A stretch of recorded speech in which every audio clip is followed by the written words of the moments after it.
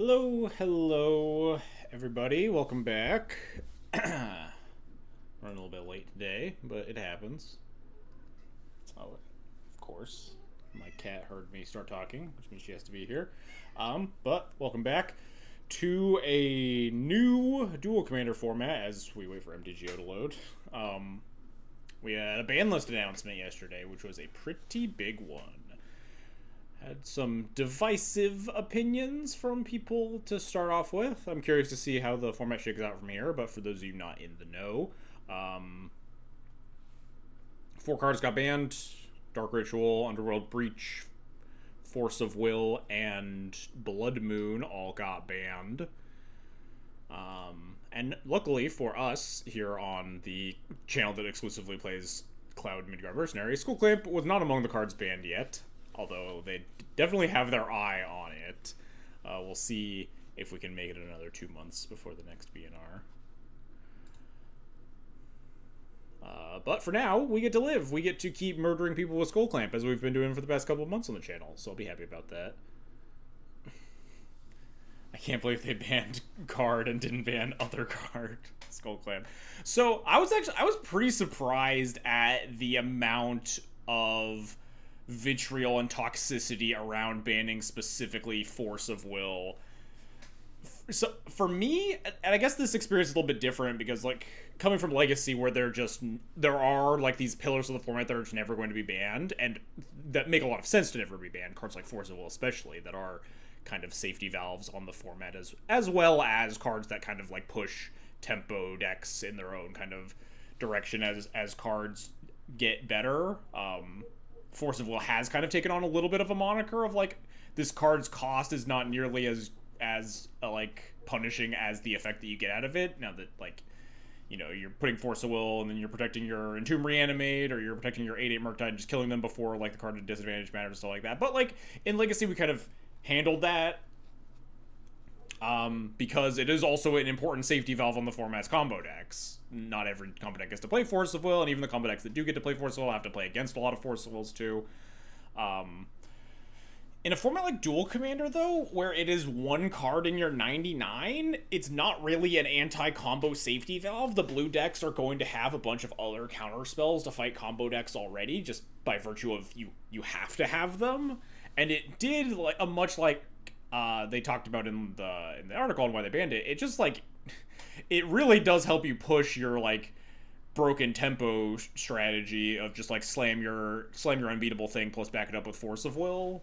And Duel Commander is already a format where card advantage is kind of made up, so the pitching a card really didn't matter, and the unconditionality of Force of Will was like, there are a lot of cases where you're playing against like an Aragorn or a Minato or an Atraxa, and you're like, well, if they have Force of Will, I guess I just die, and there's no possible way for me to read that they have Force of Will because it just is free. It's a really hard card to play around. Honestly, I kind of get it, but I was very shocked to see like people as mad as they were about Force of Will getting banned. Like, I don't know, if like you ban like Solitude or Swords of Plowshares, like I don't think I'd be that upset for white decks. Like, they're just really, really good cards, but like you just cut it and you play the next best card, and that's life. But some people really like casting Force of Will, I guess, and not the 27 other counter spells in their deck. Hey Jarvis, thanks for the Prime sub, much appreciated. But yeah, I'm not really one for nostalgia factor on cards. I'm definitely a big proponent of like good gameplay. So like I don't really care if an old card gets banned if it just kind of like sucks to play against all the time. Whereas if you look at something like a Legacy, it really feels like they didn't ban Entomb or Reanimate because largely of that, old card nostalgia. You don't want to ban the old card that's been around for a while. So it's been kind of refreshing to see the other side, but not everyone has to agree with me. That being said, the Blood Moon ban, I can't really argue with the Blood Moon ban because I just talked about how I think gameplay is important and Blood Moon is just such a terrible gameplay card.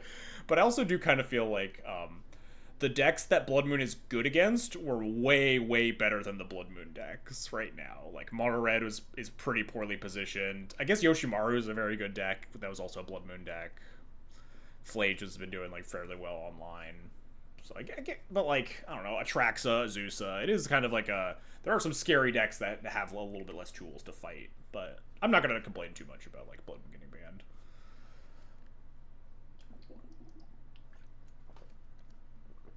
especially again in Duel Commander, it's harder to build your mana base to be like Blood Moon proof. You don't get to play nearly as many fetches or basics as you do in other formats to try to play around Blood Moon, stuff like that. I definitely get it.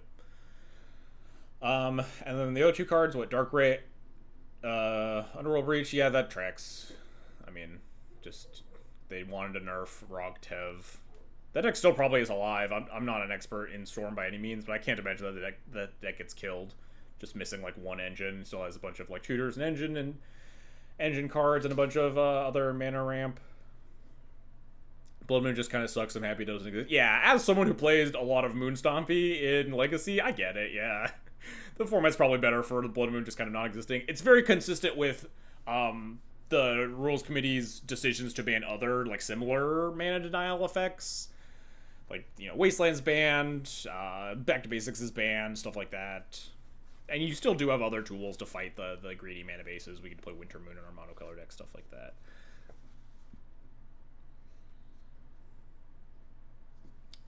I always remember a tweet about how bullshit it is that all the fun cards get power creep, but we still have to play against Blood Moon. do you think they should power creep Blood Moon? Would that make it better, you think?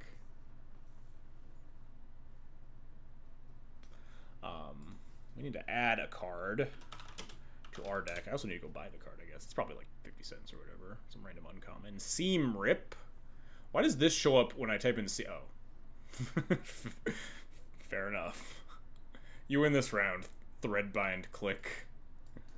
No, we need to get a Seam Rip from the new set. This art is pretty sick, by the way.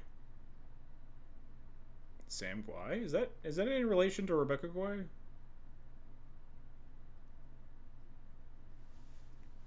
Two our non-basic lands aren't. I still think they should have printed Harbinger of the Tides as a white card. I don't know. I think that's fair. What are we cutting for Seam Rip? I don't even know. Pronounce Rebecca. I don't know if you're fucking with me or not. I didn't actually know how to pronounce if it is Rebecca Gay or Guay or Goy.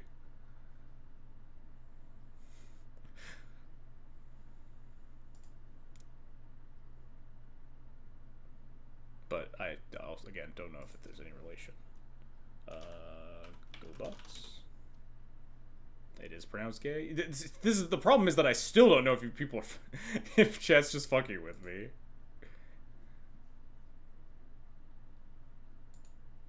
Fine, fuck you too. Go Bucks. It is pronounced gay. All right, fair enough. I'll believe you the third time. Anyway, if chat could answer my very easy to answer question is if Sam Gay is related to Rebecca Gay. The artwork does look very similar to Rebecca's previous artwork, which is why I'm curious. Seam Rip. Nice. Exactly one copy. 0.18 tickets. Deal.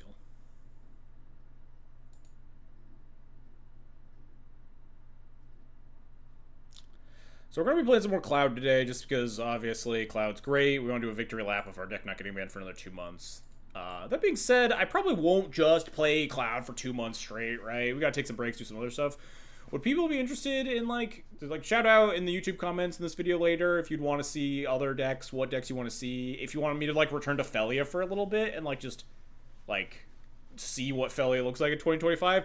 I fully think that if you're playing Felia in 2025, you should just be playing Cloud, but I also understand that Felia is the more fun deck, and if you want to keep playing Felia, like, you got a bunch of new cards, the new set that are probably cool. Would be interesting to kind of, like, tool around with that a little bit. But for competitiveness' sake, I can't imagine that I'm registering Felia in my command zone over Cloud until they ban Skull Clamp. What are we cutting for this Seam Rip? Probably this Basri. Just slowly cutting down on the number of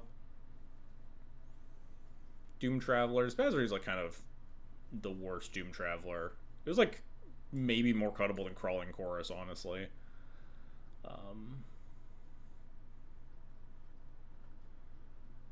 Don't know what else is even really cuttable. No relationship, but did have a mentorship under. Interesting. This does feel very Rebecca Gay art, which I guess makes some sense. Or maybe it's like I'm totally off base with that. And it's just a coincidence.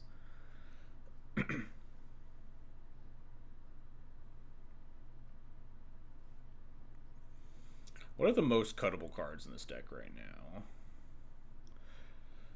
Low-key, I've thought about cutting Cigar Dazade. I think Cigar Dazade is a little bit too important for you're increasing your ability to equip GT ahead of schedule and like the aggro matchups. I think it is probably just Basri. We could maybe cut the Soul Guide, especially with like Rogtev getting banned a little bit. But like Lier is still very popular online. It's not a great matchup.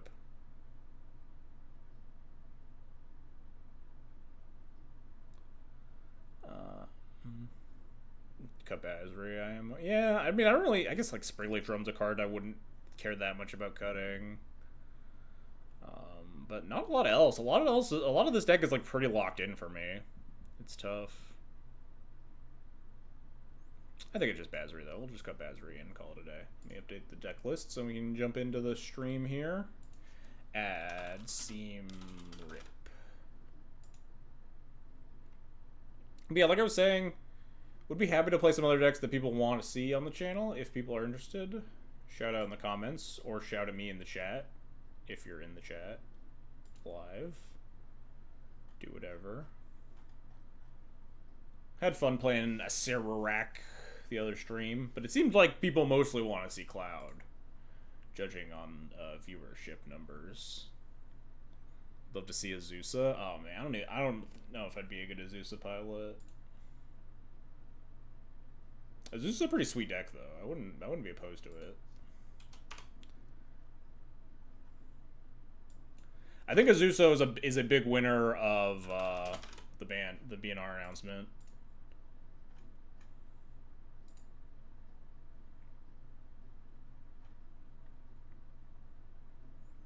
You backseat me.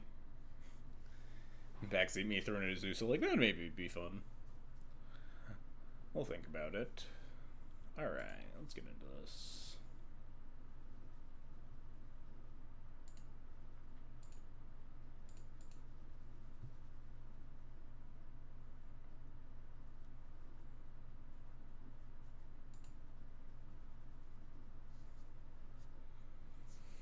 But yeah, Azusa and Cloud are probably the biggest winners of the ban announcement, I think.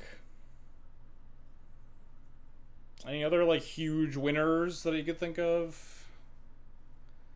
I guess I could look at the metagame breakdown.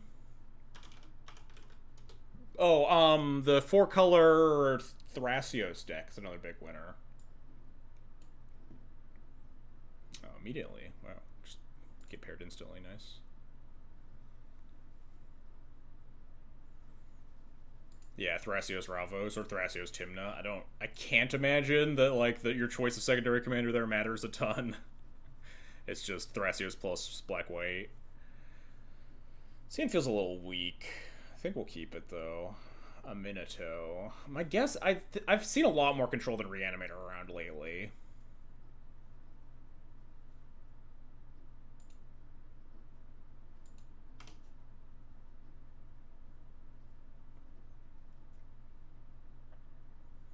This matchup's always scary. Minato is really good. It's always felt a little underplayed to me. Ravos is relevant against aggro matchup from the guy who finished second at CDF. And to $10 cheaper. Fair enough. Those are reasonable arguments. Semi-related. I've kind of been thinking about it a little bit. Is there a reason that Rogtev doesn't just play Silas instead of Tevish and just free roll a Cataxian Probe? Just you don't have to play the blue cards, you just get to play a Probe and Storm. That deck is never casting Tevish Sot, right? Just literally never.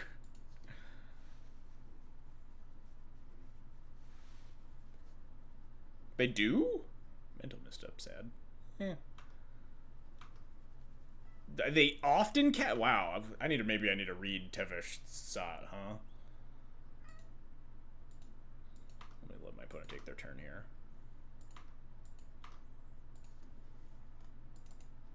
Scryfall. Tevish. And it creates some throw. Okay. Nice. So it does make guys. So I guess if you don't draw your like your Deadly Dispute type cards until later, and you just kind of get to that much mana, you can just kind of play it out. I guess that's probably better than casting Ataxian Probe, huh? Admittedly, I just looked at it and saw that it was 5 mana, and I was like, this deck probably just always casts Rograk, right? Those abilities aren't actually not that bad.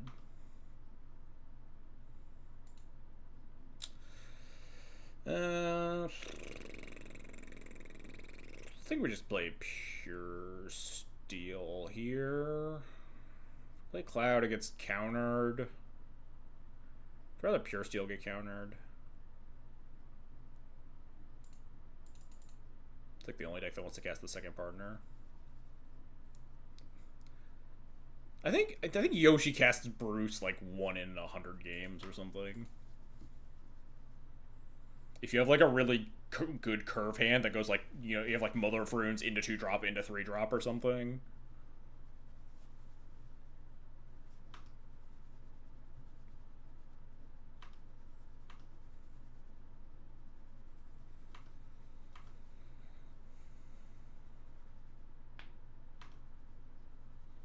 I'm totally zoned out of this game.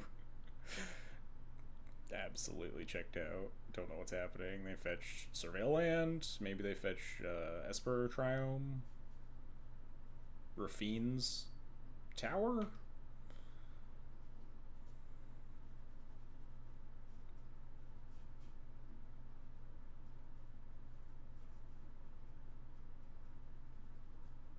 Man, Tivish thought it would be really fucked up if you could cast both of your commanders on without the partner roll. You just it's just like +1 Ancestral Recall.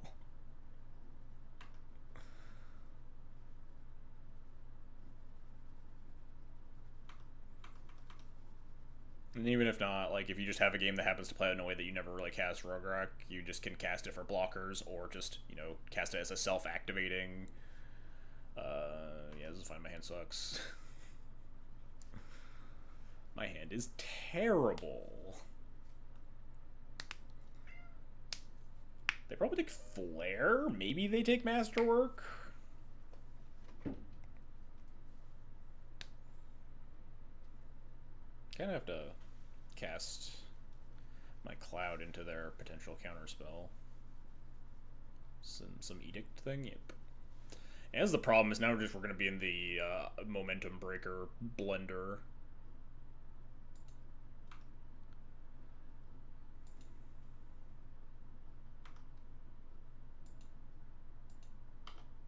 Just like next turn they get to cast a Minato and blink their Momentum Breaker. Ooh, alright, we're getting somewhere. This is, oh wait, this is actually huge. If we could set this up, huh? We need to get like a single body on board first, though, which is the issue. They cannot force hold my Cloud, you're not wrong.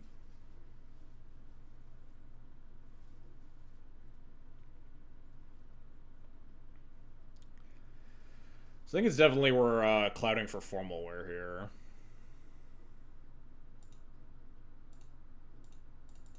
And then Cloud's gonna die, and then we have the formal wear back, and Cloud's gonna like die again.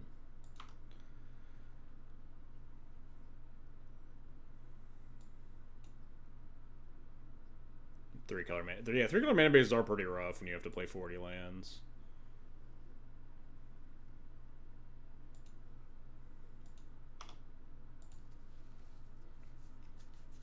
Maybe they decide to not cast a Minato for some reason, then we can get him with the Flare Fortitude Armageddon. Wait, that actually wouldn't do anything right now. We need like a second creature, huh? I guess no, because we would just keep our lands and all theirs would blow up, and then we'd be fine. I see control decks playing Temple of the False God in this format. Do you see them that aren't like specifically the decks casting like a 7-drop? It's the Temple of the False God's really fucked up in Atraxa. And the Esper guy, maybe, right? I don't know. I haven't looked at those lists. Yeah, Tivit. Casting Atraxa ahead of schedule is like so nasty. I've gotten absolutely dunked on by Temple of the False God a few times. One of the nice things about the Dark Red ban.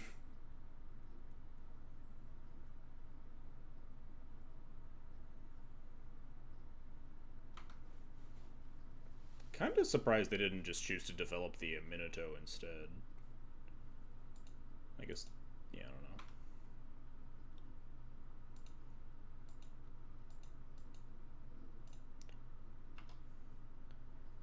It'd be really nice to draw a Doomed Traveler here. So we could set up, like, Flare Armageddon.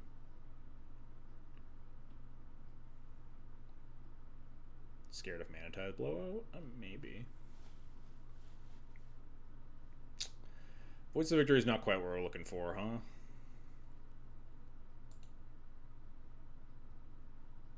If we had like any other lands, I'd think about just slamming Geddon here, but no, we need to like have something on board, huh? Yeah, there's nothing to get here besides Cloud. I think we just get. I kind of just want to get like Lion Sash. Is that weird? Just like so I can put multiple bodies in play next turn. After they just play a Minato and then kill my Cloud again. Then I'd play like Voice of Victory plus Lion Sash just to get stuff. It's either that or... Wait, hang on. Might actually be Boots, play Boots, huh? Then I can like Voice of Victory, kill the Minato after it comes down. That might be the play.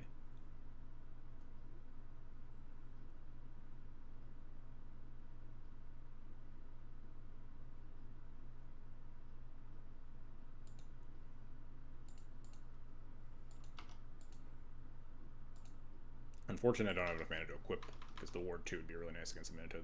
They would need another land.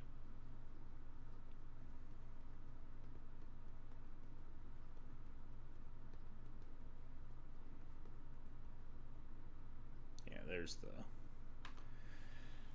a Minato. They minus on the Oath of Kaya. Or the Momentum Breaker, I guess. They just don't want to gain 3 life. Play around something. I would love to return Cloud to the command zone.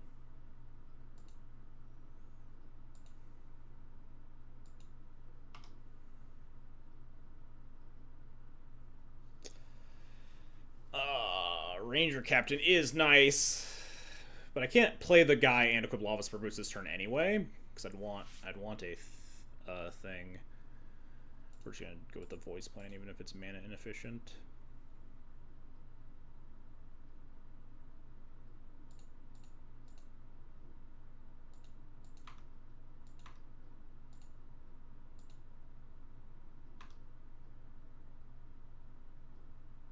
Okay, this just deals damage to me. Cool. I guess the attack phase.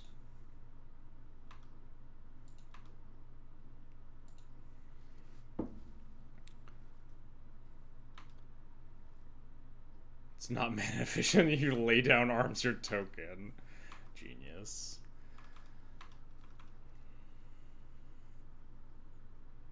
So if they have land 6, they can run it back, but then I can run it back with Ranger Captain, because they'll be tapped out.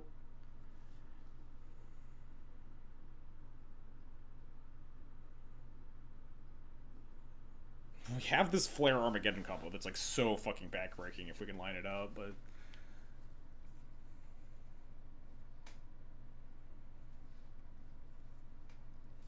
Okay.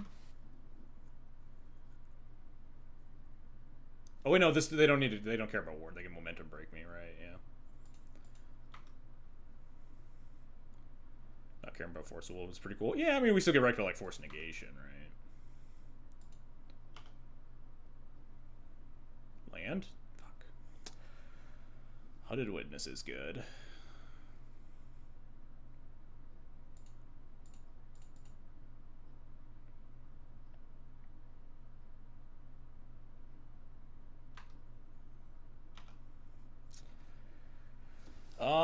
I think I just want another Doomed Traveler.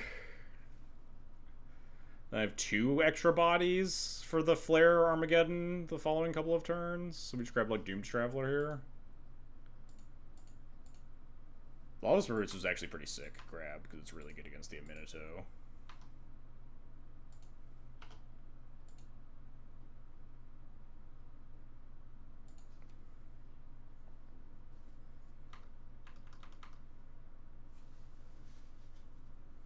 We could even potentially line up Sack Ranger Captain, Flare Fortitude Armageddon if we really want to resolve it, but depends a lot on what's going to happen this turn. Over the next 2 turns, I guess. Or maybe just 1 turn. If we rip a land here, we can just Doom's Traveler, Sack Ranger Captain, Flare Fortitude, Armageddon, win the game.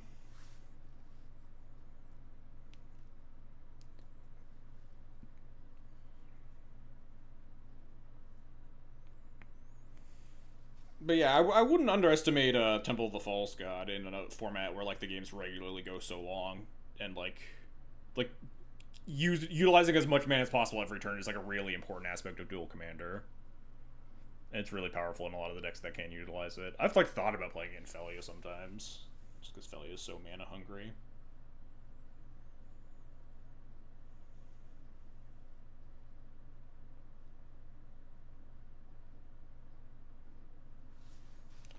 Adderker Wastes. Land. No land. Alright, well, I mean, I'm just gonna cast all my 1-drops and say go.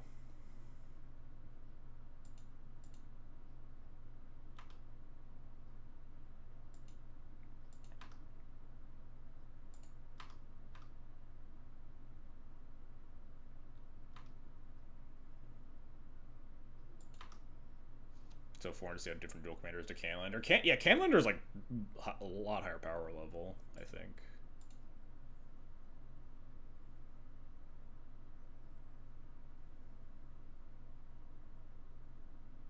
And like in Duel Commander, you just everyone comes with a mana sink, right? You just have like an infinitely castable commander, so just like hitting your 6th and 8th and stuff land drop isn't that big of a deal. You just never run out of gas.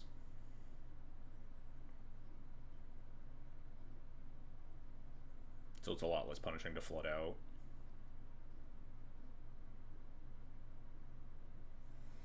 Well, rip my Ranger Captain. I'll just have to hope for no counterspell. That's my new plan.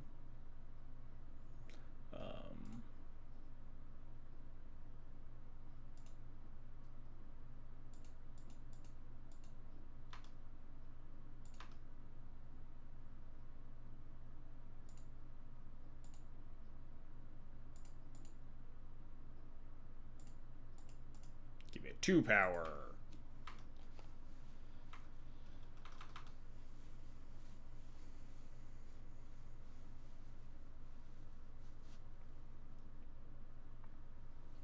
I think we just have to like shoot our shot next turn.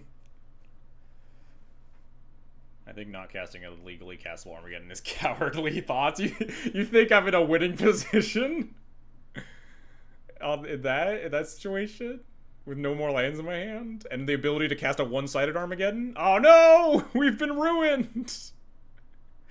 All of my plans! Maybe Patrick was right. Maybe I'm a fool. I can't even lay down arms this unless I draw another planes. If we had just drawn a land last turn, it would have been sick. Because we would have just gone for it. Fucked him right up. Yeah, rip our excellent blue sky post of one-sided Armageddon. We'll just have to cloud for Skull Clamp instead, Chad. Unlucky.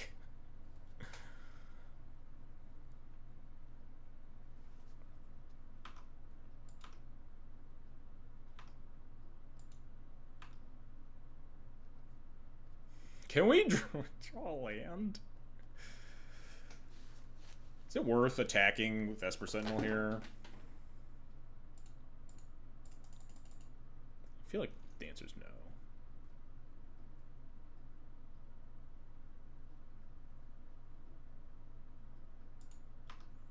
Can we draw a land so we don't get Mana Tides on turn 8 like 1 time in my life? You can't pay 2 at least. If we draw like planes, we can lay down arms this. If we draw fucking planes on turn 8.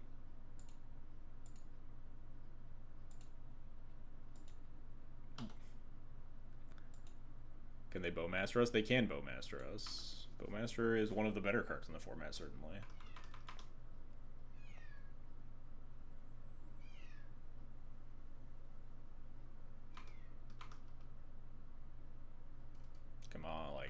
There's so many, just like literal basic plays. Come on, all right. Punished for putting Last Step Quarry in my deck. This is probably pretty good though, huh? Get back a lot of powerful cards, potentially.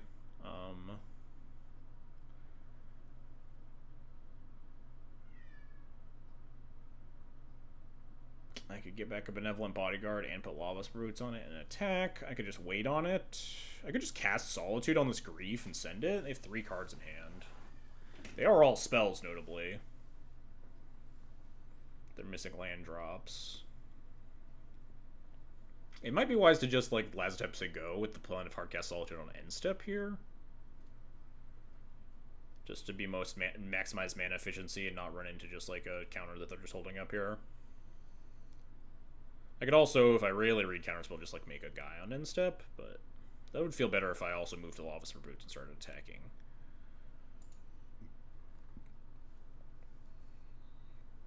I think I'll just say go here, though. Maybe we'll draw Ravages of War. You never know.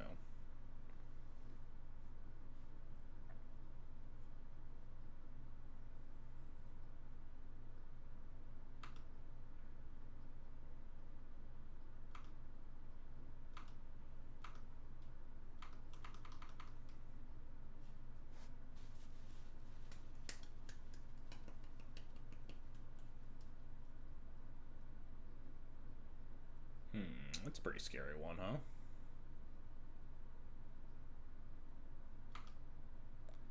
Doesn't get back anything yet.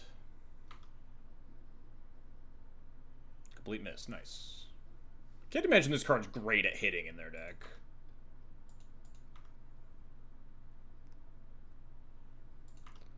I think this is the time to cast. They're down a little bit of mana, too. I think this is definitely the cast Solitude. It's really good if it does resolve, and if it doesn't, if we trigger Grasp Sentinel or find another land, we can cast Cloud.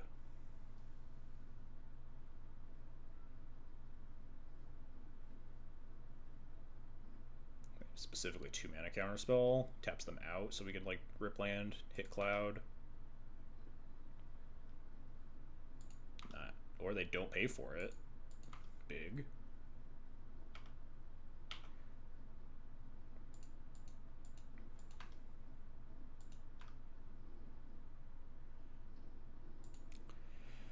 Now I think I just want to lay down arms as Grief and just send it.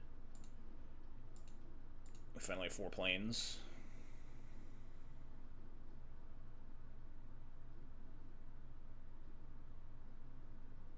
I don't really want to cast any spells. They've specifically let me draw a card in order to just keep holding up things. I can just like start making 1/1s, I think. Obviously a little worried that they can like cast a Minato, make a 5/5.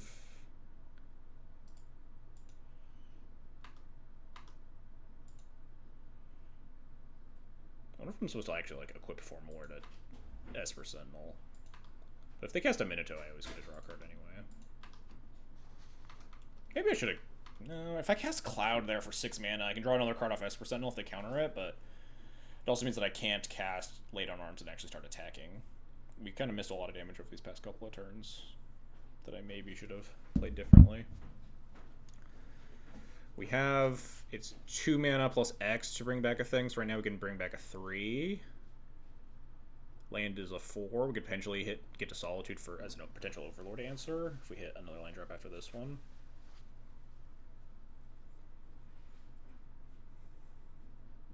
Seven's Wreck targeting the Flooded Strand. Yeah, I guess. And they let me draw a card. Okay. Really desperate to hit that land drop.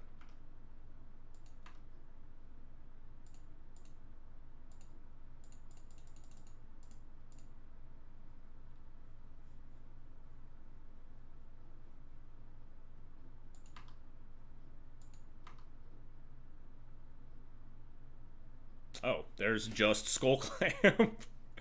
That one's pretty good, huh? Time to start drawing cards. Let's hit him first. And then play Cigar as aid because it's free. It's cool when you can just draw a clamp. Yeah, it's pretty good. Um. All right. Started clamping.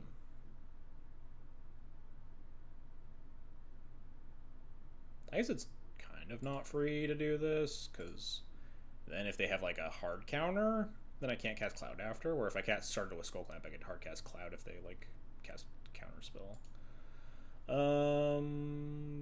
Clamp our good old boy Hunted Witness here.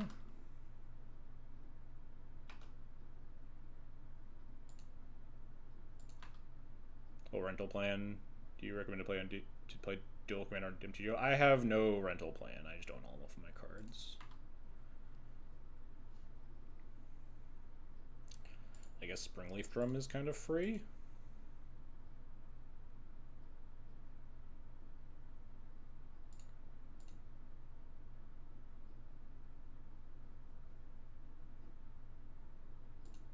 Clamp our Nesting Bot.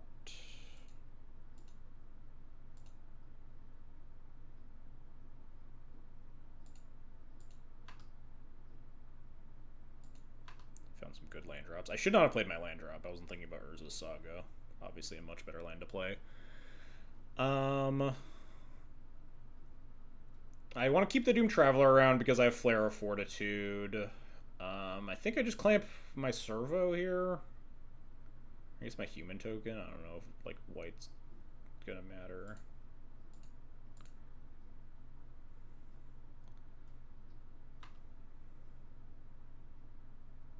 Jolted Awake? Oh god, that is a lot of applicability.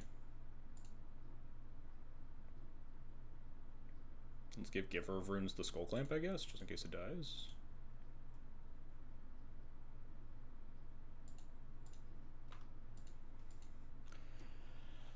Jolted Awake can be like a random defense grid, grabbing Voice of Victory here. It could like Pure Steel Paladin for a lot of free equips. Nice, speed trigger off the fetch, got him.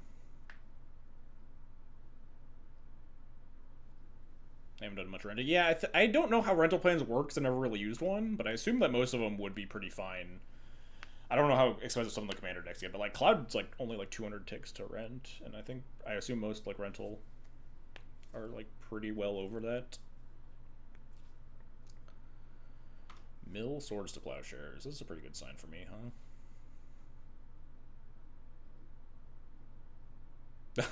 We didn't play Cloud into the Oppo Agent. Nice. We just naturally drew Skull Clamp instead.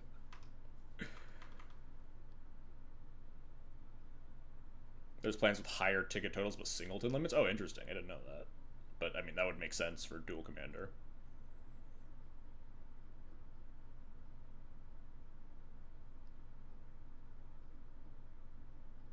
Is this a 7 mana Minato? I'd like to draw a card.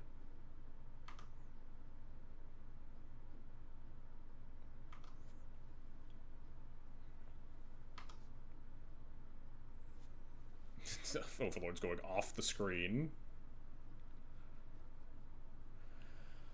Flickering their Overlord, and I can't do anything about it, but it's just a 5/5 unless they hit something, which, you know, they might.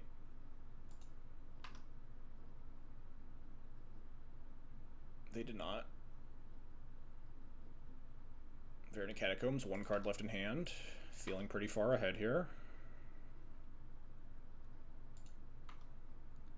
Problem is that we're getting to the stage of the game where I just have like massive amounts of decision paralysis. Are they dead? 2, 3, 4, 5, 6, 7, 8, 9. Oh.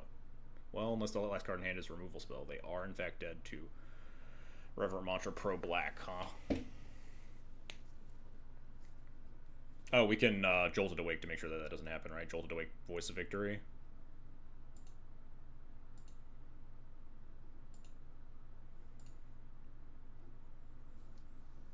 It's also more damage because I can haste it. I can give it the boots.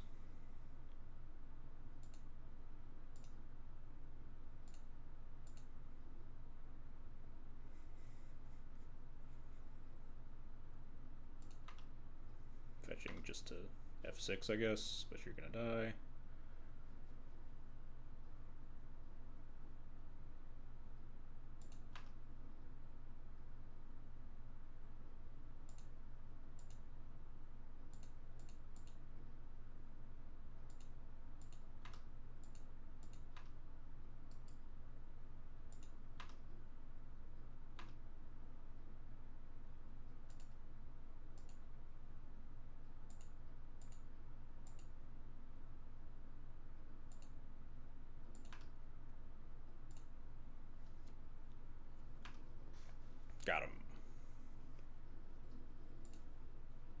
Took a long time in that game one, but those Minato games get a little bit grindy.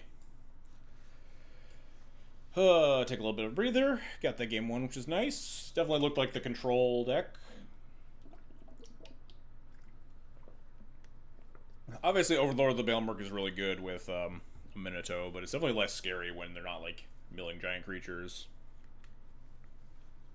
It's mostly just a 5/5 that, like, sometimes gets things back.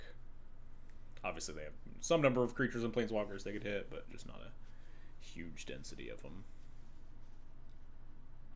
Drawing that Skull Clamp was pretty good against the opposition agent.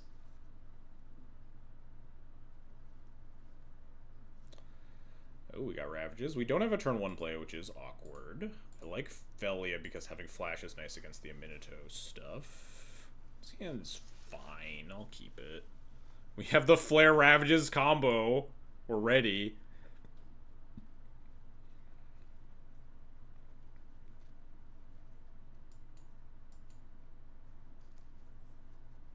Cloud probably grabs Formal Wear.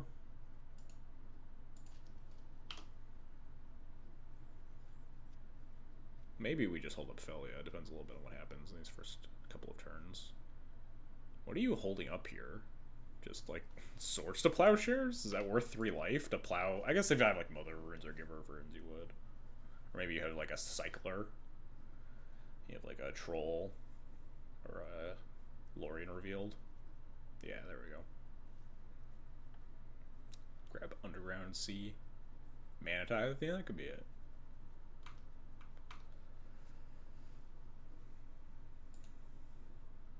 Maybe I am supposed to hold up Felia here. This plays so much better into all their sorcery speed removal than casting Cloud does. Also plays better into just a bunch of open mana.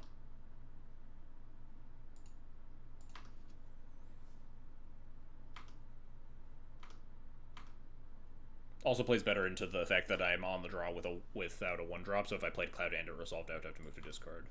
Wow, I just fucking soul read all the cards in their hand.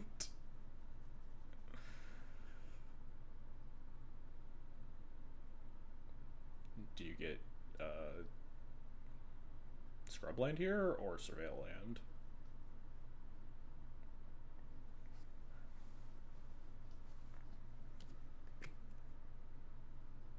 Or another Underground Sea. Fair enough.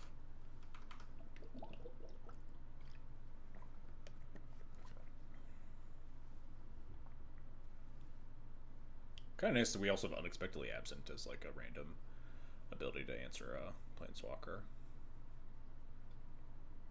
If they just like... Well, that's a bummer now, isn't it? They just... Oh, wait, no, they can't take my combo. It's Inquisition. They will take the Felia, though. I probably just have to cast it, and then they Edict it, and I'll be sad, and then we'll have to, like, Cloud for a Formal Wear or whatever. But then if they, like, a Minato Edict the Cloud after that, then we'll have the ability to double Formal Wear with Masterwork after that, which is pretty strong.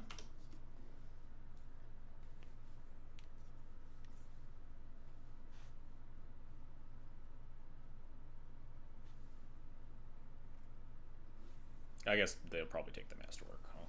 They maybe take Unexpectedly Absent. Probably not, but maybe. Alright.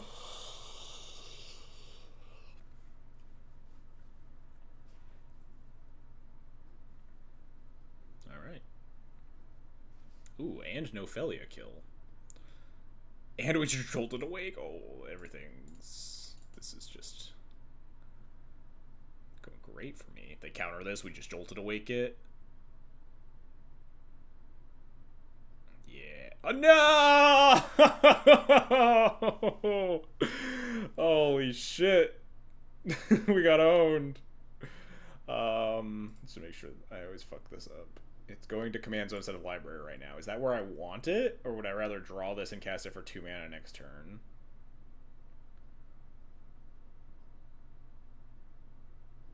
I think I'd rather draw it and cast it for 2 mana next turn, honestly. So now it's going to library, not command zone, and hand, not command zone. Okay.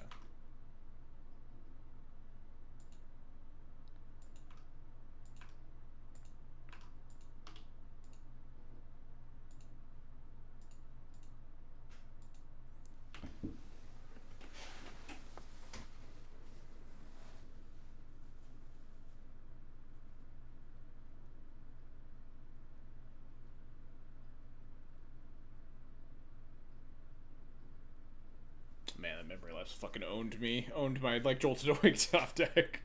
I was so ready to just get, like, Mana Leaked and we get to Jolted Awake Cloud afterwards. Just got absolutely fucking dunked.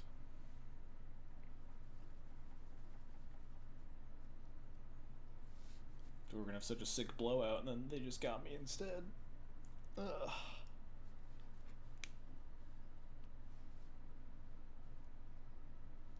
We could always just, slam Ravages of War at some point, too. If we think we're reasonably ahead on a board.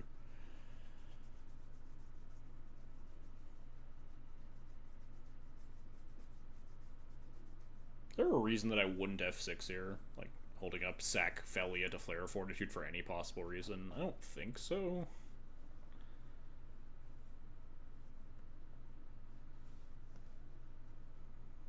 Is it a Minato time?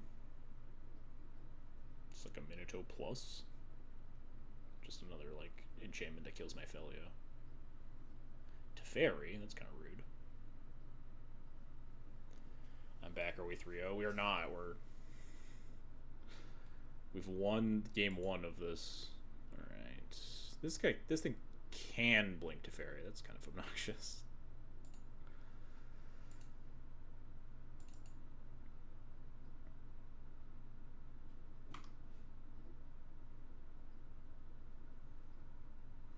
I think I just want Formula here. We have Masterwork of Ingenuity in our hand. If Cloud dies, I could just go for Skull Clamp here to try to draw out of my, like, land situation. It wouldn't happen this turn. I guess we have Jolted Awake. Maybe I should have gotten Clamp. If it died, I could Jolted Awake it and then get 4 more for that later.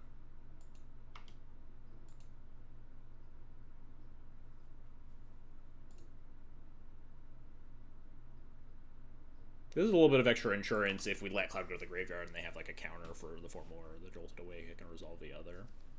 Which is kind of nice.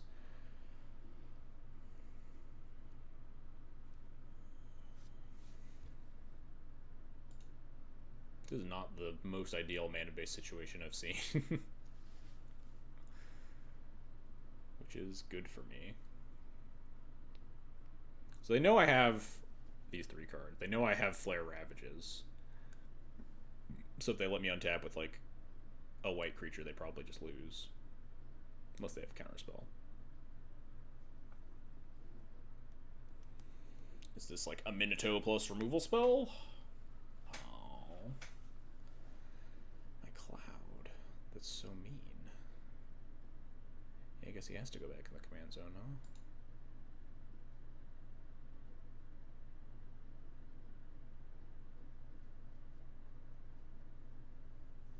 I kind of just want to Flare Ravages. Just fucking send it. Like, if they have Mana Tithe, they have Mana Tithe. Oh, we can even play around Mana Tithe and then Jolted Awake Arfelia back? Oh. They didn't plus their Teferi? Hold up.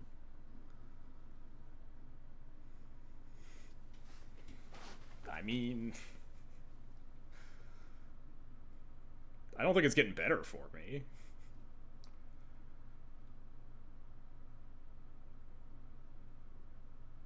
I'm just thinking about, like, flicker the Skyclave, attack the Teferi down, and then don't Jolted Awake back the Felia. Just, like, let the Skyclave come back on an empty board and I have 5 lands. I think it's better to kill the Teferi than to Jolted Awake my Felia immediately, right?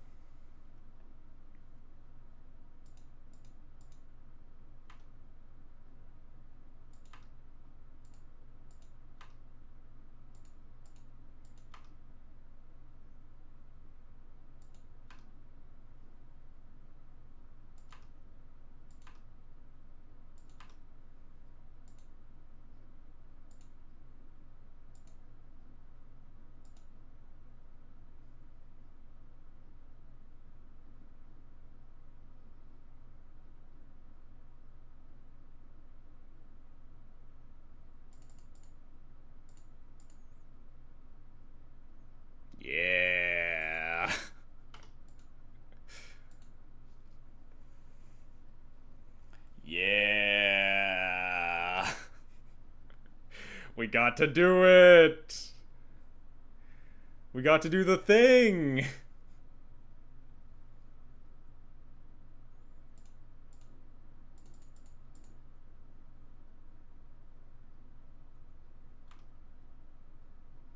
I guess now we get Skull Clamp, huh? Maybe we're not supposed to go Skull. I don't think it matters. I think my opponent's incredibly dead.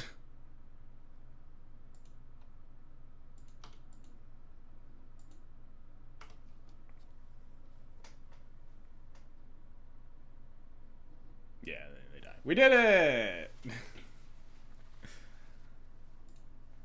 Alright, maybe the Flare Fortitude Armageddons are, like, pretty real, huh? That was, that was a pretty good one.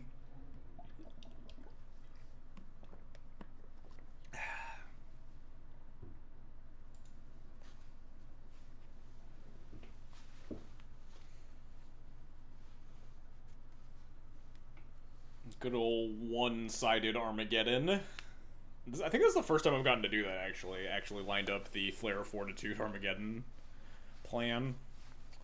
Another tick for the Armageddon over Cataclysm box. Cataclysm makes you sacrifice your lands. Armageddon just destroys them.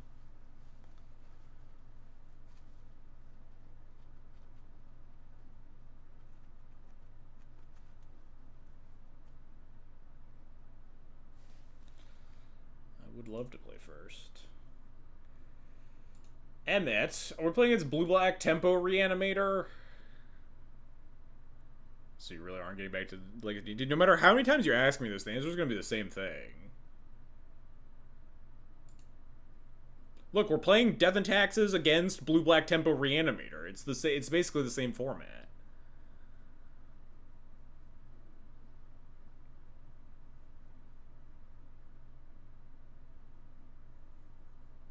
I think I lead Indebted Spirit here. Because if I don't hit another land drop, I'm going to turn 2 Cloud Skull Clamp, and then I'm going to want to clamp my Indebted Spirit to hit my 3rd land drop. I mean, it's not going to be forever. It's fine. There are other Legacy streamers. I'll play Legacy again at some point, I'm sure. I've taken breaks in the past.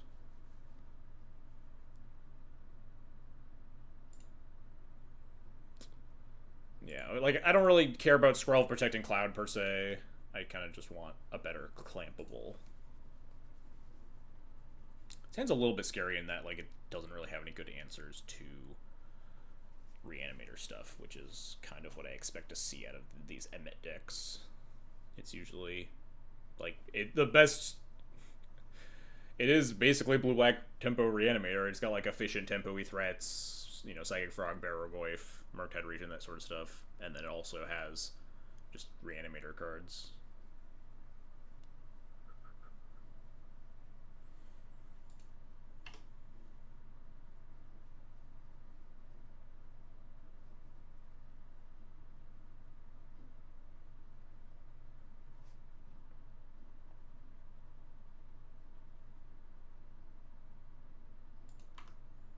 Shadow Spear is another card that's probably up for contention as cuttable. I think this card, like, sucks a lot of the time. It's like randomly good. It's nice to get lifelink off of your Saga sometimes, too, but it's definitely one of the worst cards in the deck. What are we doing here? You're not gonna, like, Fatal Push my Indebted Spirit. We just, like, fetching out of boredom. Didn't want to wait for me to go to main 2. Didn't want to pretend that you're holding up Wash Away or Force Spike. I will accept this. A little awkward that I have to potentially expose my Skull Clamp to Thought Seizes, but this hand definitely dictates doing that.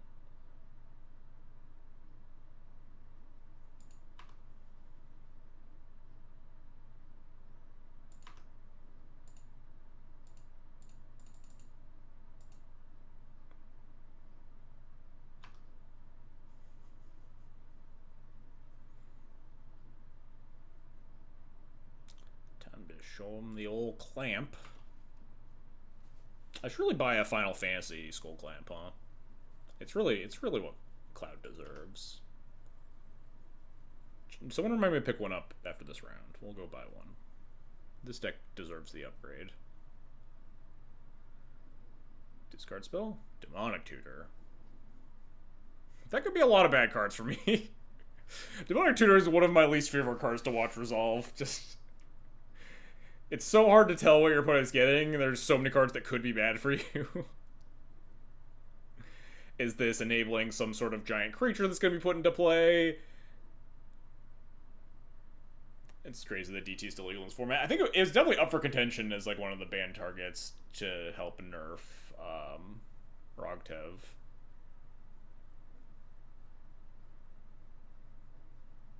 I do find it that it is kind of novel that Duel Commander does let some of these cards exist. But also, if they get out of hand, I think they probably should be banned. Like, Skull Clamp, it's a fun novel card that's interesting, but I think Cloud probably pushed it a little bit too far, and we maybe shouldn't have in the format anymore, huh? Like, what's gonna happen to me? I mean, maybe it's just like Force of Negation for my Skull Clamp? I'm gonna put it on the stack, I guess, see what happens.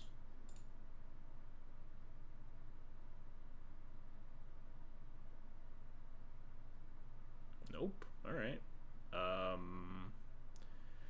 We go to 5. We go to 9. We go to 8. We could draw 4, discard 1, or we could just draw 2.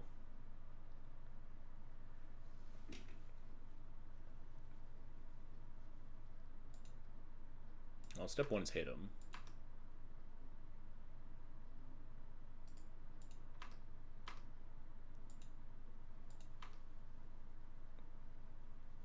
If I clamp Indebted Spirit, it's worse if they grabbed like some sort of Wrath, like a Toxic Deluge or something. I like drawing 4 cards and just discarding this fucking useless Shadow Spear. Honestly, I'm kind of digging Clamp Cloud here. Go up to 10 cards, 9 cards, 8 cards, then just discard something. That seems fine to me.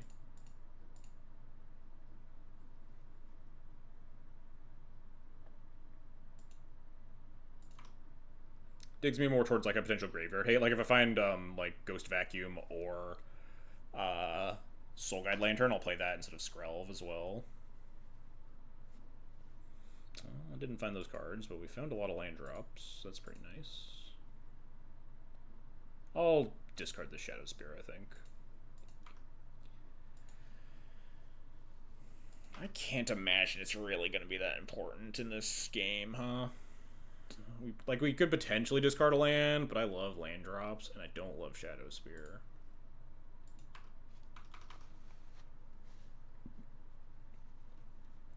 Yeah, clamp in the command zone that also, like, doubles your clamp trigger.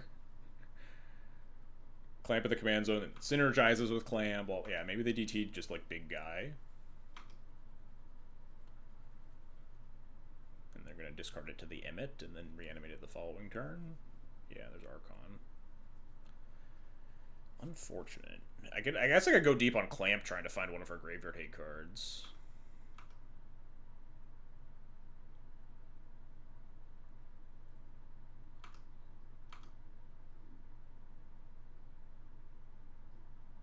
Or it's just on the top of the deck. Damn, that would have been sick.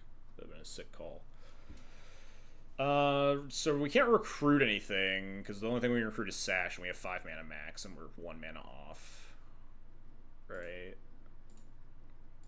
The only graveyard hate cards we have are Lion's Sash, Ghost Vacuum, and Soul Guide Lantern.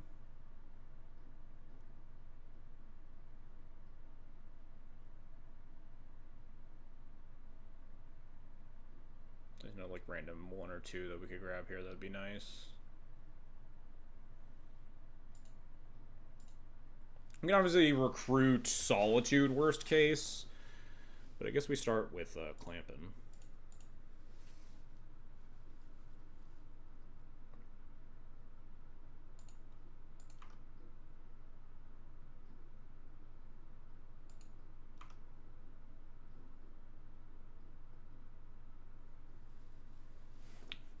Bearsteel's free to clamp if I clamp the Spirit Token and the Skrelv. I'm gonna lose my guys if...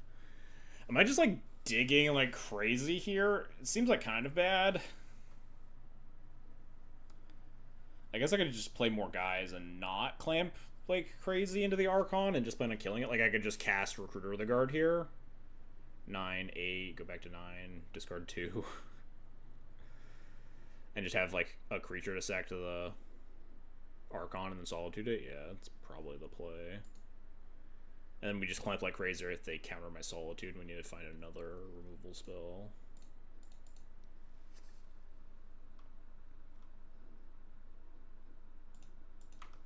Yeah, we have a billion cards. Well, I mean, we gotta discard a couple, so we'll discard some lands now. Actually, maybe we don't discard H-Den. We have Pure Steel. Just discard Plains.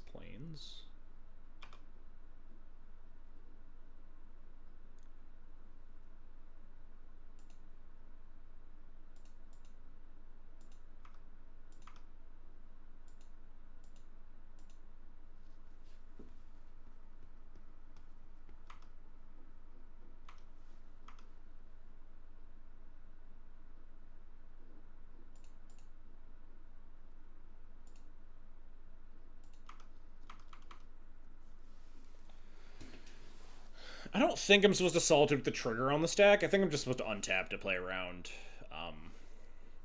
like Mana Leak type effects, rather than play around the card that they top deck as a hard counter for my Solitude. Oh, well, if they tap their blue source, then whoa.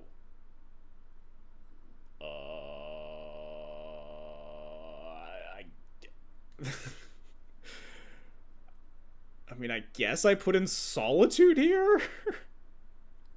I have no idea what this could be. Agent of Treachery, maybe? Doesn't that target, though?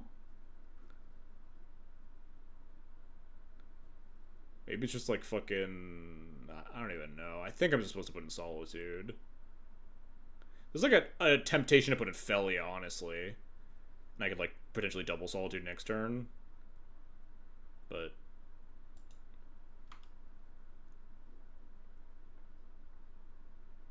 I have no idea what this could be. I think I'm just going to put in Solitude and hope that this works out. Oh, Jesus Christ.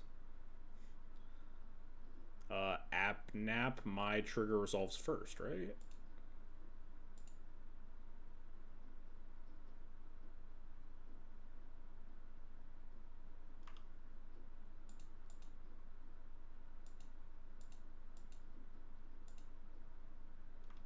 This is Demonic Tutor still, though, right? For as long as that card remains exiled, you may play it. So yeah, they could find like a reanimation effect for Archon.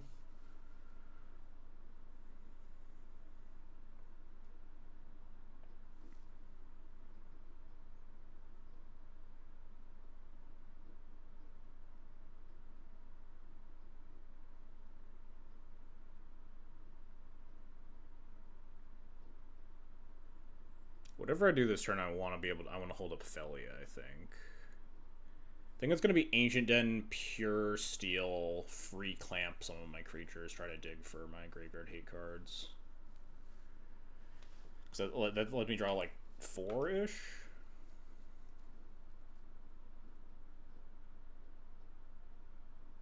Oh, this trigger's on attacks, too.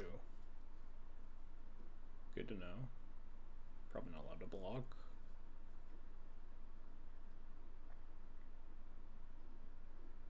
Oh, there's just straight up a Grizzlebrand.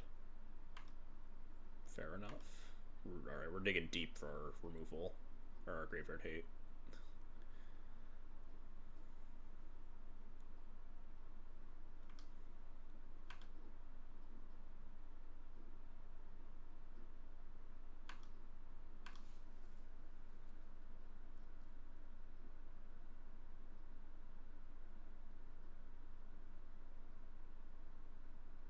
So we need to play Portable Hold to get to 3 artifacts in play.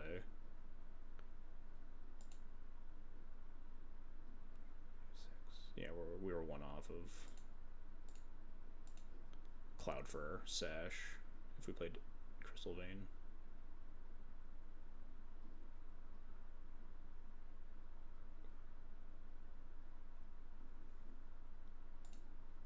Alright. Free equip Recruiter.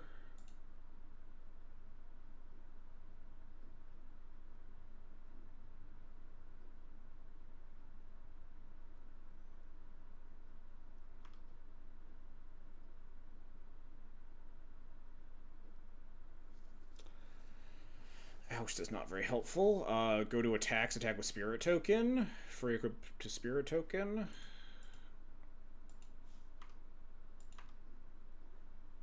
I guess I should free equip to Solitude attack with both, actually, maybe. Well, maybe I don't want Solitude dead, so I can Felia it.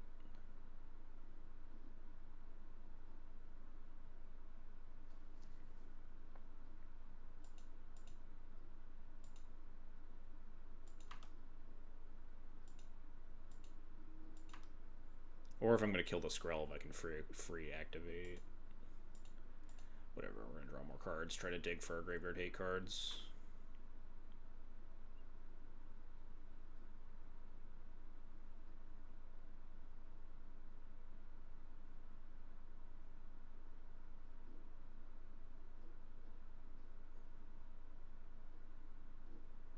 Soul Guide Lantern would be the ideal, but beggars can't be choosers.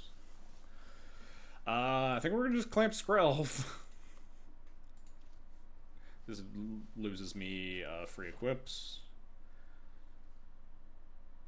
Ousting your own here and then ousting your own Solitude and then drawing it with clamp. Insane. It might be. Felia is probably going to do something similar. We really don't want to remove a Grizzlebrand when they have 21 cards in hand. We want to find Graveyard Hate and kill it. And like exile it, but unfortunately we didn't do that. And we didn't even hit like more clampables. I guess technically we could Formalware, bring back a thing, move the Formalware around, and then clamp that thing for free and let I have 3 artifacts and play again, but then I have no mana to do anything.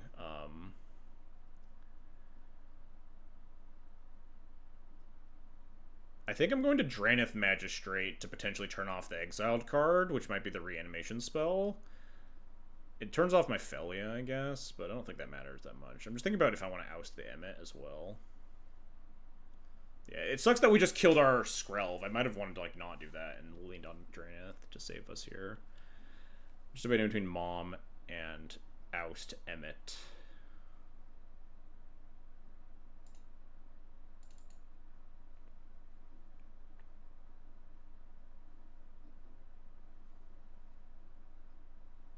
I don't think I want to oust the MX. I think I might want to just oust one of these big guys. It's like my only permanent removal spell currently.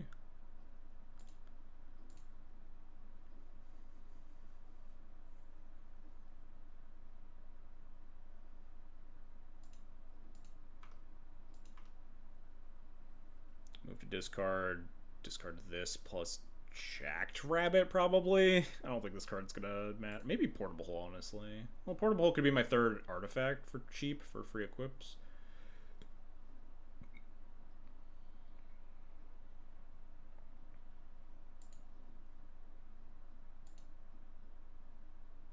Well, don't hurt me.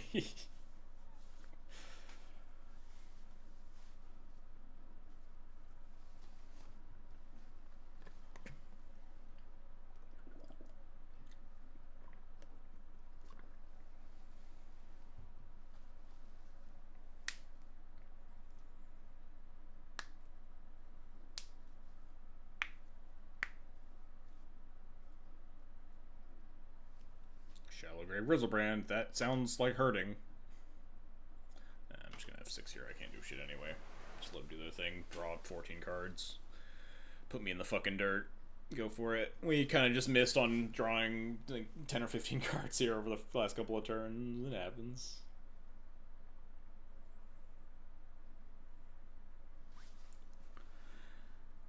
Do I block this?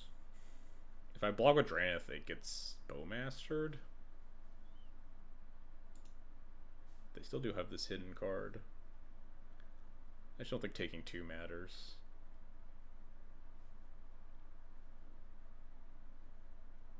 You didn't want to like draw 7 even before you discard it? I guess a land is pretty easy discard. Going to 9 versus going to 11 here.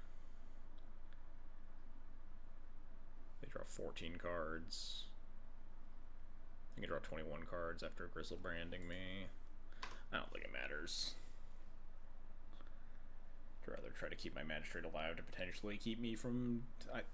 The Drannith is like super dying though. They can draw 21 cards if they really want to.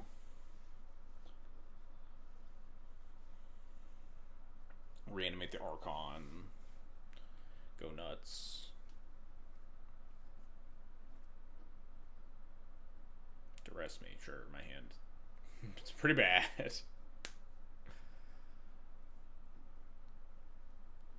Surprised they're doing all this before, you know, just drawing any amount of cards. You want to, like, potentially have better things to do with your mana than discard me? If I had good cards, I probably would have used them to stop you from Grizzlebranding me. That would make sense. It's really good with the pure steel.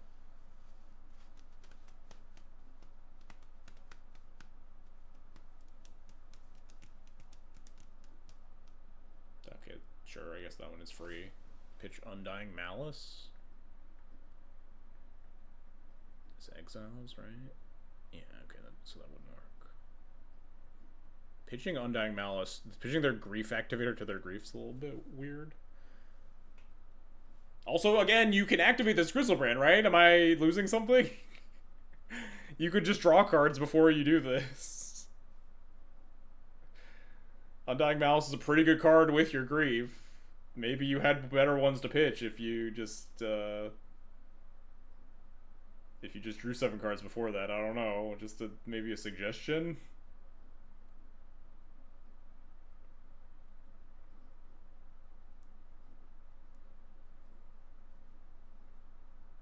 Sure, yeah, take the oust. Makes sense. You're probably going to have a Archon in play that I don't currently have an answer for.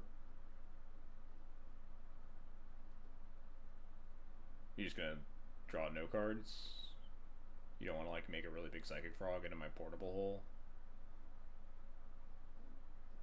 This was just a 7/7 with no abilities. Just 7/7 flying lifelink. Oh, there we go. The classic end step draw 7.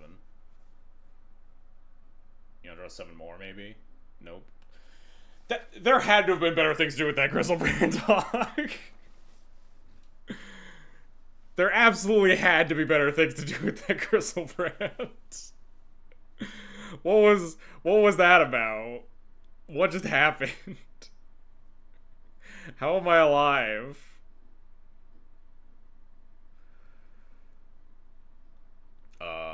One, two, three, 4, 5, 6, 7. Unfortunately, we're again we're gonna mana off of like Lion Sash plus mana because we also need to kill this Psychic Frog. We can play Sword of Fire and Ice. We have 7 mana, right? 1, 2, 3, 4, 5, 6, 7 if we want. So we could potentially Portable Hole, Skyclave, Sword of Fire and Ice free equip. Skyclaving the Emmet. Let's start with Portable Hole.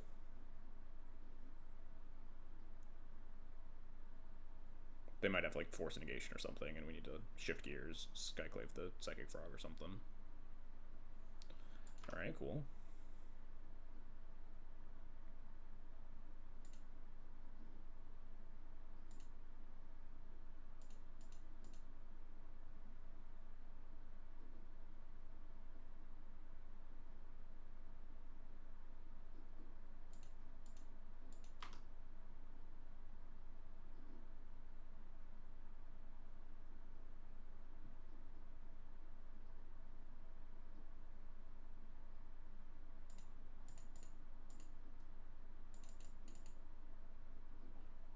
Kind of sucks that we're also, by sacking the Crystal Vein, we're taking ourselves off. Oh, I forgot I cantripped here. I should have done this first. Yeah, okay, that didn't affect anything.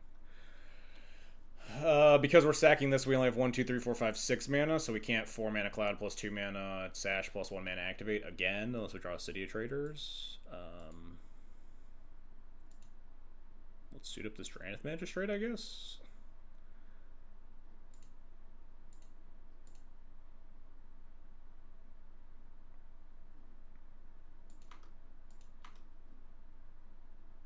Maybe I should give the Clamp to the Giver.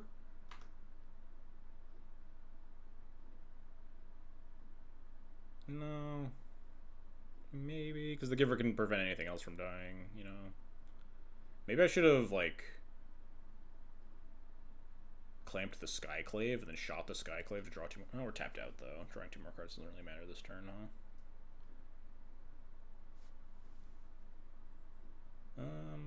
I'm gonna say no thanks.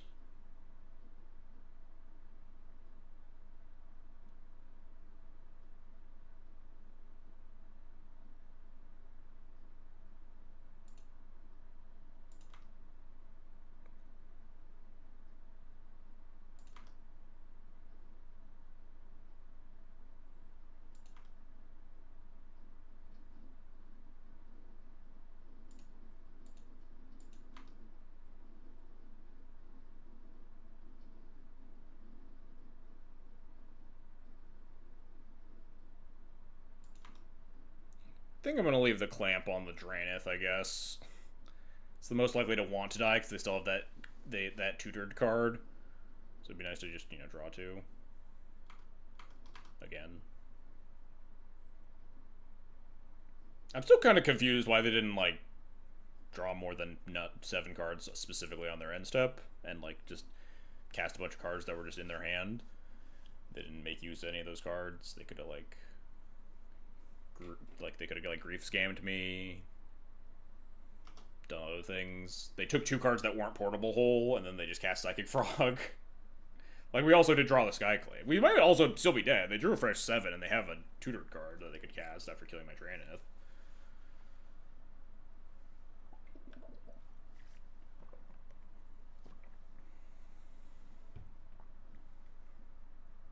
Sure. Sack my Skyclave.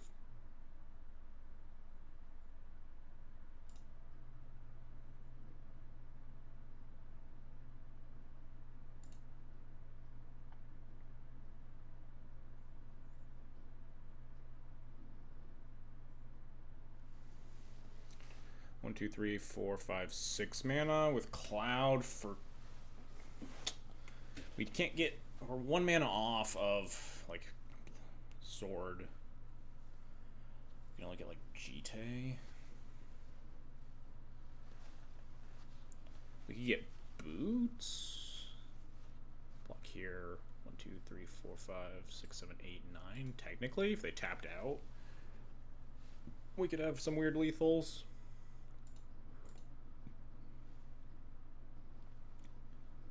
Wait, Masterwork of Ingenuity, does that do anything? Second sort of Fire and Ice on a different creature is maybe lethal. Like, these two are both holding swords or something. They're both 4/4s. Block 1. It's 4, 5, 6, 7, 8, 9. It is exact. Obviously, they could have a second creature or something that would stop that plan from happening. We'll see.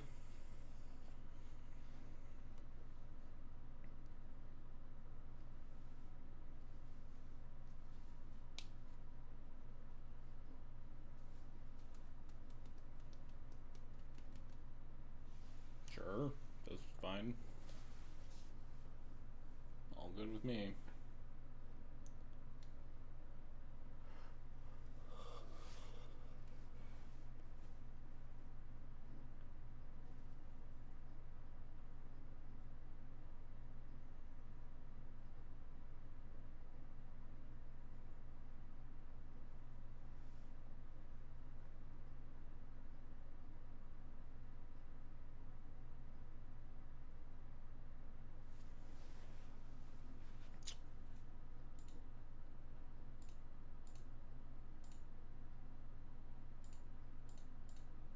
I guess we could also draw 4 cards with Cloud Skull Clamp if we really wanted to for free.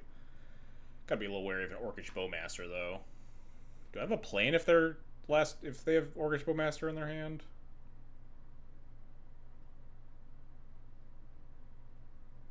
What's happening? I have 2 mana here. You can't Oppo Agent me. Okay, cool.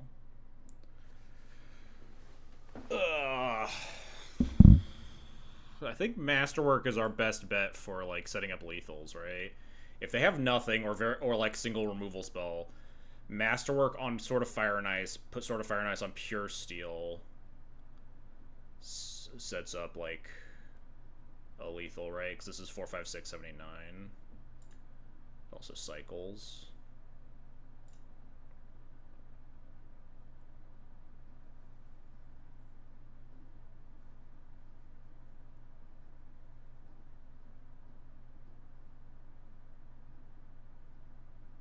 They just had to put everything on Solitude, Pro Black Swing, and then ping them with Sword. Yes, but that would involve proactively using the Giver, and then if they have, like, some sort of, like, black removal spell, then we die. Or then we don't die, but we don't kill them. This way is lethal holding up Giver of Runes.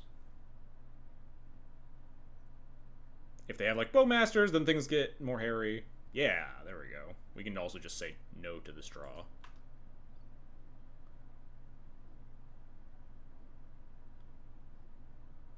ping Cloud? No, they just ping the Giver. Sure.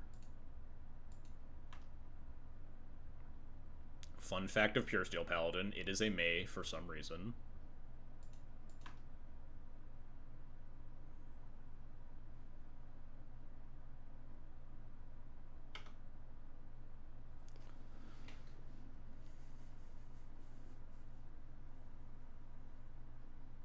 Now what?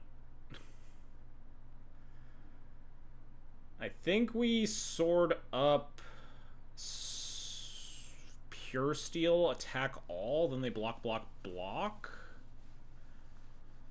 Then what? No, then we lose our Pure Steel. We don't have free equips onto Cloud. God, this is... They pinged my face, I might actually die here, huh? Because the Archon's 8 when it gets to attack. I guess I could like draw 4 cards with Cloud potentially. Trying to finagle this in a way that I can... I don't want to kill Cloud. They have an Orcish Bowmaster in play. I want to attack and then draw 4, which means I want to keep my Pure Steel alive. Or like trade it with the Archon or something.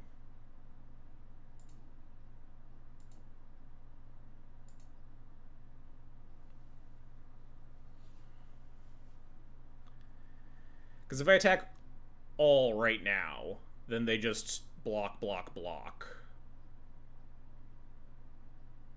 And then I guess I could draw 4, but not for free. I lose. And Pure Steel still... I guess maybe that's fine. They could, like, eat one of these instead. Also, I could always save a thing with Giver Reference if I want to.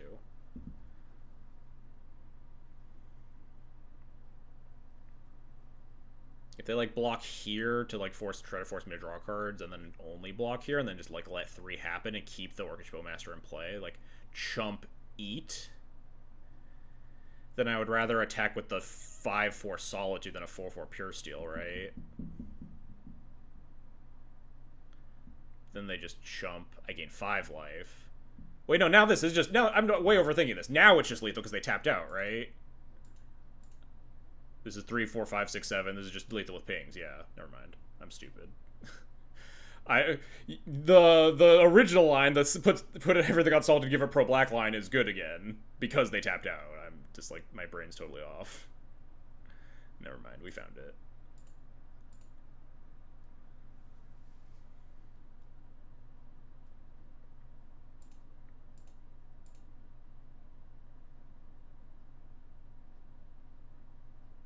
All of their creatures are black. We don't have to play around anything anymore.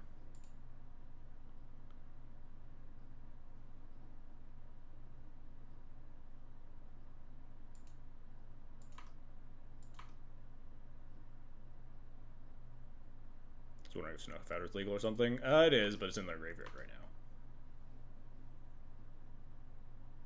Also, we can just do the Sorcery Speed and then activate, and if they do have Snuff Out, we just redistribute the swords afterwards.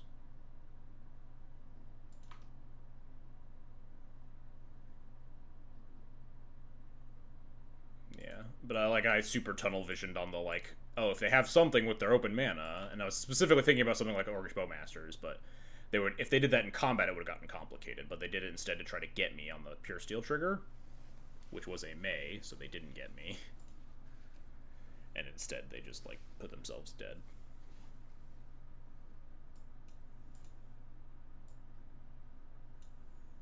It may have even been worth it to go for that, like, if the Pure Steel trigger resolves and I draw my card, I'm maybe supposed to just activate Giver target Solitude immediately to see if that happens and then go for lethal rather than try... Because, like, my read was something like potential Orcish Bowmasters.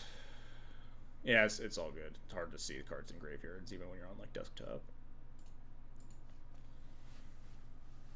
I feel like we maybe shouldn't have won that game, though. The game that they put Grizzlebrand into play and then decided to just cast all the spells in their hand and then draw 7 cards on their end step. Instead of, you know, anything else. I feel like they maybe should have drawn, like, 14 cards, grief scammed me, played a frog, made it really big after taking all my removal spells, something like that. I did then top deck Skyclave, which would have been really good at killing the big frog, but... Oh, well, Ghost Vacuum and Opener, Snap Keep. Crystal Brand paid actor, yeah. For sure.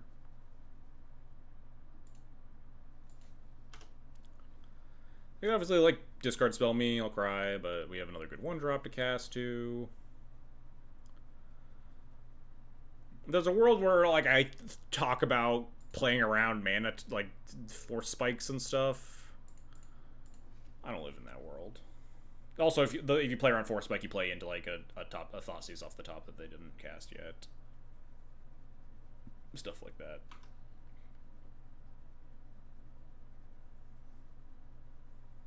You play around them just nailing a giant guy off the top with their Surveil Line and then untapping and reanimating it. Daze is legal, yeah.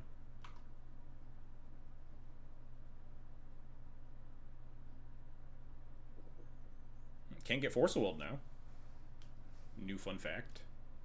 New fun fact of the format as of yesterday. They can no longer Force Will my Ghost Vacuum. But obviously, you're never playing around that, right? And then you can always Force Will your Ghost Vacuum.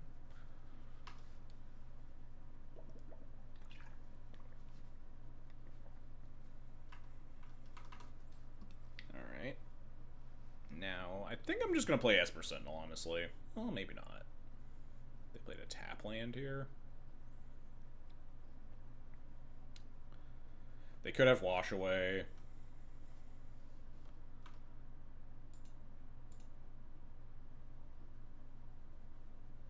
But, like, Sentinel Vacuum's kind of a boring turn 2 play because we don't get to equip it. If Cloud gets countered here by a Wash Away, we have, like, Sentinel Boots equip, which is nicer. What am I even getting with Cloud, though? Oh, shit. Wintermoon's a pretty hot one.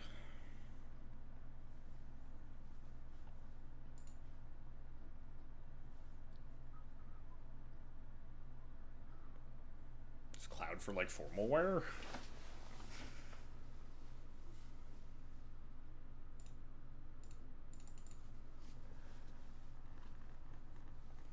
Cloud for Lion Sash? Just extra insurance against Ghost Vacuum? Probably not. Just Cloud for Skull Clamp because it's broken?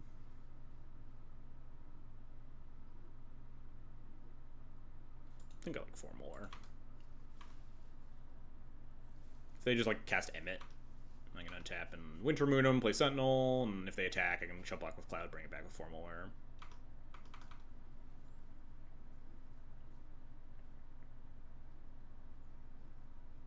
Although I would maybe Static Prison the Emmet and not let them attack, but, you know.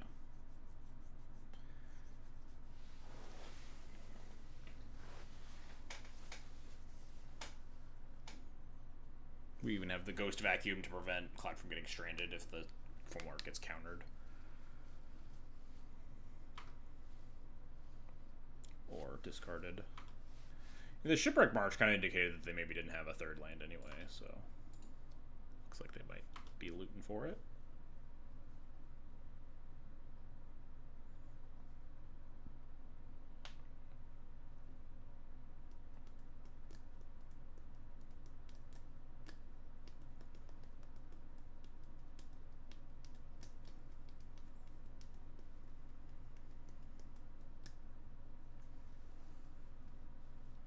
Mr. Land Drop, and then I untap it, and I just Wintermoon Esper Sentinel. Everything's fine. Nice. Exactly what I asked for. Wait, we're in main 2. There's still a chance. They might have land 3.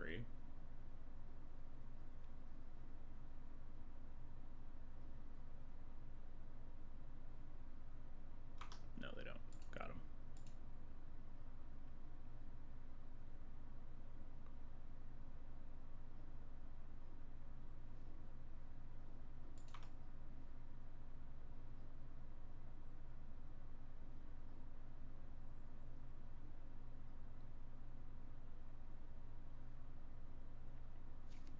So there's probably a small sequencing thing here of, like, I could lead with Esper Sentinel to play around, like, to draw a card if they have Force of Negation. I could lead with Wintermoon if I wanted to play around Daze. Those are mostly the only 2 cards here that are worth considering. And I think the better, I think the worse for me is if I don't really need to convert the card. It's like worse for me if my Wintermoon gets dazed. So we'll just cast it like this.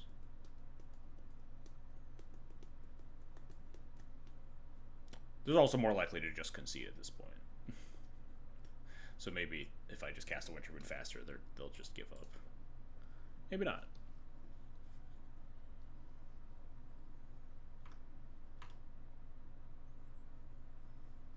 Go get him, Cloud.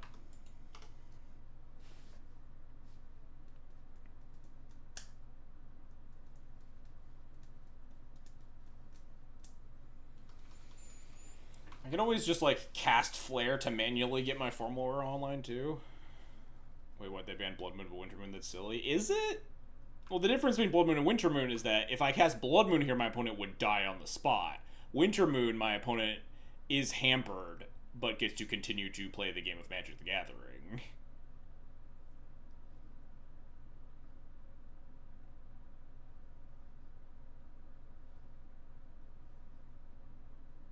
Back to Basics is banned.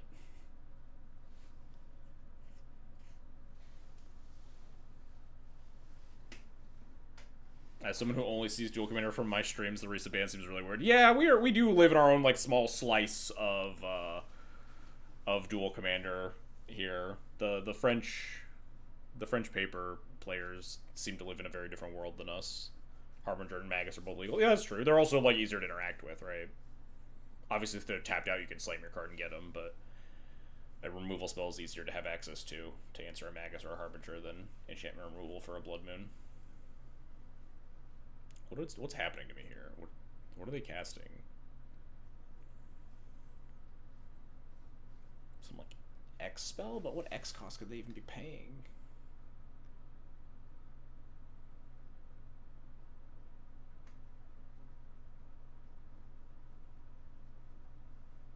The bans makes the most of the bans, like half the bans were targeted at Rogtev, a deck that I don't think we've ever actually seen on stream before, and I've played against once in my entire life. It's not Deluge because they're only tapping 2 mana.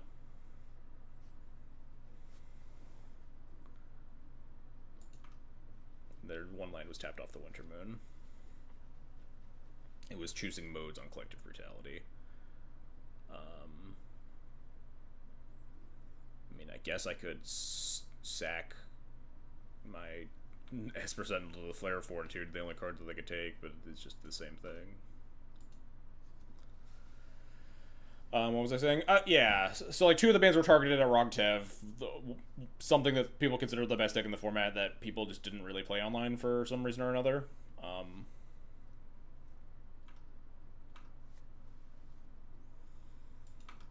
Force of Will, I think, was another like attempt at like kind of nerfing the proactive blue decks like Aragorn, and more recently Kefka. Dark Ritual also like a good Kefka nerf. Not that the deck Kefka specifically needed a nerf; it was a pretty new deck and like seems like pretty balanced. But those style of decks. Removing Sentinel feels so sus when you found Formula off of Cloud. Well, it's better than removing Cloud when I found Formula off of Cloud, right?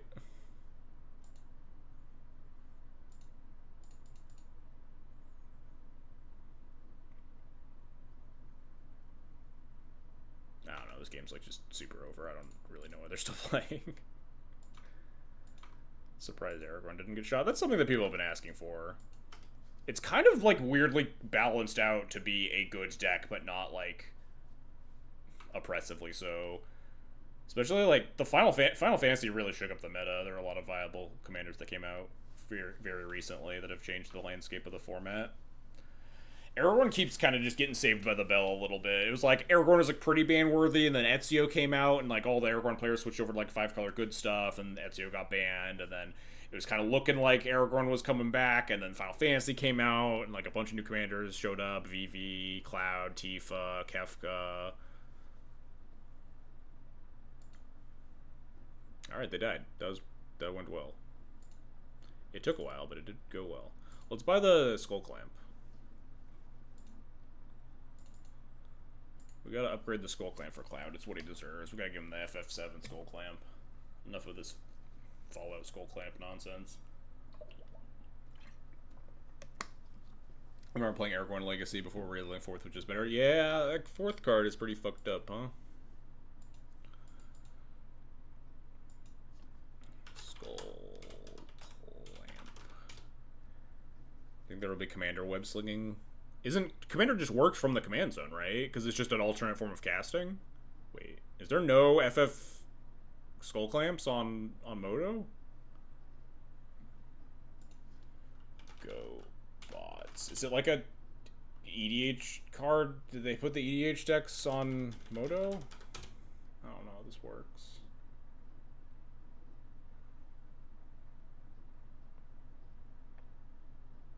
Nope, regular Final Fantasy Commander. I do see it.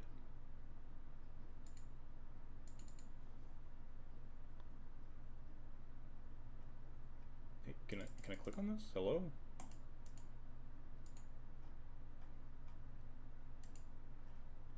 Oh, they're not on GoatBots 8, I guess. It's only on GoatBots 0 through 6. Sure, that's fine. In fact, I remember trying to write Aragorn for dealing with Legacy. I needed to make a paper deck list because Melee didn't have the Commander Lord of the Rings cards. Incredible.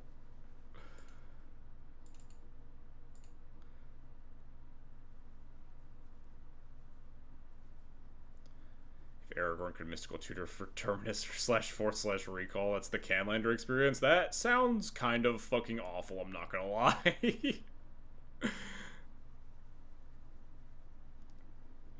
Canlander is definitely a format that I would be interested in playing once it, like, hopefully one day it gets, like, Moto support. But, like, holy shit, that sounds awful.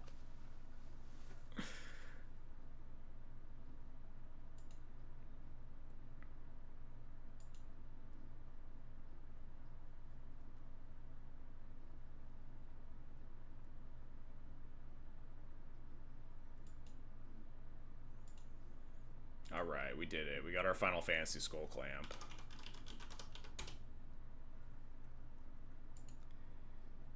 Get the... Oh, this is Warhammer 40k. This wasn't even Fallout Skull Clamp. Get out of here. Yeah, get in here. Sick-ass Genova Skull Clamp. I gotta pick up a foil one of these bad boys, because I'm put it up on my wall with foil White Plume and foil Zerda. Because eventually this card's getting Giga banned.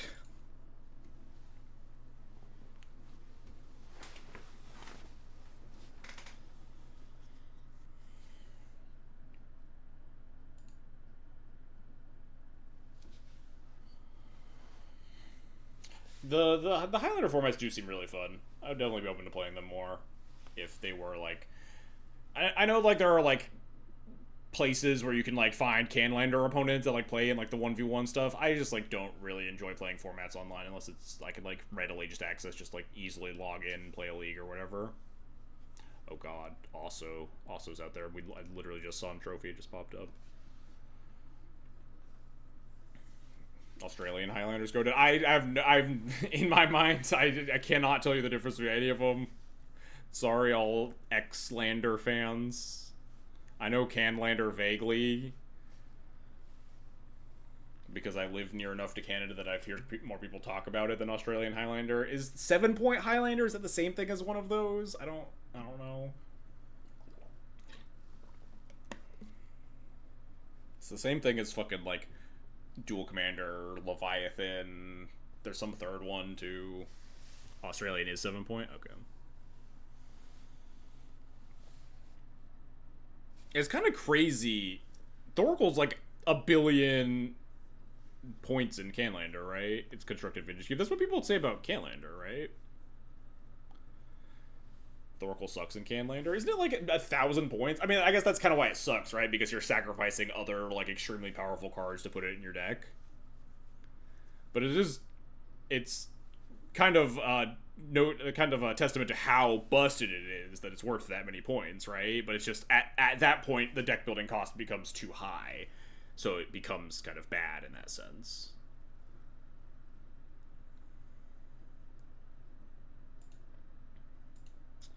Ooh, we get to steal the play. Turn 1 Cloud. Sounds pretty juiced against Jury. I think we're exiling Pure Steel. The Oracle went from 0 to 1 to 2 to 7 in 6 months. Yeah, that tracks. That tracks a lot. Yeah, I think I'm keeping and pitching Pure Steel. And then just clouding for Formalware, because we already have Skull Clamp. It's kind of tempting to cloud for GTA against a Jury deck, honestly. I really want to pitch a land, but I know in my heart that it's wrong, and Parallax Wave's gotta be super fucking busted.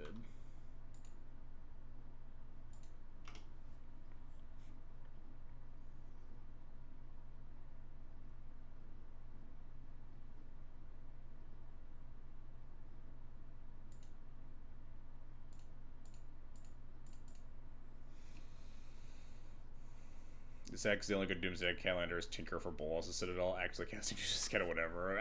No lost love for me and Doomsday decks. Although I guess if you're not casting Thassa's Oracle, the Doomsday combo gets cooler to me.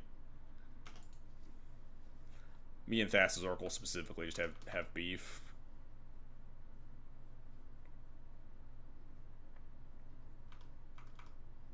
If they tagged, I just fucking block. I kind of want to. Probably not. We have like Clamp, and we could get like Discard Spell, and we're sad. Yeah, we just don't block.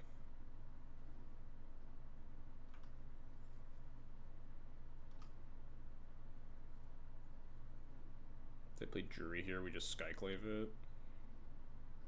FOMO. Do I Skyclave that?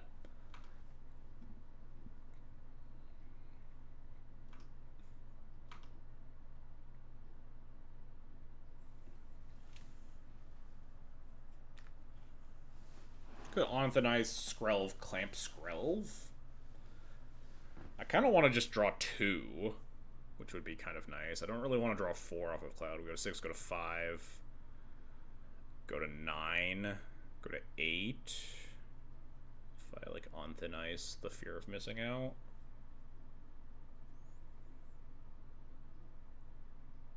I don't hate just clamping Skrelv here, honestly.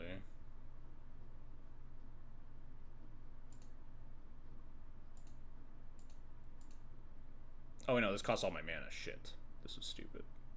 Well, locked in now. I don't have to kill the fear of missing out, but I don't want to get too far behind on board.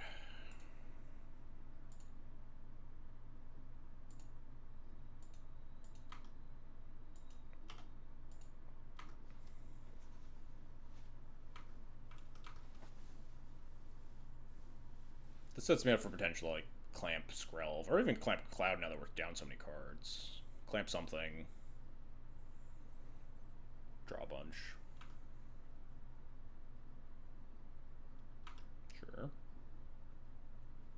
I think I'm not blocking at all now, because I kind of just want to draw 4, or just Ripland Parallax Wave them. It's making my tutor for Formware look really stupid, though, is the other thing. What am I doing if I don't hit land, though? I guess I am just drawing 4 cards, which is pretty good.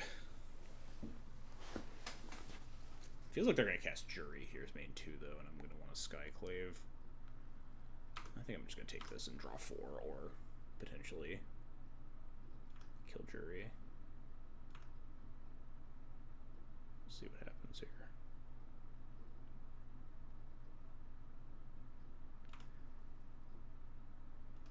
I think. Oh, nice. We just hit the land. What does that mean for me? I could just slam Parallax Wave, but I don't even like exiling that many creatures with Parallax Wave. I think I like Saga, Clamp Cloud, Skyclave. Did DC get announced for Eternal Gain yet? Not yet.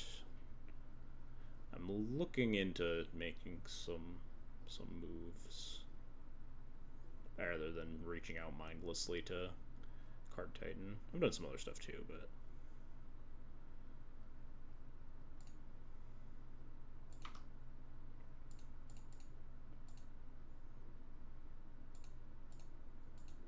gimme.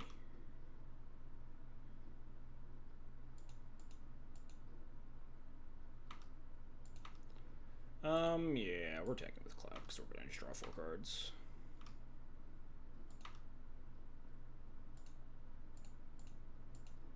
And then we're going to leave it in the graveyard, I think.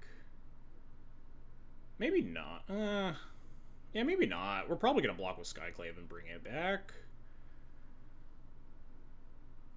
Cloud in the command zone would be nice, because like we're likely to cast with we have Urza Saga activations, we have casting Parallax Wave. I think I am going to put it back in the command zone. Maybe that's crazy.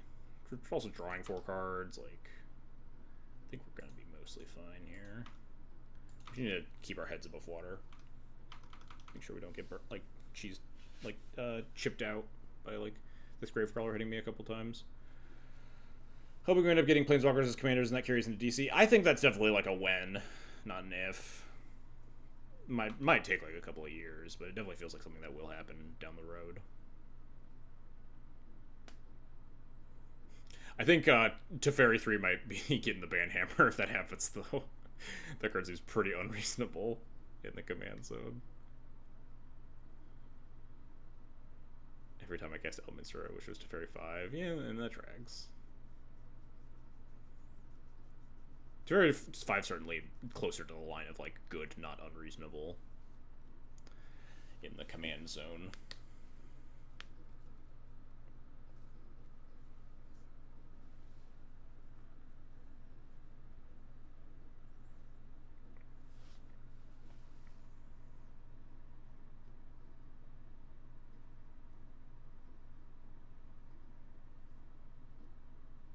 We do have to be a little bit wary. Like, the Detective Phoenix isn't close to popping off, but, like, at some point it might try to sneak some damage through. Sneak a big chunk of damage through, potentially. But we just need to kind of stabilize here and stop taking chip damage.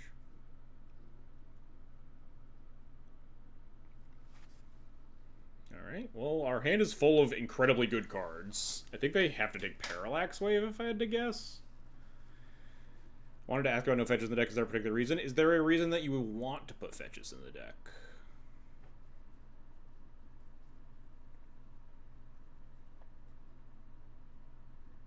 Take 4 more for Parallax Wave. Interesting. Alright. 4 more is also a pretty good card. Deck thinning is never a reason to put fetches in your deck. 1 life is almost always going to be more damaging to you than the idea of drawing your lands less. Every deck that plays fetches has fetches in for other reasons. This feels like Gravecrawler plus Urza Saga activation. Debating whether or not I just want to block with Skyclave here. Fetches are you so you can get Idyllic Range. Stop. No Idyllic Range propaganda, please. I hate that card so much.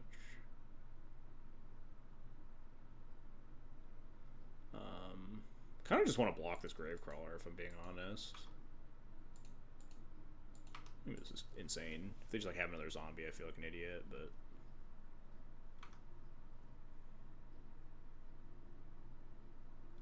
Mystic Sanctuary really did steal every ounce of playability from the rest of that cycle. Yeah, the rest of that cycle's pretty ugly. What does the red one do? Oh, the red one's a 1/1. That was like modern playable, right? The Indomitable Creativity deck.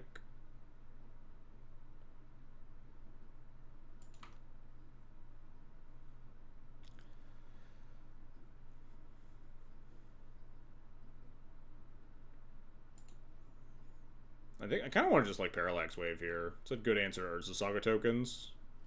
Just Parallax Wave, hold up, Mana Tithe.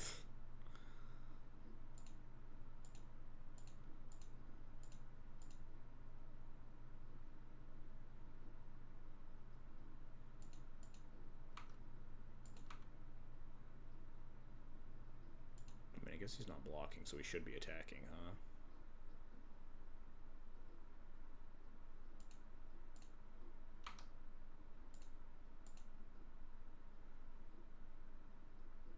Witch's Cottage was good and limited.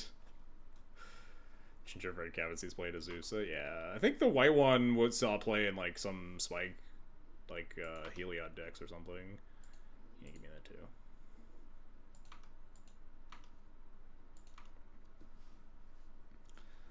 Probably just built a hold of Mana Tithe rather than cast Garrison Cat.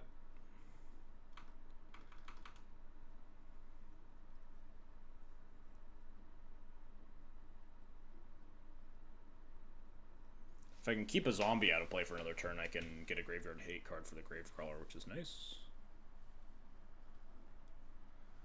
They can't really make another guy because of the Paralyze, unless they want to like try to chip down the fading counters by paying 3 mana, which seems like a pretty heavy investment. They also know, I think, my whole hand here, besides maybe the plains. Yeah, they know Felia, Garrison Cat, and Mana Tithe.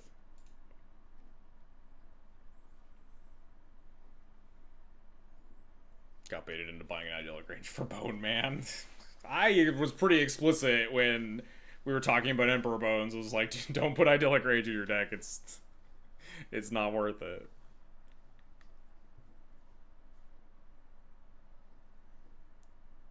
They are just making it like a thing. There's like an actual 0% chance they have Pithing Needle in their deck, but I'm gonna kill it anyway.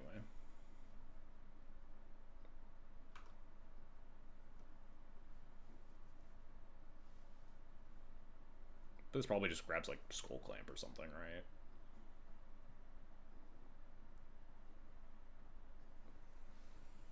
Maybe some sort of like Nile Spellbomb, but my Promor is already gone. But if they just want to like cycle, yeah.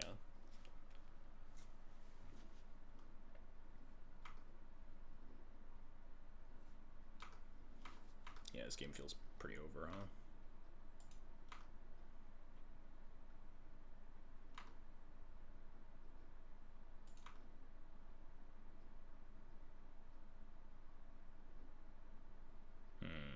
One, two, three, four, five, 6 mana. Making a guy would be a 3/3. I just don't even think it's worth it. I do need to kill them is the thing. So, like, making a pretty big thing and, like, casting Felia here is not bad. Yeah, you know what?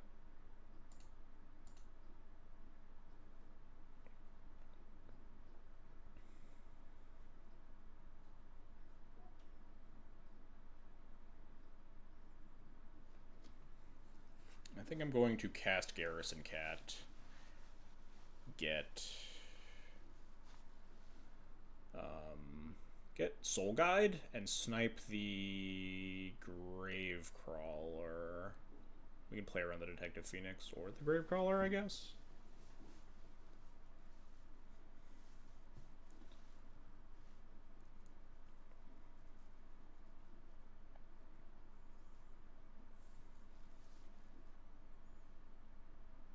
But it's probably harder for them to get the Detective Phoenix online than the Gravecrawler.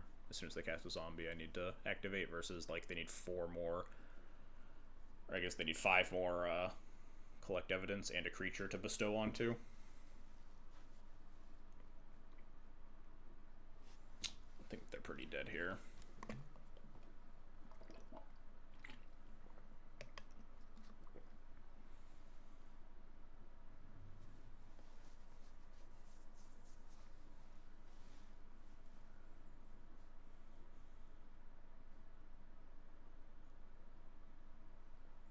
Might have been faster to kill them if I just, like, cast Cloud instead of making a 3/3 or whatever. But all roads lead to Rome, right?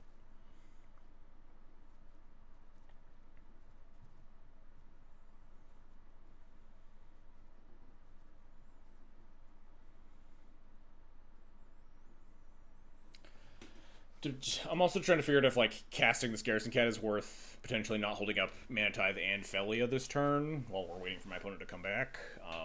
Because, like, if they do cast a Mana Titheable, I will need to Mana Tithe and then I don't have Felia online. But also they know I have Felia and Mana Tithe in hand.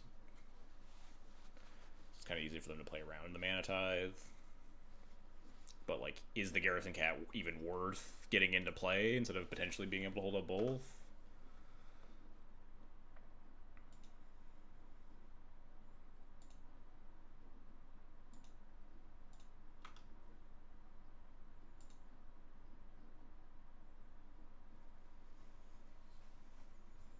I think I'm just going to hold up both. If I attack them to 10, it's 5, 6, 7, 8. I still don't even have lethal.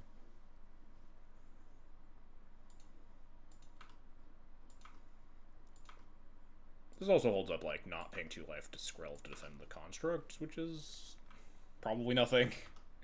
But again, I think this game is mostly cleaned up. Yeah, they're just dead. We can kind of take whatever game actions we want to get that game over with.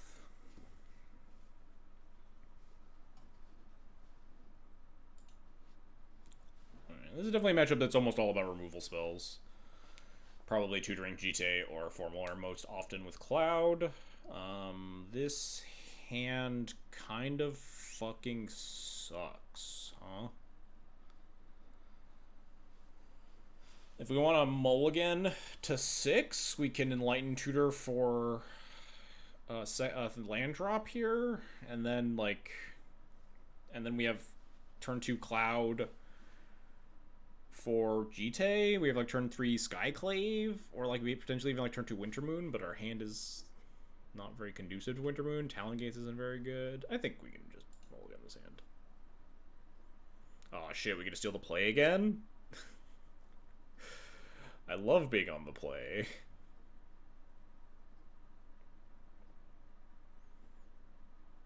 It's kind of awkward we have to put back a card and also like mold a 5.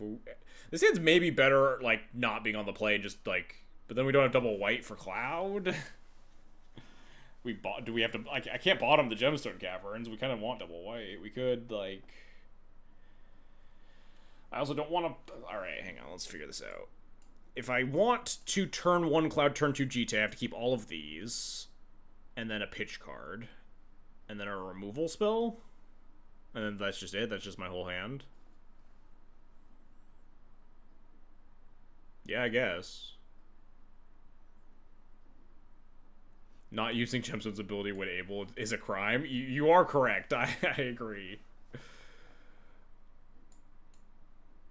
I think I'd rather top deck Benevolent Bodyguard or tutor for it later. So we pitch Gemstone Caverns. Bottom actually, we'd rather, yeah, never mind. Exile, Giver, bottom Dranith, Bodyguard. Keep, or, oh fuck, we only have to bottom one of these and then exile the other, right? Bottom Bodyguard, exile Dranith? I get to keep 2 of these? I'm bad at math. Oh yeah, because I get to keep 6 and pitch 1, not keep 5. In that case, maybe we pitch Giver, because we're not casting it on curve ever.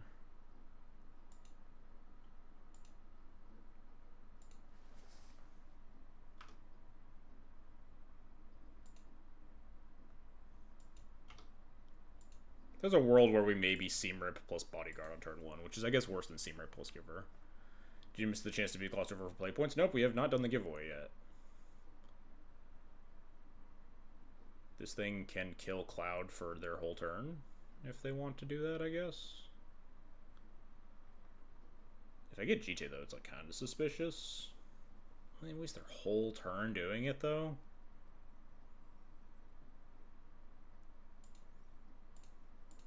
I could also just cast Cloud again next turn with the City of Traders and go get like Formal Wear.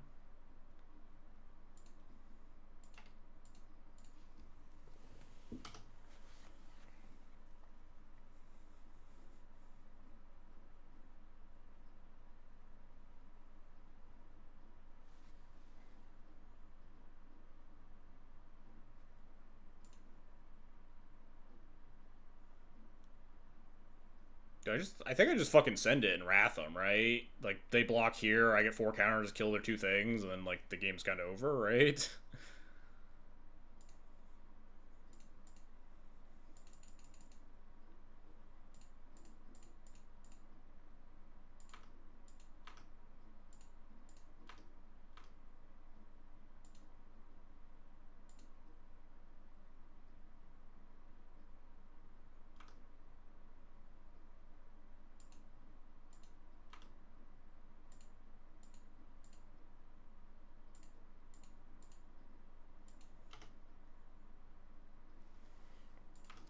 We just cast Cloud again next turn.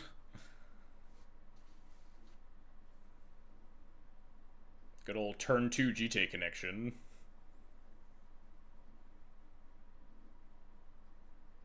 How do fair decks beat this? Well, I mean, you don't always have turn 2 connect with Jite. This is like a pretty good series of cards in my hand.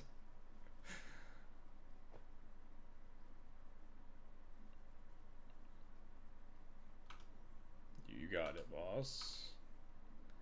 That Gravecrawler's all yours. Am I casting something after the Cloud? 3 cards. Like, do I want to, like, Benevolent Bodyguard into Cloud? Probably. We have plenty of lands, right? We're never casting Cloud again.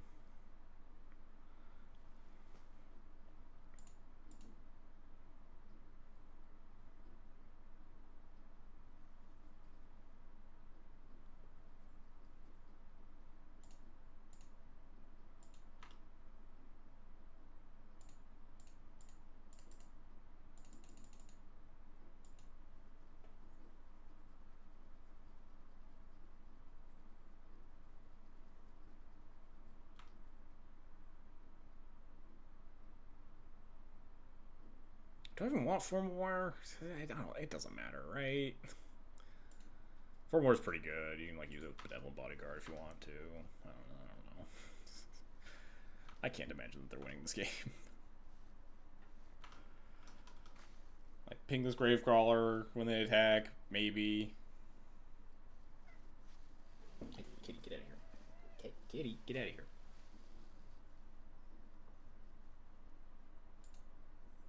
If you neg one this Jury to death with Jite, does it not get to deal any damage? Because it just doesn't have any power when it dies? It's kind of sick as fuck, honestly.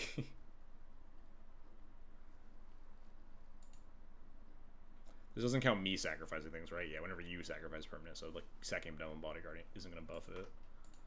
Yeah, this is fine.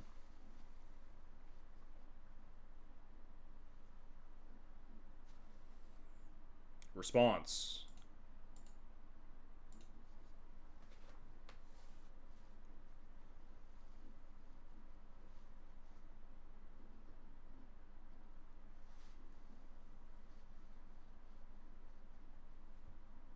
She did pretty good, yeah.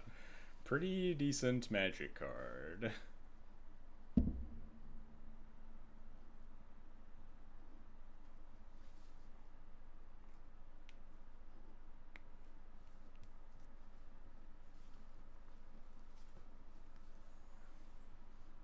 Especially when you connect with it on turn 2.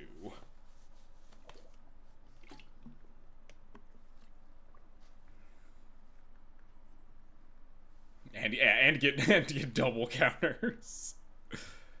Oh, Flare of Malice me. Alright, alright. Wait, hang on, no, they Flare of Malice sacking the other guy. I thought they would like sack this and then get like the ping and then also wait, why didn't they do that? Don't I just get to keep a creature this way? I just use the other counter now? Because then they could have like used Jury's ability, being sacked to Flare of Malice, to ping off one of my creatures, to ping off the Benevolent Bodyguard, and then the Flare of Malice kills the Cloud, and then they would have actually been like in an okay spot. Like they could have another sack. I don't know. I just don't even think it matters if this goes like the absolute best for them. I think I still win. If they played a land this turn, I wasn't tracking.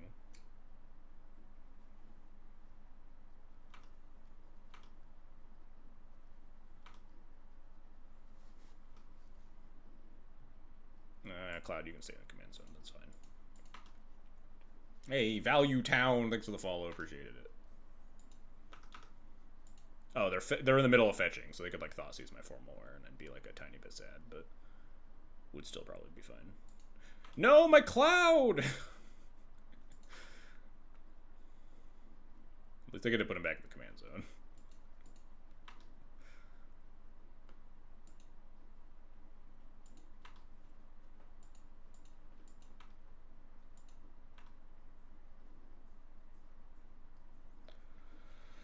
Alright. I guess I just kill the Emperor here? I know, I can just Seam Rip the Emperor and equip Jite and attack.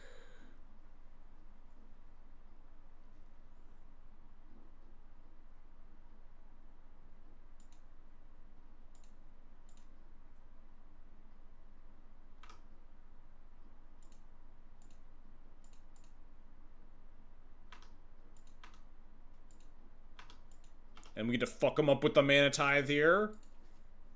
They recast Jury, that doesn't matter because it can't be the GTA, but then we get the Mana Tithe it anyway.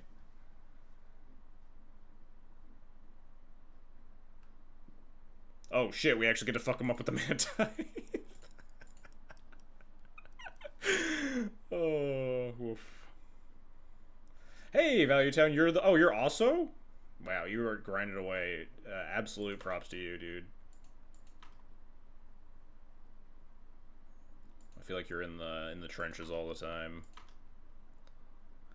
I think it costs like 6 mana now, right? Yeah, I'm not getting cast anytime soon. It's time to bestow.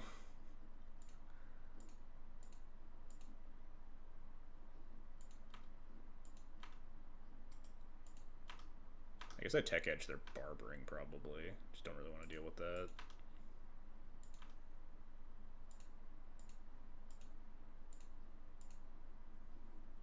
Ding. Oh yeah, I saw you when I was queuing up. I saw like your name literally popped up. Yeah, they're super dead. We did it.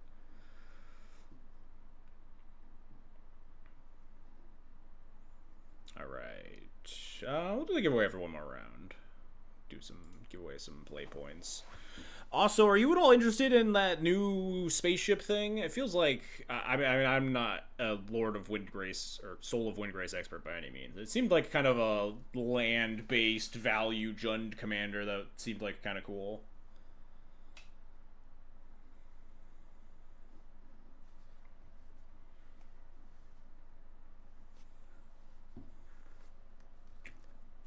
It's giving me we talked about it a few weeks ago. What was it? The Shoryukai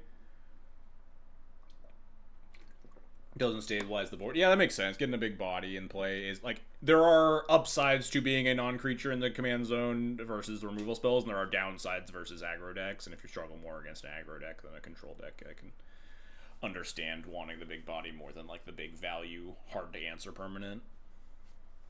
Makes sense. You could also like style a deck very differently, even if they're both kind of grindy Jund decks. If you wanted to try to leverage the big spaceship more.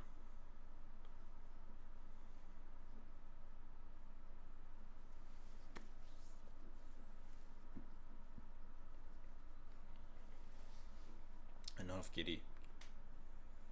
Lean hard on rampant blue race. Now the deck is full of cheap threats. He's more of a curve topper. Yeah, that's the. I've learned that more and more as I've like tweaked Felia. And now Cloud is like mana efficiency is so huge. You really just want to play like as many cheap cards as you can while like while keeping cards flowing. Being able to maximize your mana spent every turn.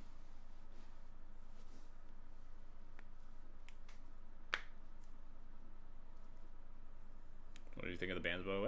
Actually, people haven't been asking that. I guess we've kind of been chatting about it.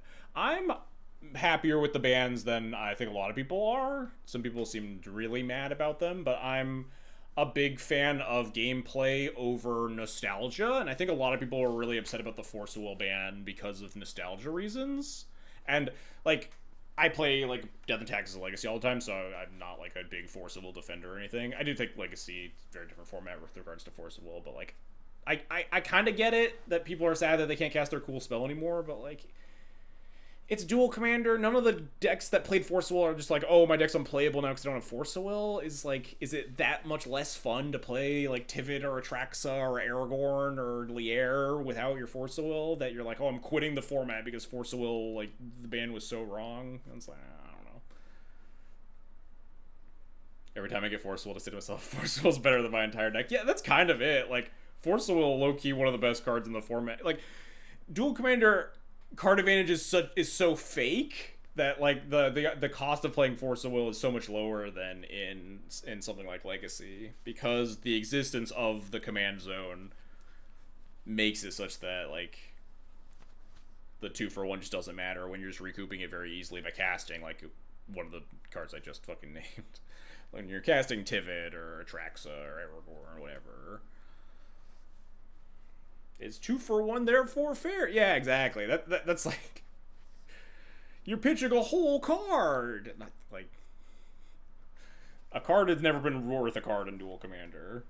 Like, that's the pitch cards are so much better here than in other formats because card advantage is operates on such a different axis. Like, there aren't really other formats where people are casting Reverent Mantra and like Force and what is the other pitch card that I have in this deck? Flare of Fortitude is not a pitch. I'm forgetting the other stupid pitch card. Solitude, but Solitude is just a great card. Reverent Mantra, March of Otherworldly Light.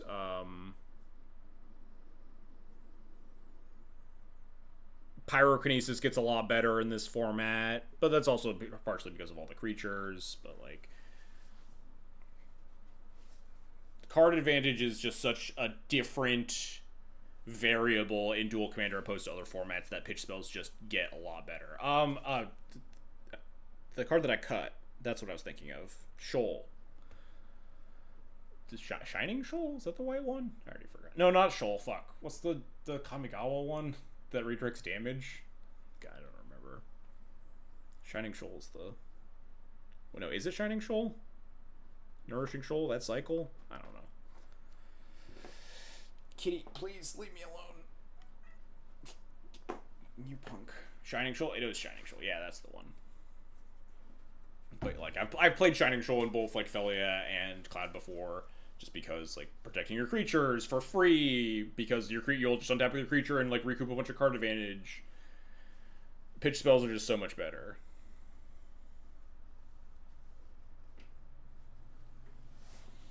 You're just gonna recoup all your card advantage with, you know, play Aragorn, protect Monarchy, stuff like that. And like, it's not a safety valve card like it is in Legacy, where it's like helping deter combo decks as a 4 of in like a bunch of 60 card decks. A single free counter spell in your 99 card deck is not like the make or break point of like, oh, now I can beat the combo decks because I have Force of Will, right? The blue decks are gonna play like 30 mana leaks anyway.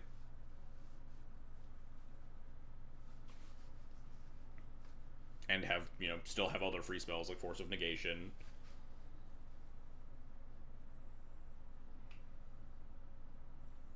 I didn't really understand. I get long story short. I didn't really understand why people were that mad, other than like nostalgia of like, I love casting Force of Will, and you've stopped letting me cast Force of Will. Thought there was a chance to get Cloud to get banned as commander. No, yeah, I totally get it. I think they would ban Skull Clamp from the format before they ban Cloud as a commander. I'm not 100% on that, but I would like it more if they banned Skull Clamp than Cloud, because it would be cool to... I think if Skull Clamp got banned, I would just play Felia, and I would like to sideboard into Cloud in various matchups. Like versus Mono Red or something.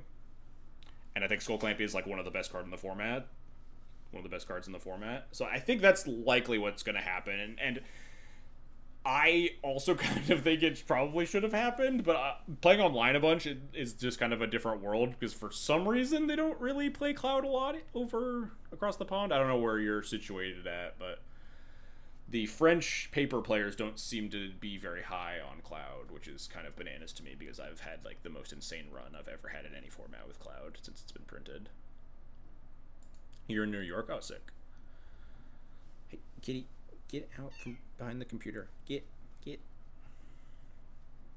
Yeah, I'm in the Midwest. I'm in St. Louis, so most of, like 99% of my Duel Commander experiences come from Moto at this point.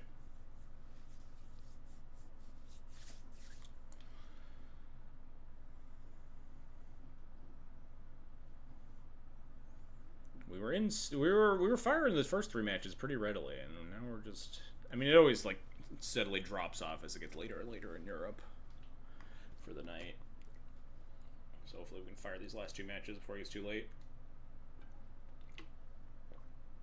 Doxing yourself on Dox Tuesday. I've like been very liberal about talking about where I live. My full legal name is on like my various social medias. If people wanted to figure out who I am and where I am, they can like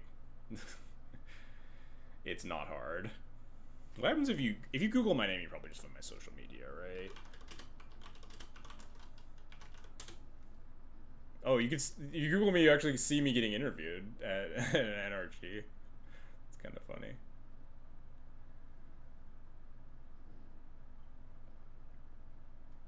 Yeah, you see my Twitter and my Blue Sky.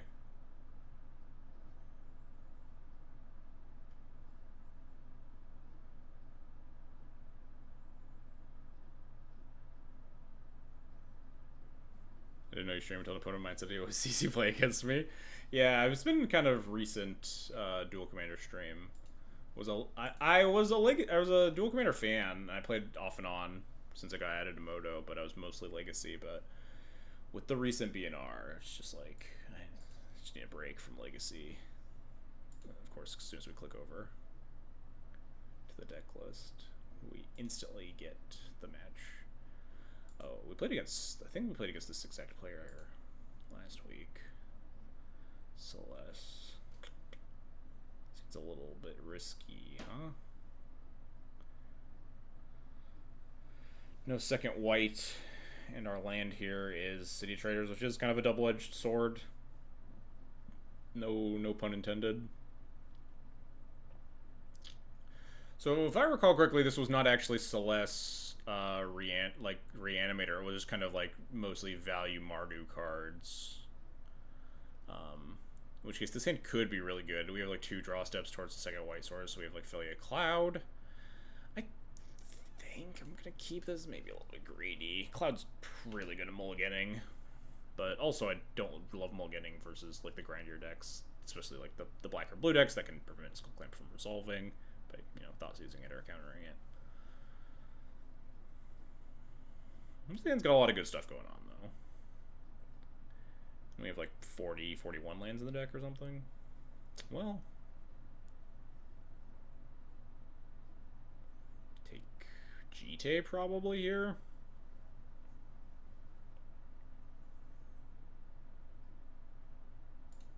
How many do we have? 40? Yeah. 38 plus 2 MDFCs. Possible I want to go up to 41. I've seen like even 42 in some Cloud lists, and I think we've definitely been light on mana more than we've been like flooding out. It's kind of hard to flood out with Cloud. Good old Ancient Density Traders Winter Moon hand. Powerful.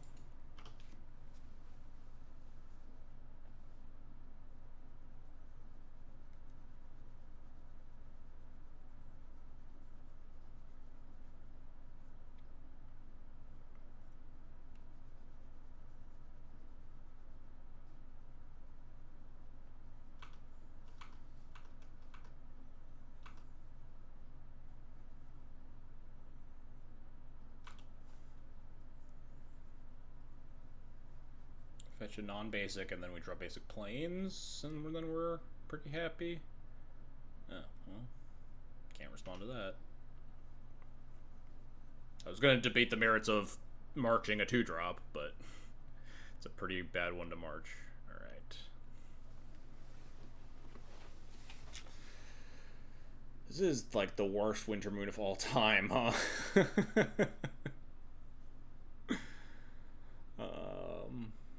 It happens sometimes. I think I just want to Cloud for formal wear here. It sets it up so that I can GTA Cloud attack, potentially. Or, like, if Cloud dies, I can obviously formal wear back.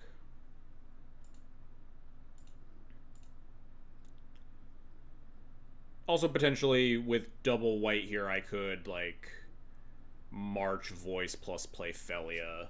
Like, plus hold up Felia or something. I can't do that with Cloud, right?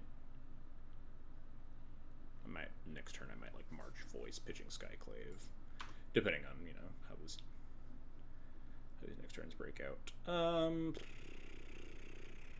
Just an argument for just Clamp because Clamp's broken.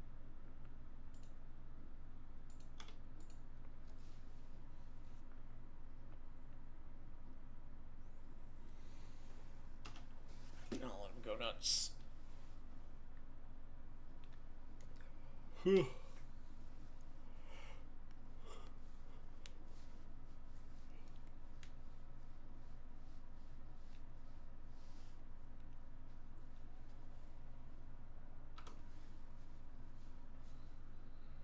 Come on, just like cast a 2-drop. What could go wrong? It's not like that City and GTA are in my hand. Alright, I guess we probably don't get to, wait. Oh, okay, yeah. Fair enough. Good thing we didn't go get,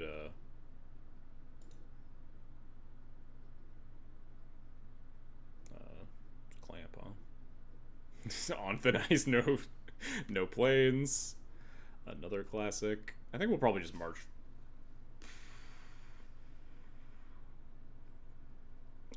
something here, huh? Probably a march pitching on thin ice, honestly. On thin ice is good if we draw planes, but if not, it's really, really bad for obvious reasons. And if we have to play the planes and blow up our city, it kind of sucks.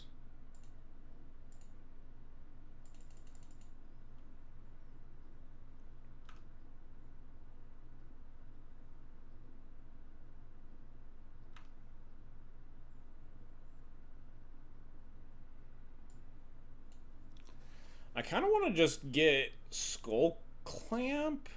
It's maybe worth getting Masterwork in case Cloud dies again. We could get Skull Clamp and just march the Bowmaster.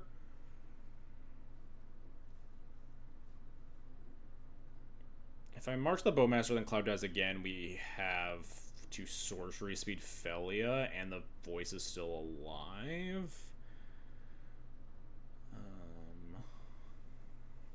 I think Skullclamp's not going to be, like, that vital to my game plan.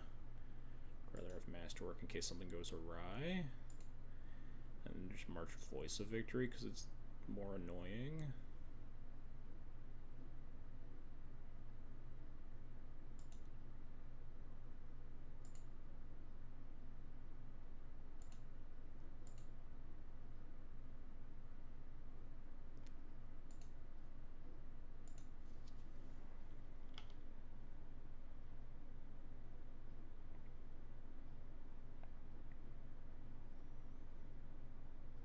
What's the nightmare match for Cloud? Is there even one?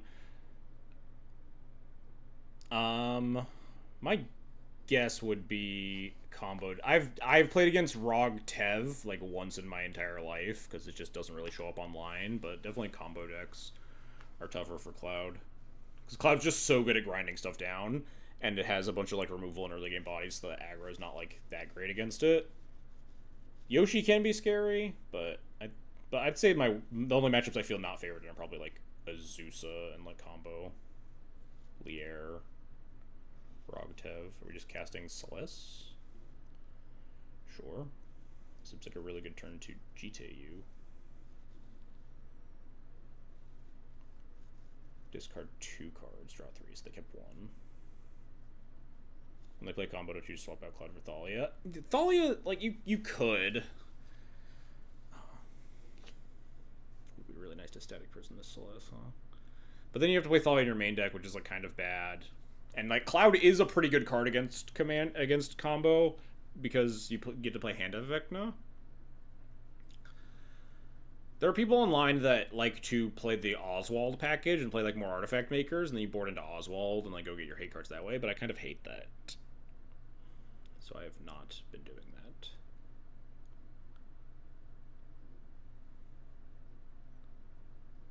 Takes on the ban. I read it seems reasonable. Yeah, I think it's very reasonable. People are really mad about the Force Wall ban, but I'm not one of them. What am I doing here? I like kind of want to cast Wintermoon a little bit. It's a little bit psychotic.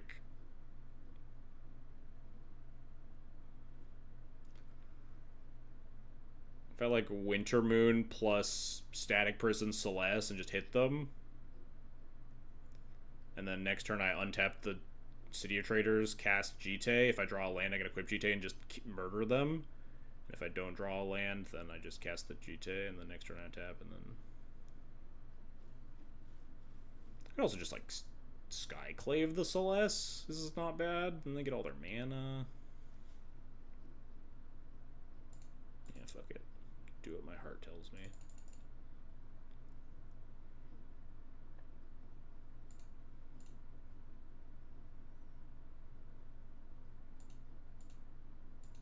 bad for George, but he insta-quit after the Tameo ban. I could have told him to not invest in the Tameo deck. That deck was so fucked up.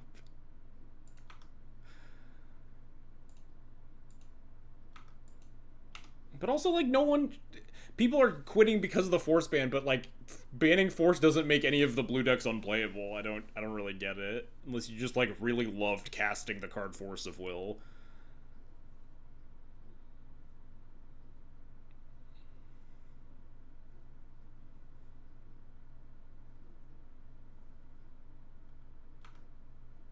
Pretty safely F6 here.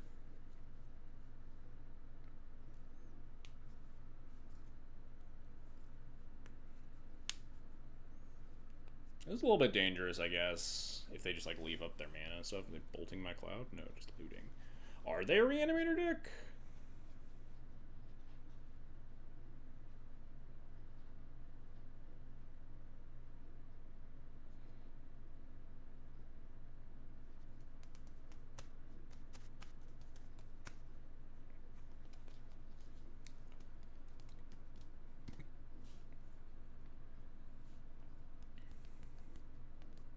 Discard Shadowy Backstreet Felia. Sure.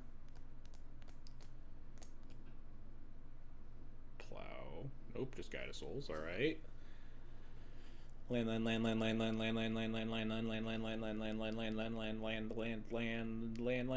Land. Fuck. Wait, this works! It's not a land, but it works! Okay, so the new problem ends if they just stack block. Then I just have a GT with 4 counters on it, and then I let Cloud die, and then I just untap 1 land and Masterwork it back, and then we're completely fine. Alright, that's a pretty good plan. Yeah, never mind. I take that.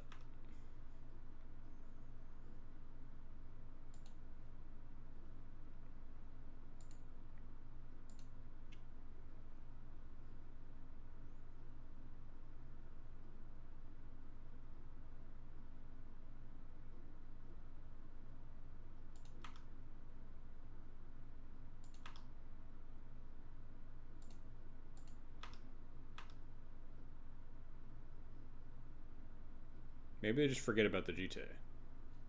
And then they don't block.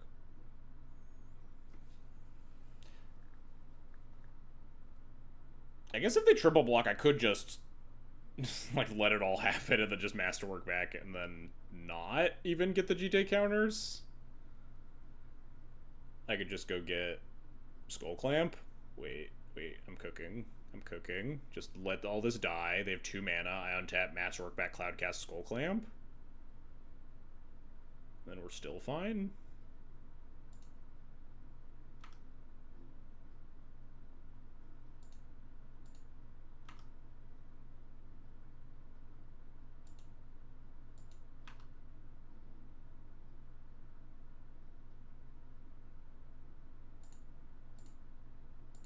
I'm going to sorcery speed this. I do have the ability to cast them at instant speed, but I want to play around some bullshit. Some, like, instant speed, like Graveyard Hate or something.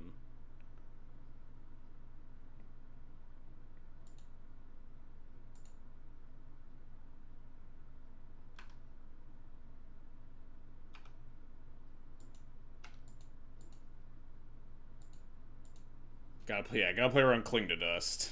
You never know. If I can get this 4 more off of the Cloud, then I just get to draw 4 cards. We got this Felia. It's an option.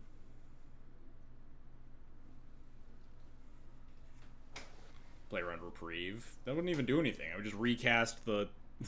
They'd reprieve my 1 mana reanimation, and then I would just cast it again.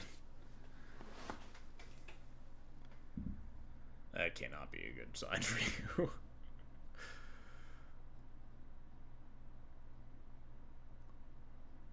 They are a Reanimator deck, at least a little bit. There's an Archon of Cruelty. I don't get to equip Clamp. Yeah, what a tragedy that would be. I guess I untap the City of Traders, huh?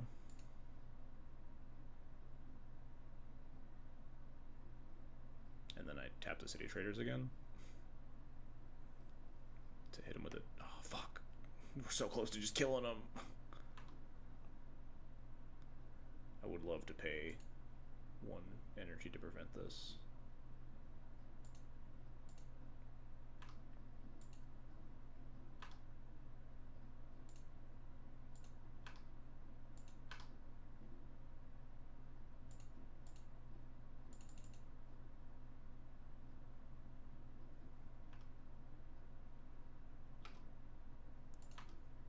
Well, if they reanimate Archon of Cruelty, we get to draw 4 cards, so that's pretty good.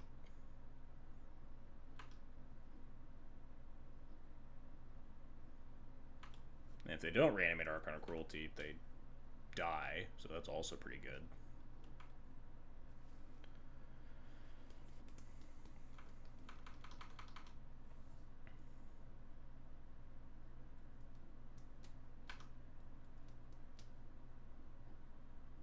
Moon is so brutal. So anyway, yeah, Winter Moon's a really good. Hey, they didn't have the reanimation. We got him. Winter Moon was like it's really bad for us, but it's just like always worse for your opponents. I love this card. I was playing it in Felia for a long time, and just felt like no one else was in their monocolor decks. This card's just fucking sick as hell. It's always great for me. Right.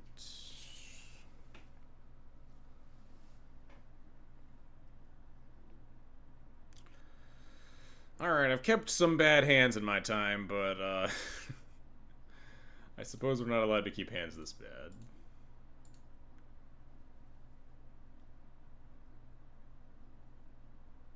I would, like, maybe think about it a little bit if they were, like, a more dedicated Reanimator deck. Because we can go get a Graveyard Hate card on turn 3, and we can, like, if we rip any sort of colored mana, we can have, like, Drum and get all this other stuff online. Draw Plains Trust. Keep this bottom Ethosworn. Ethosworn does not really seem like this is the matchup it's here for.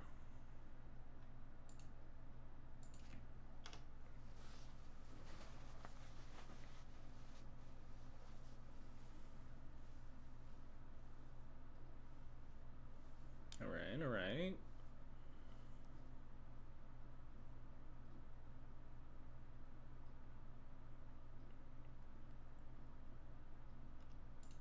My favorite card, Jacked Rabbit, he's here.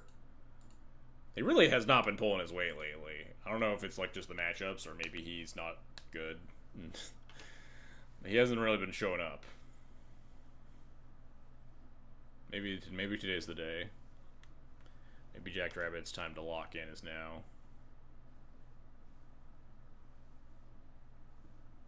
I think this is a pretty easy slam dunk Skull Clamp.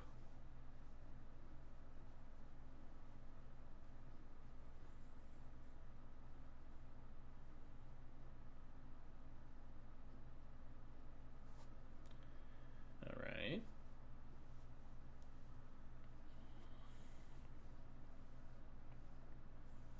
Definitely easy for me to not go get Formalware now. That's useful. We could potentially like Talon Gates Outgiver if we want to try to mark something else.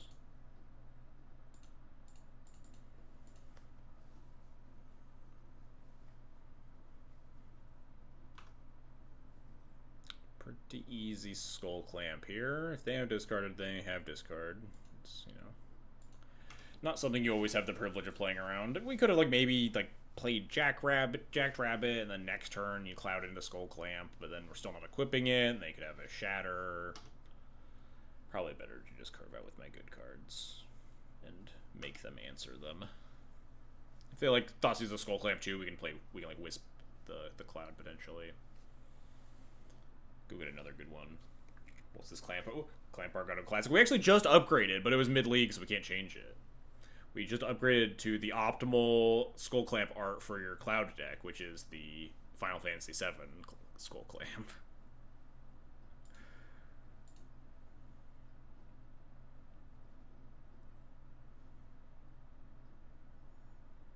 I'll allow it. That's a pretty solid argument, I think. Alrighty. A lot of options here. I'm kind of digging Talon Gates the Giver.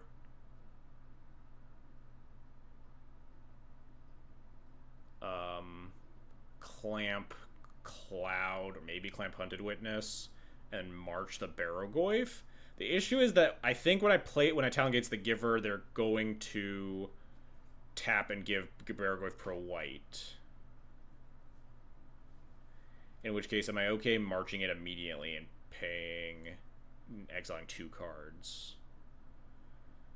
I want Lay Down Arms to kill the Giver. I could pitch Jolted Awake, and I'd have to pitch either Jackrabbit or Wisp. I'd probably pitch the Wisp, given that we're getting our Skull Clamp online. Maybe they won't activate, who knows.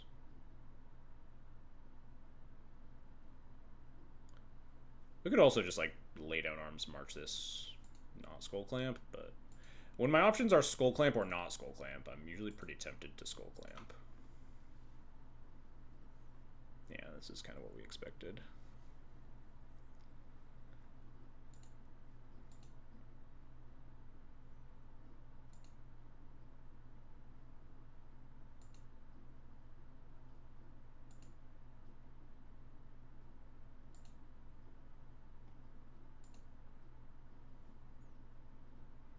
Maybe Rabbit being pitched to March is his most useful. Definitely possible. I think we Clamp Cloud here. Because we really want to refill our hand and get more land drops.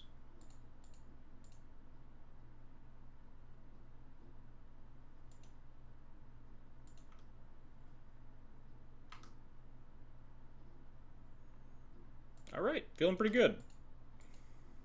We don't have an answer for a Celeste. But, like, Celeste isn't that important to specifically answer. More of a danger of, like, an Archon in a few turns. We do have the Saga, potentially, if we don't need white, or potentially, like, need to lay down arms on... We'll probably lay down arms and Giver anyway. This feels like it's likely a Celeste turn, huh?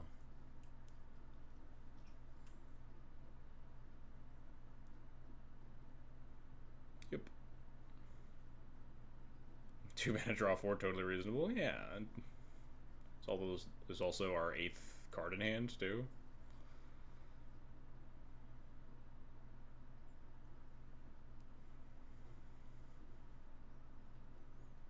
This might be a Jackrabbit turn by virtue of not really doing anything else. We like lay down arms Giver, march once, or clamp once, Jackrabbit potentially. We'll see.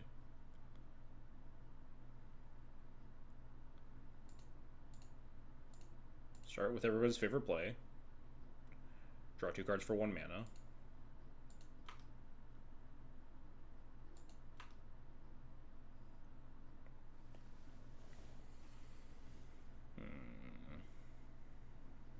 Be kind of nice to get this Mom online, but it's pretty mana inefficient. I guess we don't have to kill the Giver this turn, because like we're not trying to kill any of their other stuff. We could just like Mom plus Jackrabbit this turn. Play Saga. I think I want to get Saga into play, even if I'm not going to use it to make constructs, just to prevent some sort of like backdoor random Archon killing me. So I think I want to start accelerating this, even though next turn's probably going to be like play equip a sword or something like that. I guess there is something to say for if I kill the Giver, then sort of Feast and Famine currently just connects, which is pretty nasty.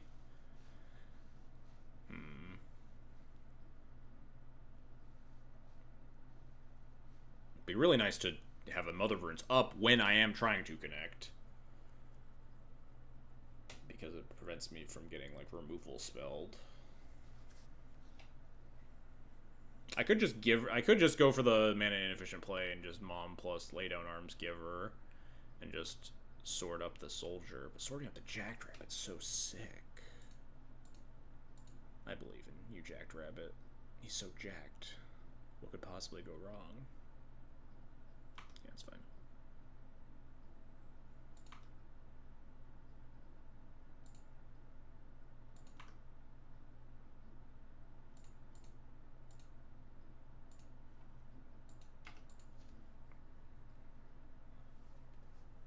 Surely my opponent will tap out again and also not do anything scary and also leave me a creature in play and also not play anything that's just red or white.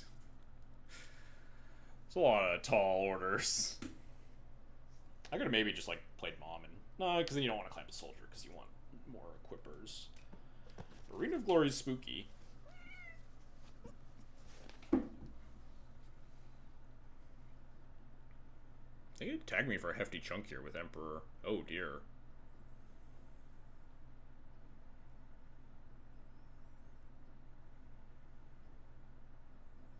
Luckily, I think Urza Saga's gonna be able to answer that before they get it back online.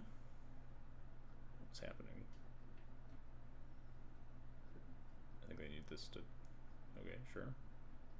They can take my Jagdrabbit. Oh, wait. That doesn't... That's just another... That's just Lightning Helix, right? That's kind of fine.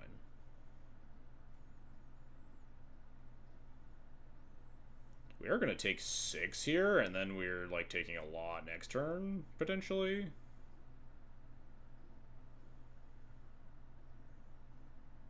Oh. I didn't even... God, this thing has extra flavor text. They should have maybe done this after combat, right? They could have, like, gotten a... I guess nothing has an ETB, never mind. But, like, we are gonna probably fucking die here without some removal spells, huh?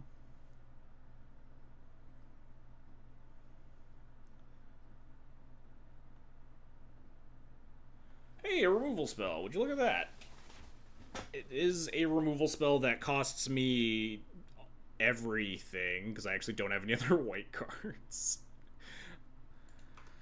I can't play any second creature. I do feel like I really need to just... I'm at 10. I am literally dead if I clamp it. I mean, I guess I could Recruiter, clamp, try to find different white cards, play Mom.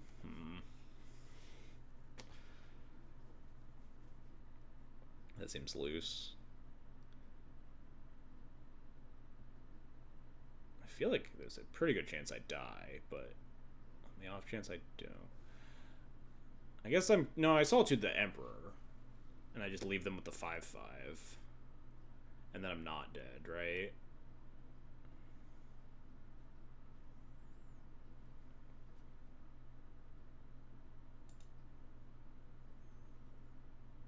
Solitude the Emperor, they only have 3 cards in the yard for Flage, so it's not the end of the world. We could definitely die. They're pretty close. They could maybe get enough cards in the graveyard, but I can't do anything about that anyway.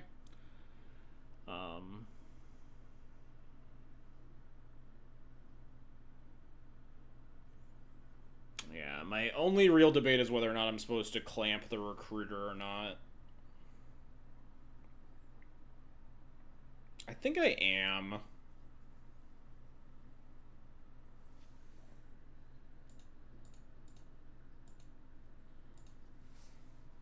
There are a lot of good cards I could draw.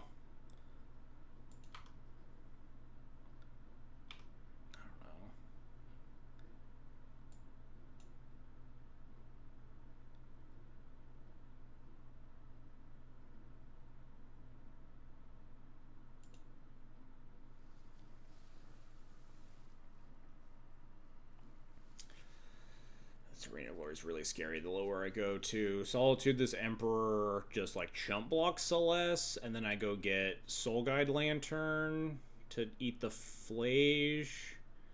And then what? Cloud costs 4 mana. So next turn I'll have 1, 2, 3, 4, 5, 6 mana.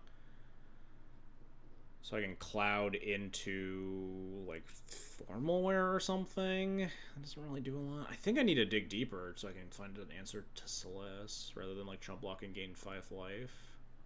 5 life's kind of huge. This is tough. I genuinely don't know what I'm supposed to do here. I think I'm going to just Solitude Emperor and say go. But I have pretty low confidence.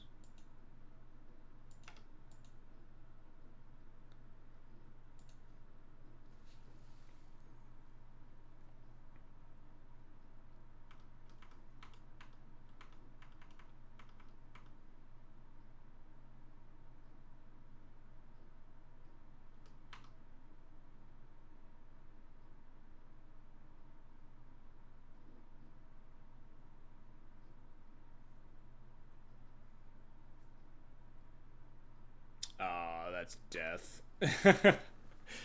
Faithless Looting means that I just died. Wait, they have Lazatep, so we're not dead, right? We go to 1. Oh no, they had land. Never mind, we are dead now.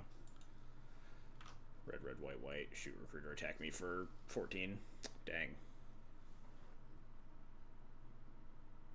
We weren't beating Faithless Looting into Flage this turn. We were kind of banking on the Flage not happening quite quick enough.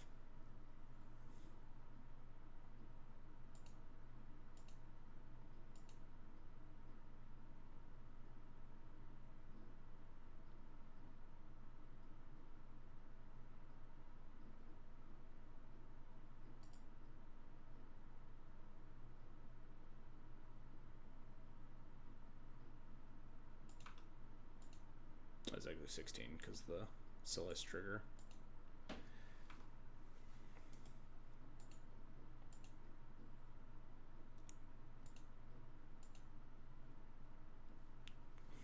Not quite, because we would have had to obviously clamp into it, wouldn't be able to cast the Parallax Wave, and then we would have, even if we had like drawn answers to Celeste, we're dying to Faithless Looting into Fetch Land Flage there every time. Alright. Well, we get to be on the play now.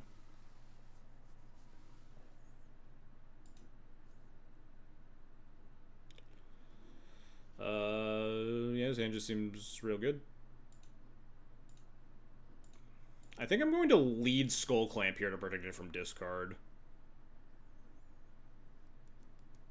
It's unlikely they'll be able to shatter on one if they like Thoughtseize mean they have to take like fucking Indebted Spirit. I miss 1 damage here that I could attack with the Indebted Spirit and then clamp it, but I think it's probably worth it to play around. Discard spells.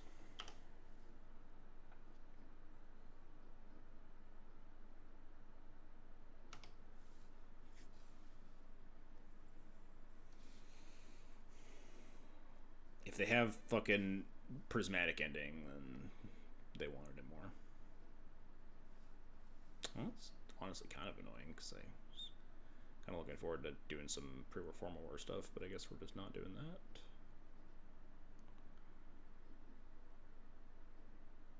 I suppose just clamp a Indebted Spirit? Yeah, probably.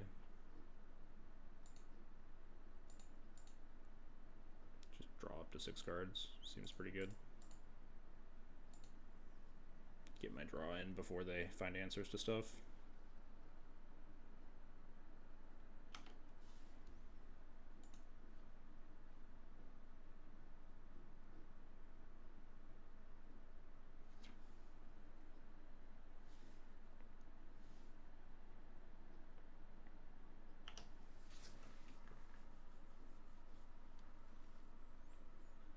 We'll draw planes eventually for this on Thin Ice, shortly.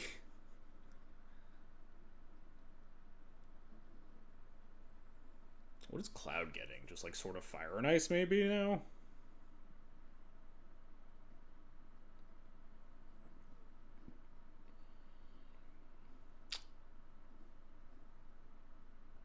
Interesting.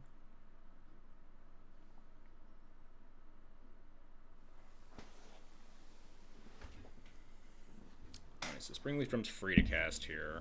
What's my plan? No War and Peace? Nah. We cut it for the Hand of Vecna. This honestly maybe could be a Hand of Vecna angle, but like the Bombardment's going to prevent me from connecting with Cloud very readily. I do think, especially with Bombardment in play, that sort of Fire and Ice is probably the angle I want. So I think I'm going to Drum, Cloud, attack with Spirit, Clamp. Maybe I Clamp Cloud? Am I getting rid of enough cards to clamp Cloud?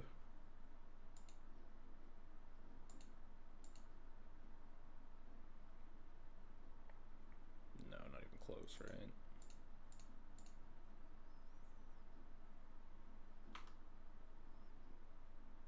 I'm gonna move to discard as is.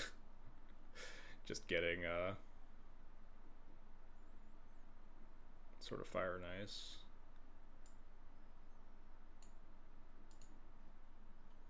And then clamping. We could not clamp. We could just play Nesting Bot. I feel like clamping like every turn is advisable though, especially in the face of. Although like getting stuff in play is also advisable in the face of a goblin bombardment, right?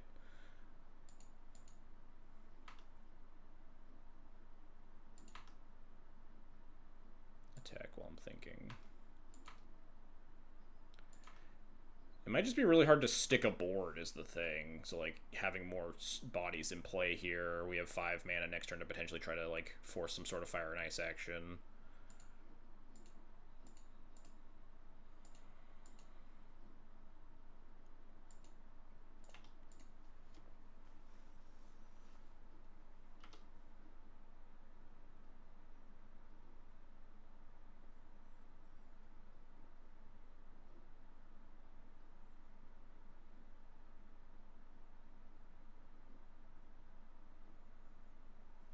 They have nothing, huh? That means that they, you know, definitely have something. And what does that mean for me this turn? It means that we're probably not going for sort of fire and ice. We do kind of have City of Traders, which is really nice. I smell a Bowmasters. I guess it could be. That'd be like kind of bad for me. I feel like if they had Bowmasters, they would have like had it instead of casting Goblin Bombardment, though. I guess it is pretty devastating if they hit me with it, though. I mean, I could just like slam Fire and Ice, just start equipping to stuff and see what happens.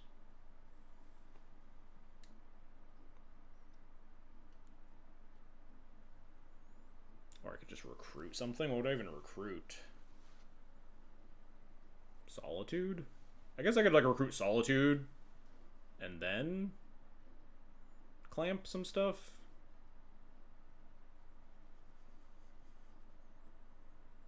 I did the nesting bot thing again where I missed a speed. I always cast nesting bot main too.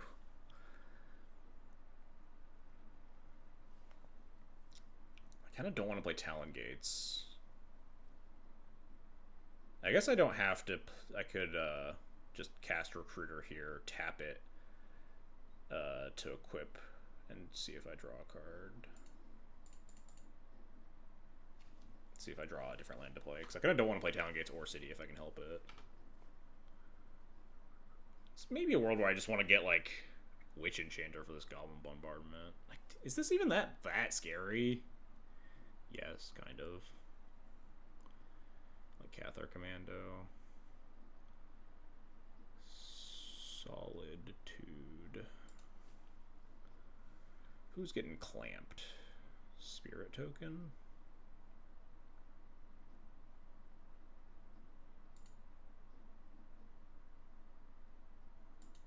Means I go to combat first, I guess.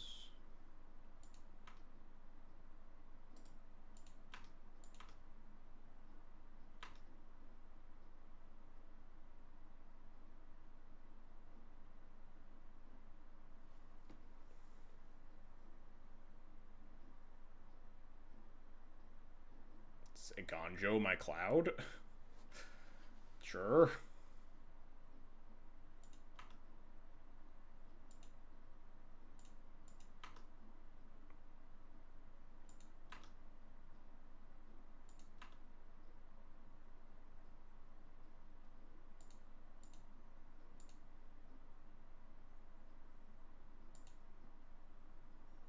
Maybe we do clamp nesting bot. I want to play around removal, but I also want to like have a wide board. I'll clamp nesting bot. Could potentially Talon Gates one of our guys out. Ooh, there's a Cathar Commando. That's nice. And a Plains.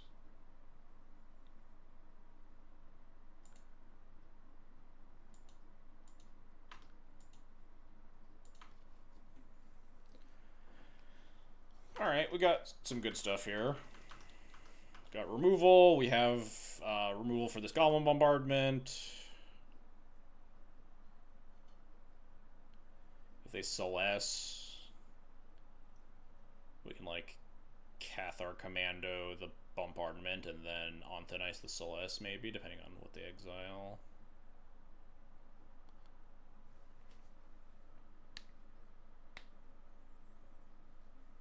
Emperor of Bones. You want to steal my nesting bot?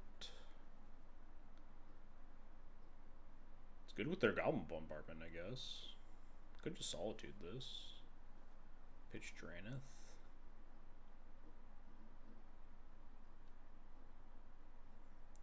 I guess I can kind of let it get exiled first.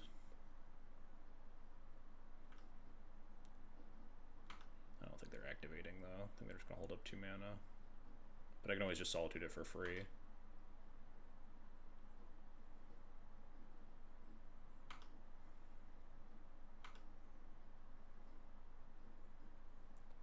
How playable would this deck be if they ban Clamp? Not very. I think it's just better as Felia if they banned Clamp. 1, 2, 3, 4, 5, 6, 7 mana, which is not enough to sword equip plus Cathar Commando, unfortunately. Might be a Cathar Commando plus Dranith Magistrate angle.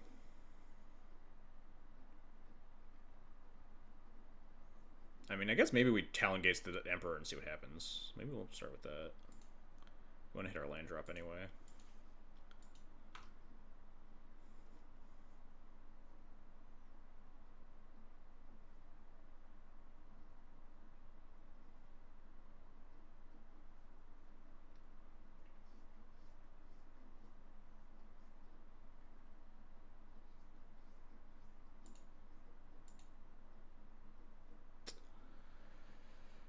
A lot of good pitches here.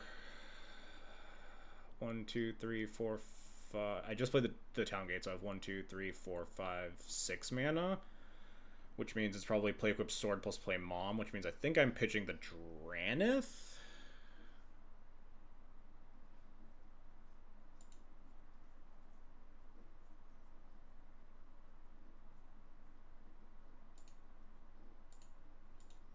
I would be wary of this Ghost Vacuum getting online soon.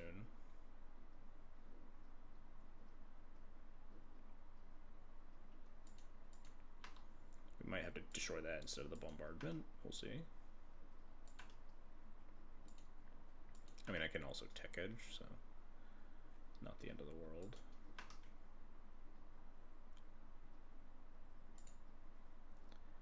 Be sure to play mom first so I can tap it to the drum.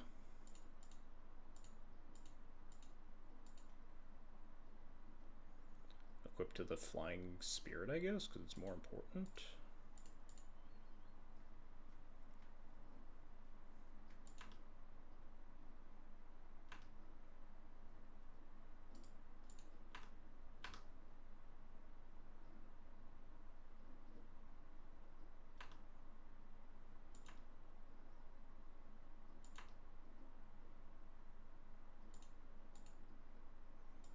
Every time I watch we're playing as this commander, it doesn't happen that often. I promise. Ooh, Parallax Wave. That's a pretty good card against Ghost Vacuum as well.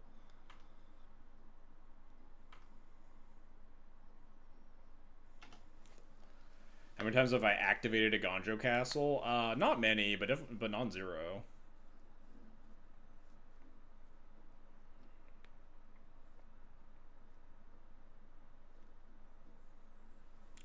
Raucous Theater. You got it.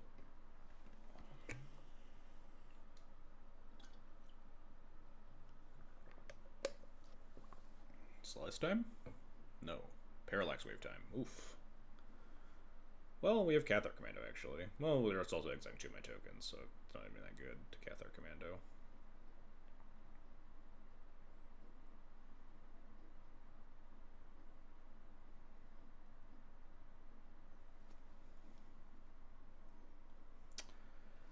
So they left me my token so I can use it to, like, Springleaf Drum stuff here. Cloud costs 4 mana. 1, 2, 3, 4, 5, 6, 7.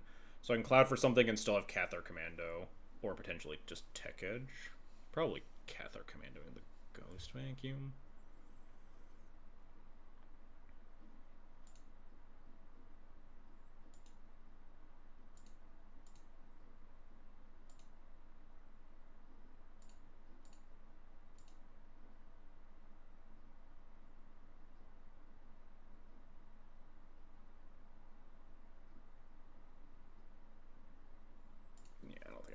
This turn.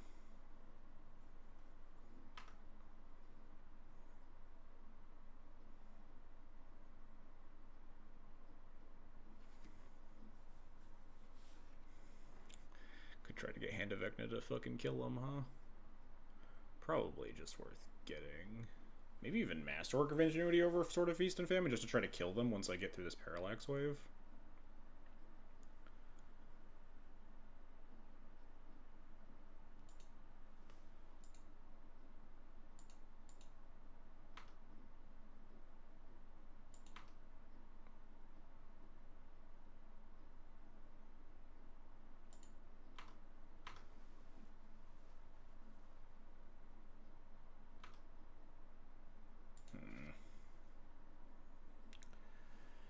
I think if they Ghost Vacuum for 6 mana, I just let them and then I Parallax Wave them.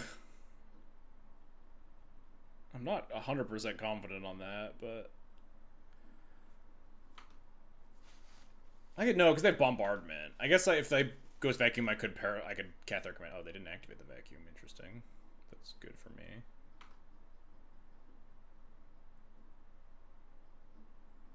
If they just get Solitude back, I don't really care. And, like, the Indebted Spirit, whatever. I just get Parallax Wave them. Red, red, red. What's happening? Red, red, red, red. Does Fury me?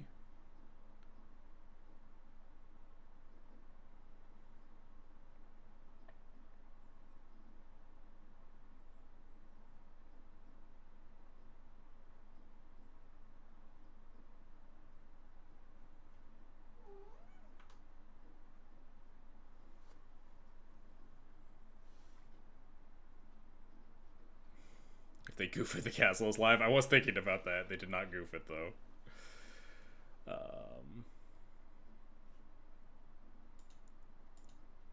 Sure.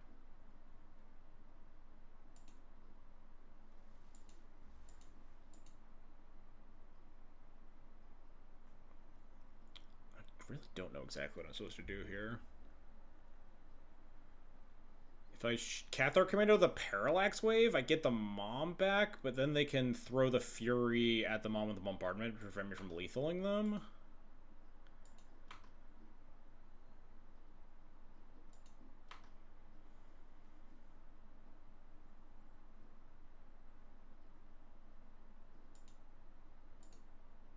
And then they can, like, Ghost Vacuum me pretty hard with, like, Fury Solitude. I guess I don't have a board, so it's actually the Ghost Vacuum's not that threatening at that point.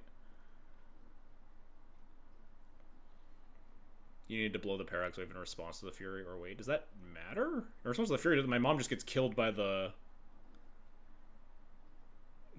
Fury entering the battlefield.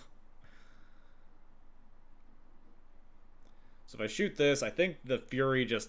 They're forced to ping, right? It's actually one off lethal, technically. No, it's lethal with Skull Clamp. 1, 2, 3, 4, 5, 6. Yeah, it is actually lethal if they let me equip Sword to Mother of Runes. And if they don't, then I have my own P-Wave to beat their Ghost Vacuum. I think you should have held the command and hope they put Fury underneath. Oh, I'm stupid. I didn't think about that. They put the Fury underneath the Parallax Wave, right? It just kills the Mom. Still kind of fine, honestly. We're playing kind of sloppy, but we're also running out of time.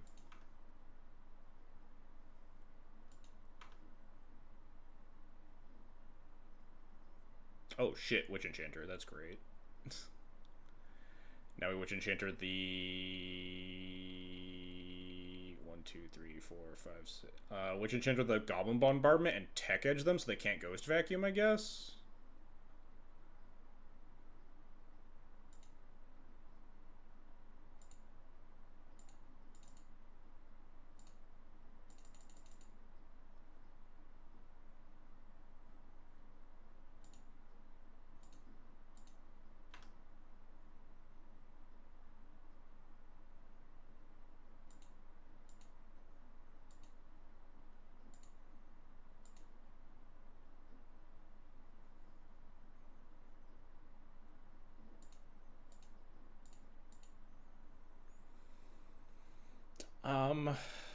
Do I leave this to just be able to block, or do I put a Ghost Vac, or do I put Skull Clamp on it in case they have like a black removal spell?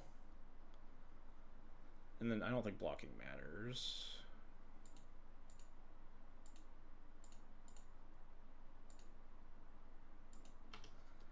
Rather protect you from black removal spells by drawing 2 cards here.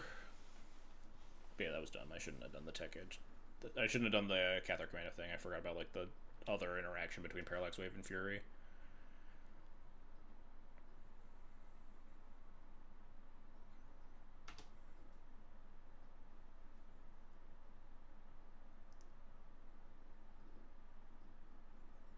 I was probably supposed to just like cast nothing.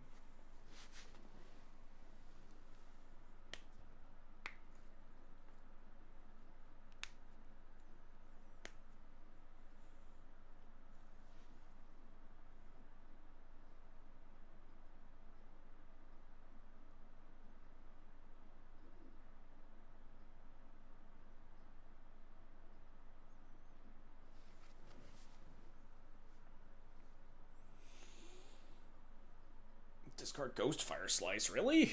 I mean, I guess I'd draw 2 cards, but like, maybe they have like Plow. Some white removal spell for Witch Enchanter here. Oh, just a white blocker. That doesn't beat me. We have On Thin Ice. 1, 2, 3, 4, 5, 6, 7. 1, 2, 3, 4, 5, 6, 7. I've probably got P-Wave Masterwork here, honestly. Maybe not. Maybe we just On Thin Ice Masterwork.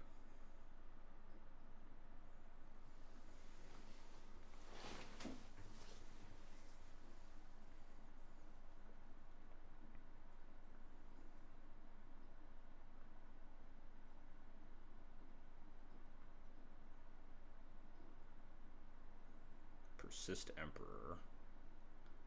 Yeah, now P-Wave just kills them.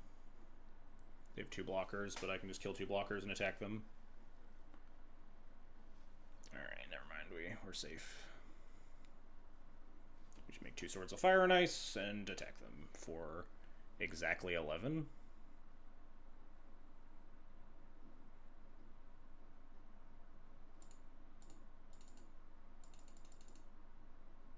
Two can play at the Parallax Wave game opponent.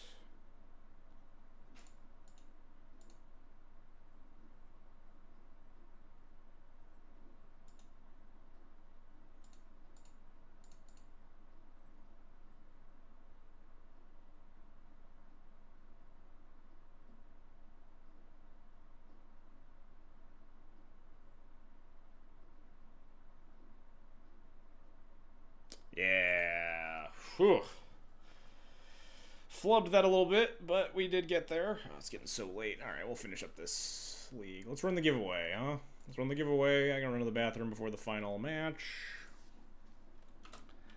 Giveaway. Giving away 120 play points. As soon as I figure out ban. What's our keyword here? Bans, something about the bans. Skull Clamp not getting banned. Our usual keyword is just clamp.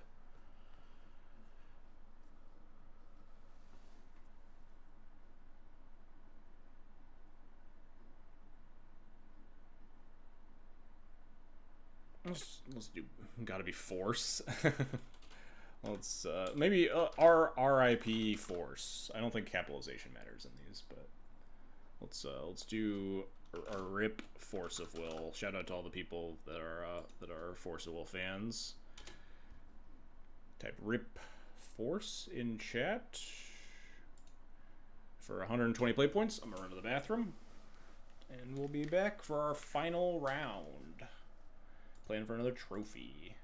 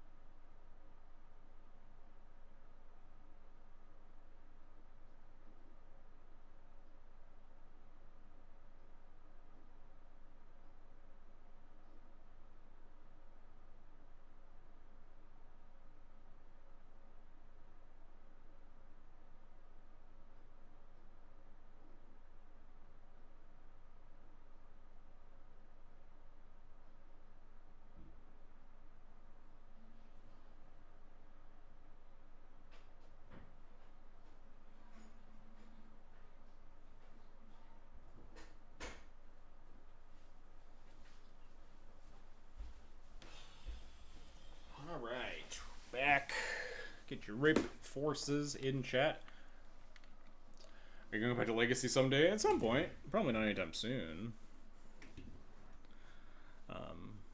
Maybe when they make a change to the BNR. Alright, we'll keep running the giveaway, see if anyone else wants to trickle in. Not you, kitty. You can't enter the giveaway.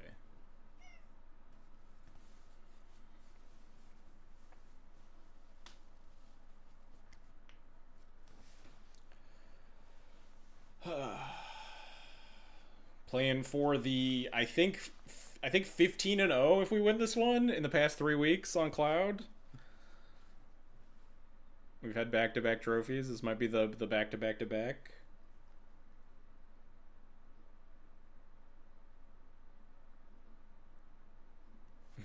Just double checking your caps. I think I mean it's wise to not believe me because I don't know for certain. I think the giveaway is not caps.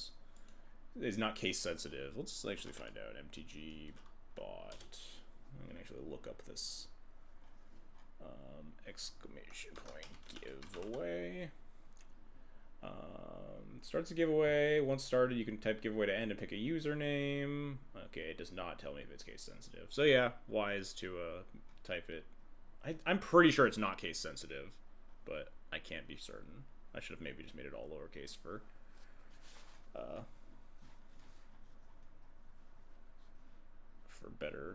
easier typing. Kitty, not right now.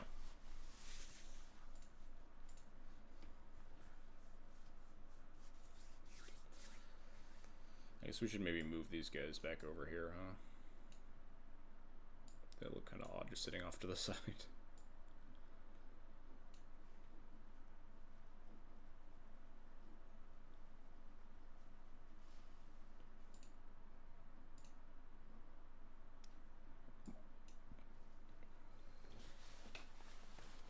I was just informed that a buddy of mine took my list to the top 4 of the one of the mini challenges. Are the results posted yet? Where did I find them? MTGO deck lists, I guess. The quickest way to find them. Duel Commander League just got posted. Duel Commander Trial 16 today? Is that this one?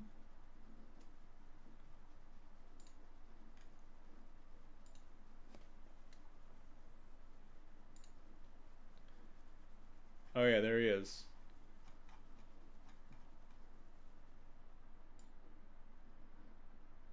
A buddy of mine just took Grouchy Turtle, playing my list that I trophied with last week, to 3rd place in the most recent Duel Commander mini challenge.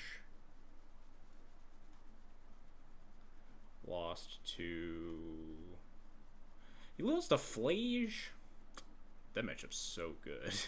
Although we did get our ass kicked by Flage in that game too, like out of the Celeste deck. It's a really good card. Wow, we're really going deep.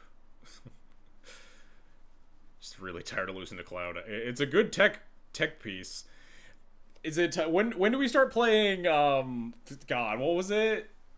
Empty Shrine Kanushi or something? That was like the White Plume mirror tech.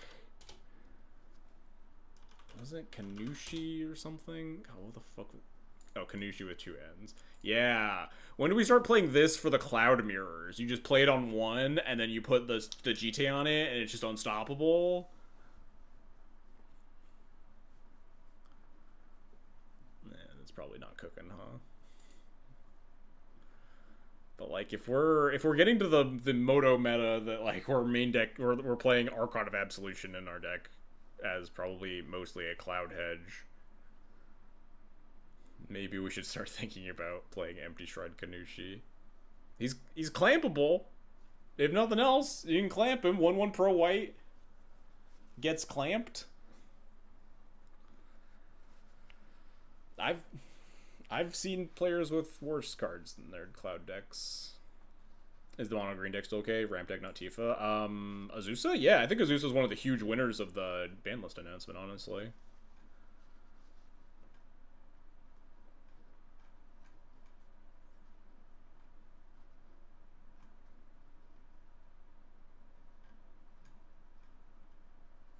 Oh, another Cloud deck. I really don't get the Oswald stuff. There are like so many people copy pasting this Oswald like version online. I am just not a fan of the Oswald build. Just feels like you're making a lot of deck building commitments to play very mediocre cards in order to try to prop up specifically some combo matchups and not a lot else.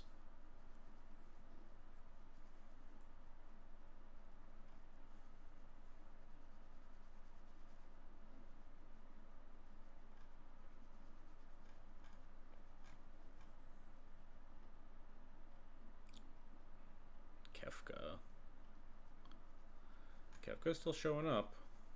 Another Cloud in ninth.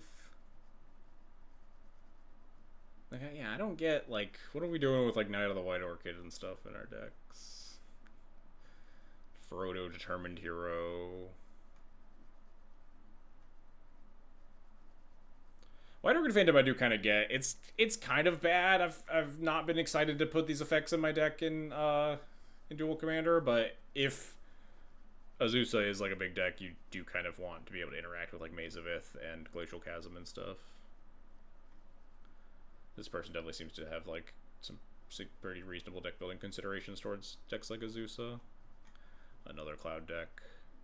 Like, what are we doing with Isamaru Hound of Gonda in our deck? What are we doing with 1 mana 2/2? Come on, we can play better cards than this. We're not playing all of the Doomed Travelers even. We're playing like one of them.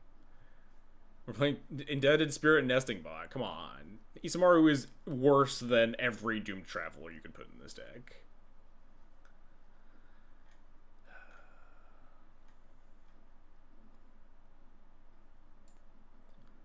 Oh, where did this come from?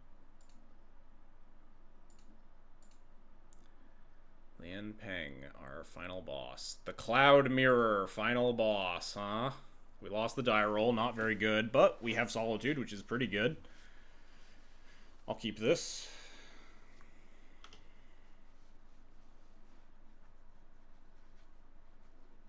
That's a scary one.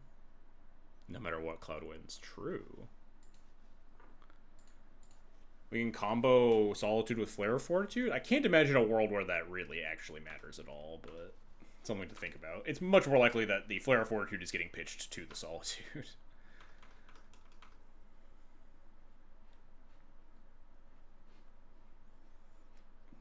Now here's the question. Do they grab Jite or Clamp?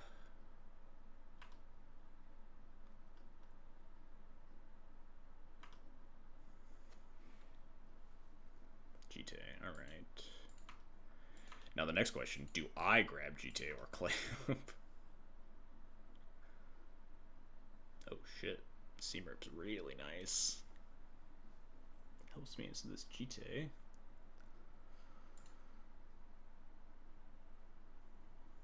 I think we sort of fire nice Clamp at home or Jite at home. I think I want Jite, and if my Jite plan does not work out, which is pretty reasonable to work out because we have Benevolent Bodyguard protection, if that doesn't work out, then my Cloud is dead, which means I can recast it and go for the Clamp plan.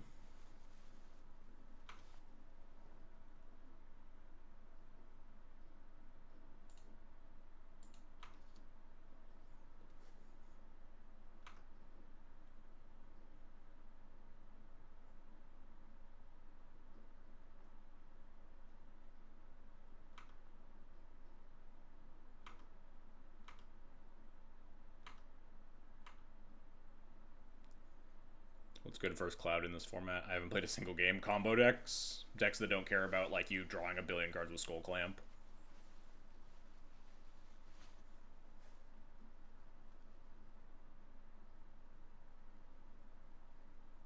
If you are teching a fair deck to try to beat Cloud, you want to make sure that you have ample answers to, like, Skull Clamp and stuff. Lier, Rogtev.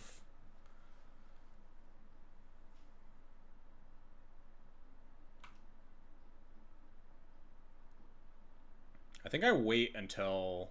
I could actually... I could Solitude here.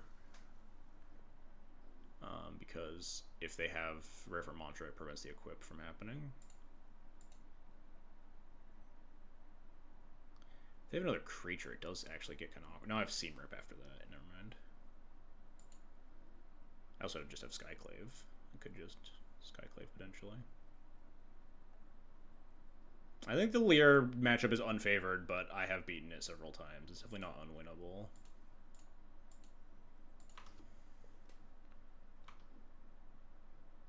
I maybe should have played around, like, Commander Plate or something. I don't know. I don't think I can play around Commander Plate. No, I don't think most people play that card anyway. I think it's kind of bad.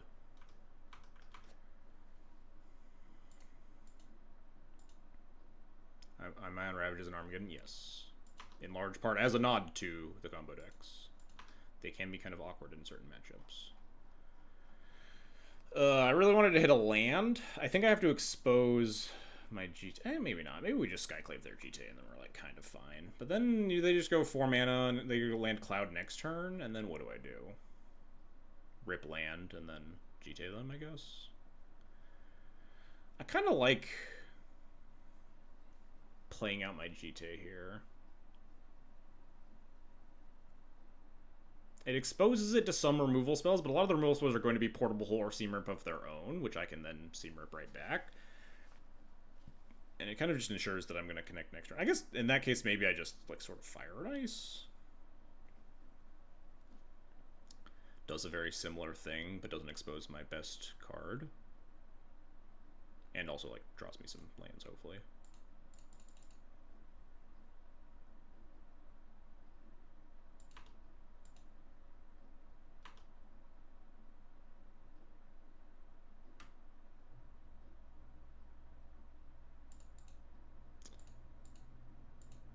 I'm gonna attack for 2 and play around, like, 1-drop boots, land, equip, attack.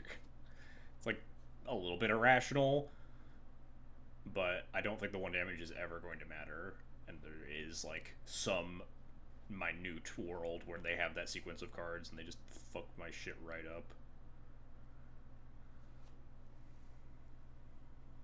March. Alright, well...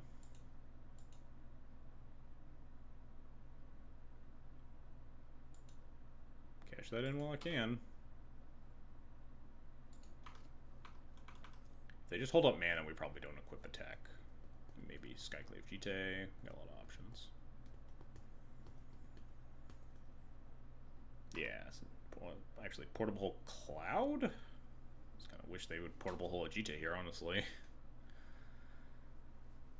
I think I just let this go under. We have multiple possible ways to remove it.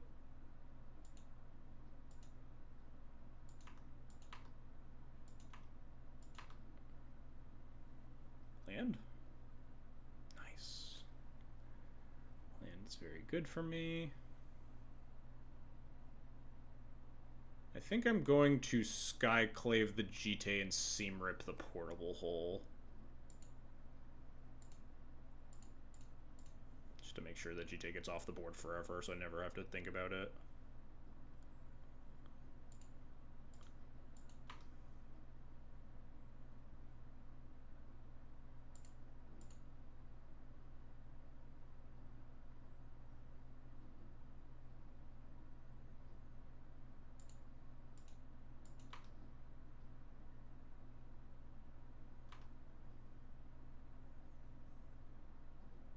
No one plays Lear in Paper's Forward. Yeah, I don't really get it, if I'm being totally honest. Lear deck seems very good, just no one really wants to play it. Part of it's probably like that candelabras are $1 bajillion. It's probably not a non-zero thing. It's a very uncommon card for people to own. I guess we probably just get Skull Clamp. We have all the good. We have most of the good equipment already. Skull Clamp's just probably going to be good in this game if it comes to that.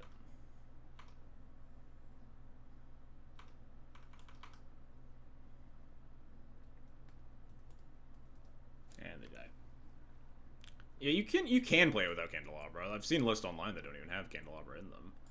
Probably worse than playing with Candelabra, but it's similar to like just playing Cloud without like City of Traders, right? It's one card in the deck that's a really good card in the deck for a lot of instances, but usually you're swapping out one card in your 99 as long as you're not tutoring for it regularly, like Skullclamp McCloud or High Tide and Lair, then your deck's probably going to operate mostly fine.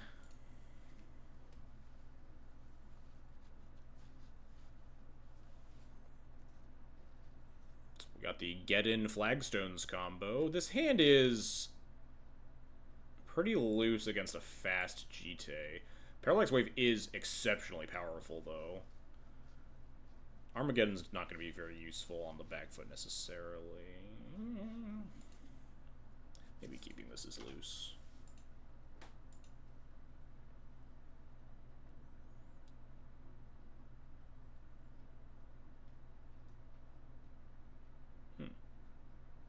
I guess that's pretty good, huh?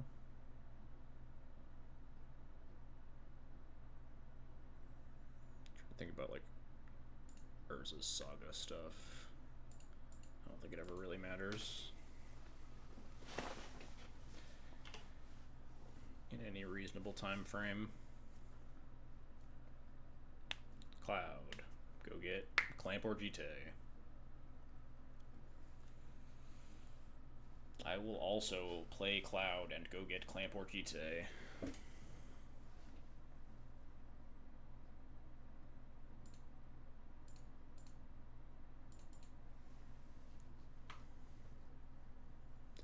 I'm not winning the Jite race. I might just go get Clamp.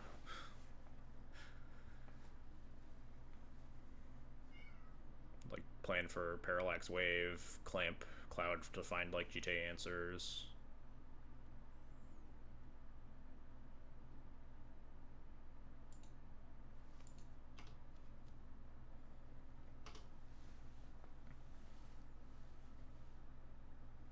I don't know when I'm supposed to play this Saga either.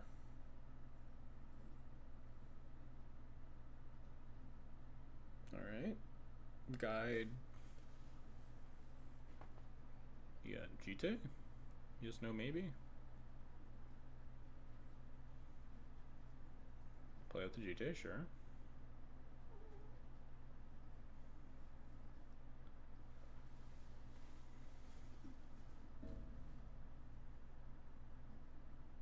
I'll block.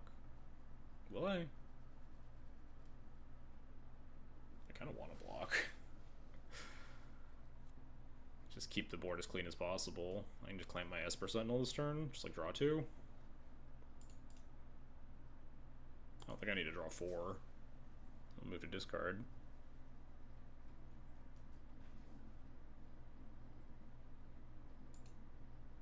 If they don't put in the command zone, we have Ghost Vacuum. Dang. Would have been nice.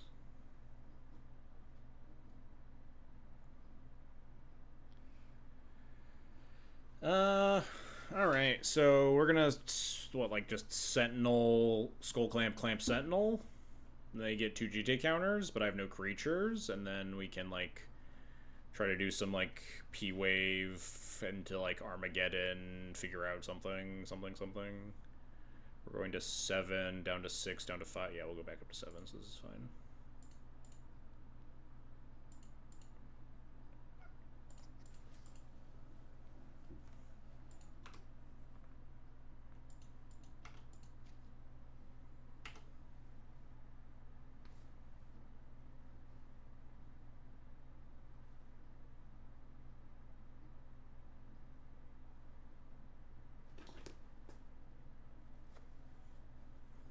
Enough.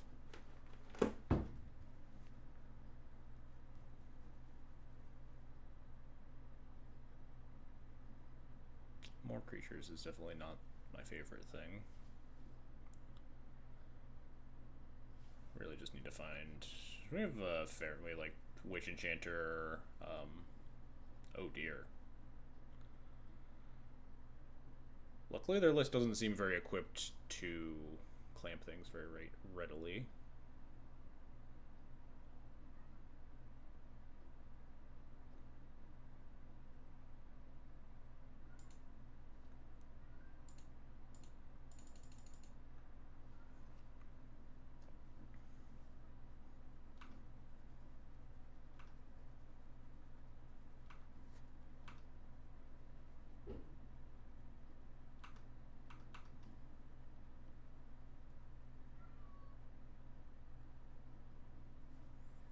do make a guy. Interesting.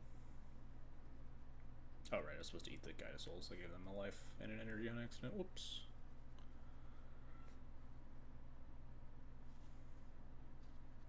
I think I want to kill all their stuff. They might get drum here, honestly.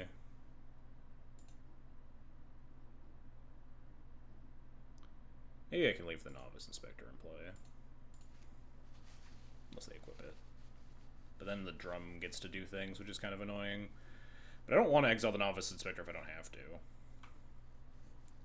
Gets the Guide of Souls out of here for longer. But maybe this is dumb. If they get drum, I just have to exile the Novice Inspector anyway, and it lets them potentially cast a 2 here. But they might not get drum.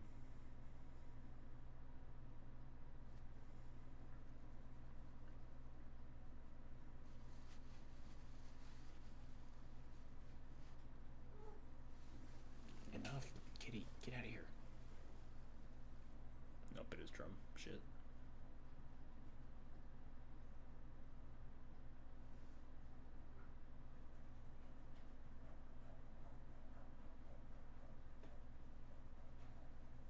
Just equip and attack. It's fine.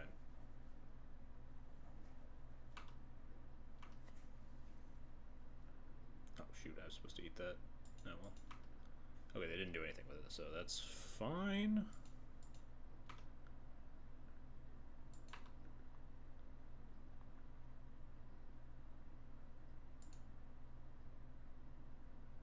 I'm gonna get owned if they have Flare of Fortitude. Am I supposed to eat this? Do I have time to fuck around like that? If I eat this, play land, play like Sigarda's 8 or something. My Parallax Wave only has 1 counter on it left, and there are 2 things underneath it. I really don't want them to have any mana, though.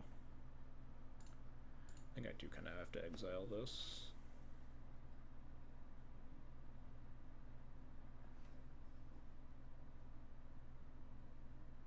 It's really unfortunate if they have, like, Felia here, huh? Oh, they're drawing a card, right.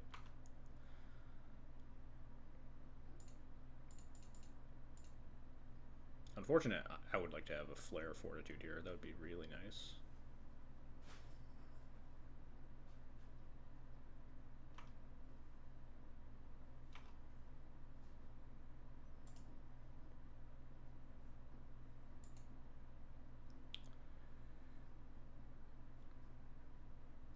Oh, I was supposed to play the Saga that turn. I wasn't thinking about making constructs.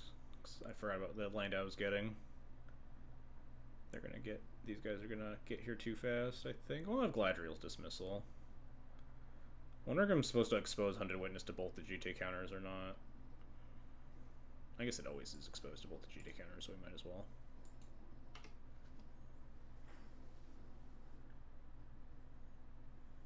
Most trophy with Cloud and Legacy. Cloud is just such a sweet card. Big fan.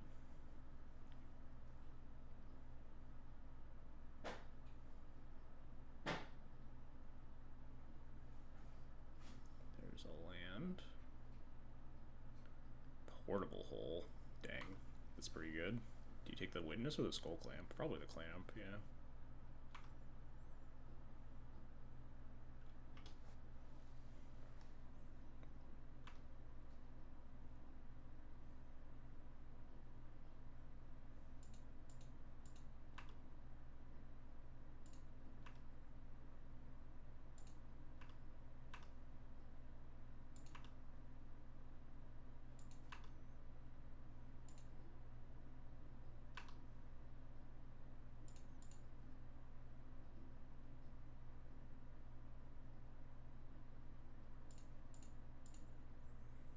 Probably just play the Bodyguard here for mana efficiency's sake. Gotta start chunking through GT counters somehow.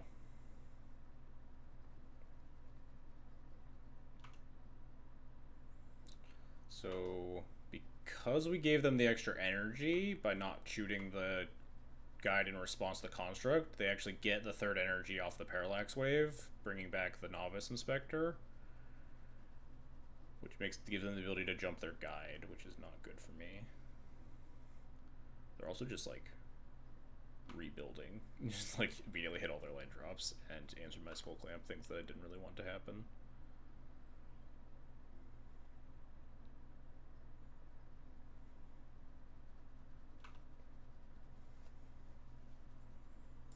Kind of want to draw land. I don't even know if that would really do anything useful.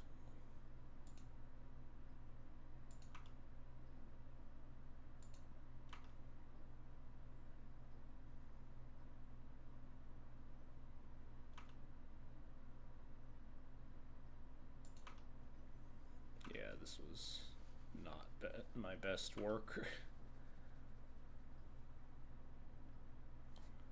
Alright, we drew land. I don't even know if that really helps me. We get to, like, make 2 constructs and then die?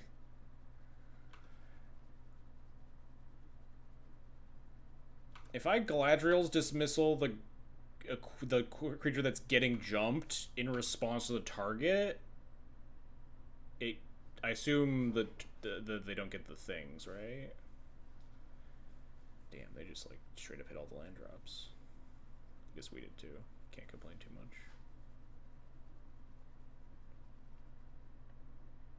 But this is why, like, I hate, like, the way that these decks are built. They just, like, can't draw a bunch of cards like Clamp. They just have a bunch of, like, fucking 1/2s and 2/2s.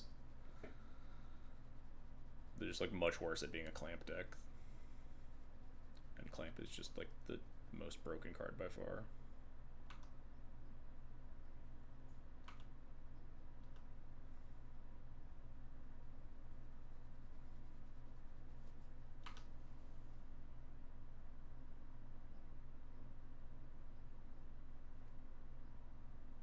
They're jumping the Sanctifier. Yeah, I guess I have to deal with the Novice Inspector anyway.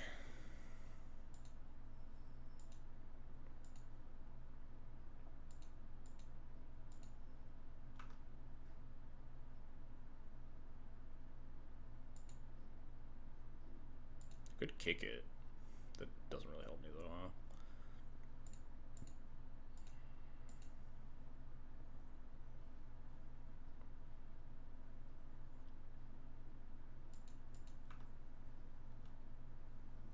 I think we're gonna die unless we rip. We can't even see rip because it's phased out until their turn. Fuck. It's actually really bad for me.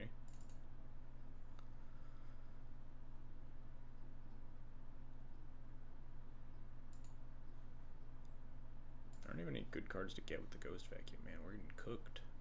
Guess we draw our own GT. That'd be pretty good here. That's not a GT. It's not even close to a GT.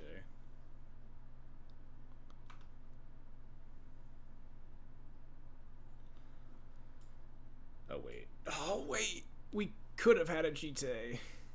Instead, I think we just have to have a Clamp.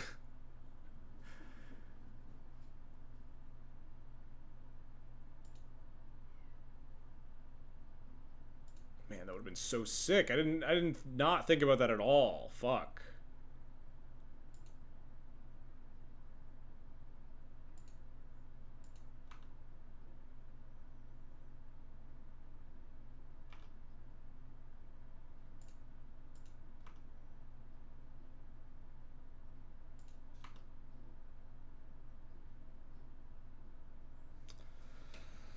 Winter Moon does not do anything here. Alright.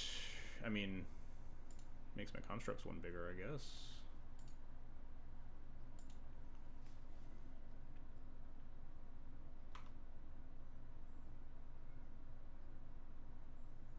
Does Winter Moon ever do anything? We get to Onthanize the Sanctifier here, which is kind of nice.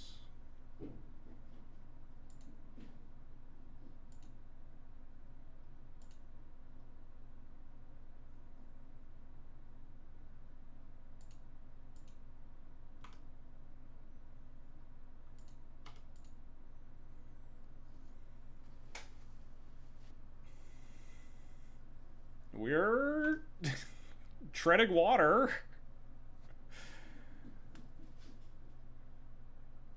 Crack the clue token. Their cloud costs 4 mana, right?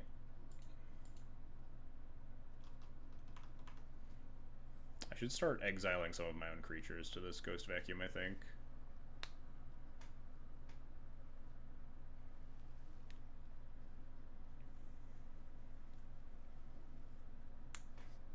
Yeah, unfortunately I have to let them draw 2 cards and kill my construct.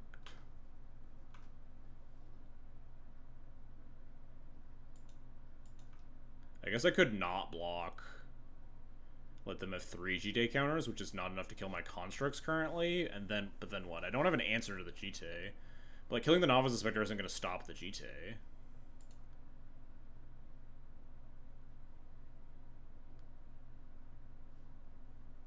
If I block, they pump, and then they still have 2 GT counters. That's like, and then they just are down a Novice Inspector, but have 4 mana and cast a Cloud.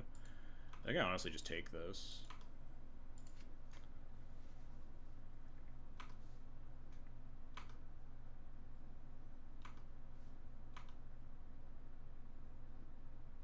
We just need to, like, mitigate GTA murdering my entire board as much as possible before we can blow it up.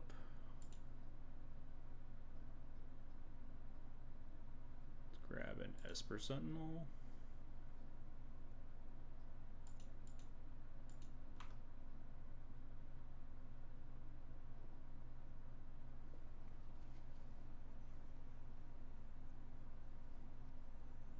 I think it's just Boots Recruiter for Cathar Commando. Boots makes the constructs a little bit bigger, which is nice. Oh, right. It's also free to equip. Sure.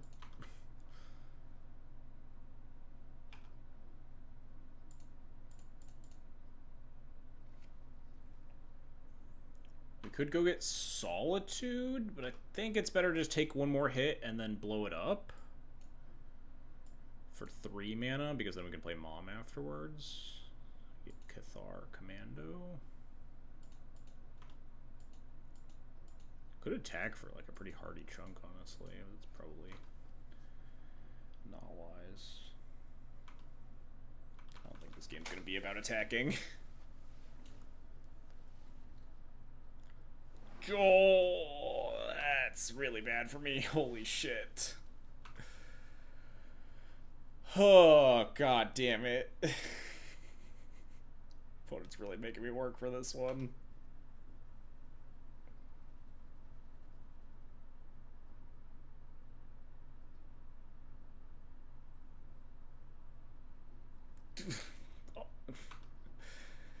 And I guess Swift reconfiguring my construct doesn't actually do anything, right? I'm just gonna crew it with the other construct to block.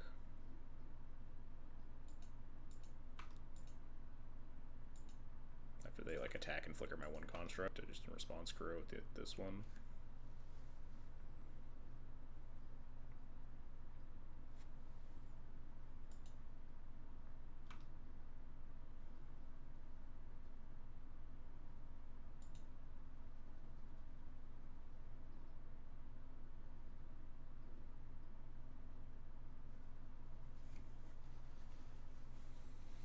God, this Felia bodying me beyond space and time, Jesus. So rough.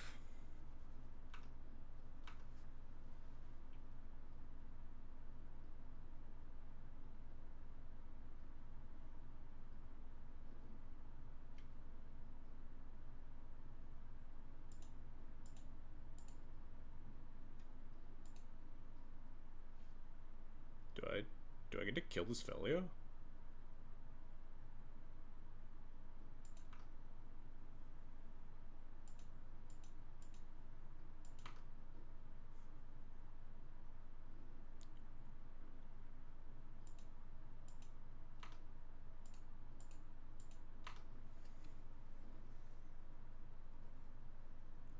Huge. That doesn't do it. Just gonna be a 2/2 and trade with the Felia? I don't care because it's a Swift reconfig. This just gets rid of more GD counters? Wait, this is incredible for me.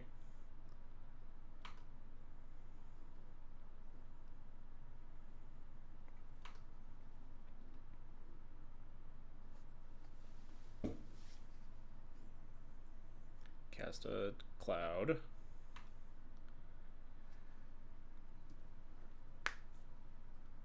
We are at 9, which is not a good life total to be at. They still have 2 GT counters. Also not a good anything to be at. The fact that they can go get like sword is so bad for me, and this Cathar Commando is really expensive.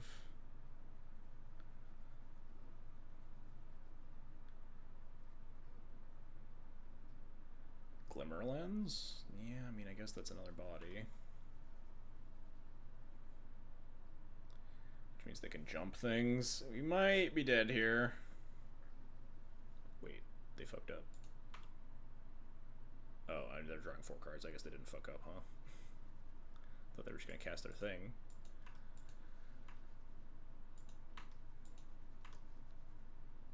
But look, the cards in hand aren't killing me if they're not adding more to the board every turn. We're favored as the game goes long still. We both have a Skull Clamp. Now I have Ophelia, potentially, if we draw more cards. Draw a land here, it would be nice.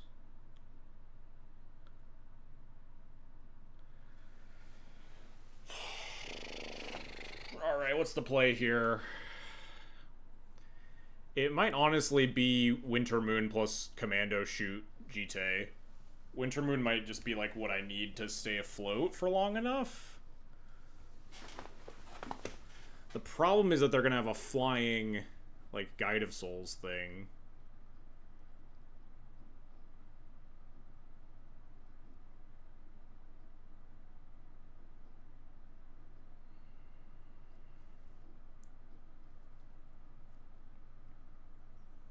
I think we're just gonna die, and I shouldn't waste too much time on these turns. 3, 4, 5. Winter Moon plus Cathar Commando plus, like, Block Sack. No, I need to blow up this GT now so I don't take more damage. No, I could always... No, yeah, I take more damage. I need to shoot this GT now. Because otherwise I take too much damage. They can, like, pump. They just ping the Cathar Commando and then pump the GT for 2 extra damage, which circumvents any sort of, like, blocking stuff that I would be doing. Does that mean I'd rather Mother of Runes equip boots to block on the ground? And they just jump a thing? They have so much mana.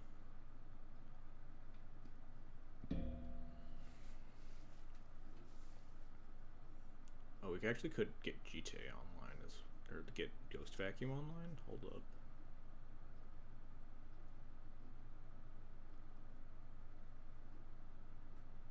God, this is so close. I think we're just, like, barely not gonna make it. But we get Solitude, right? If we eat our Recruiter, which means we want them on. But if I Winter Moon and Cathar Commando, I'm not going to unless I draw another land. But if I play the Mom, I only get back Esper Sentinel, Failure, Recruiter. Which first, I need a white card. This is so tough.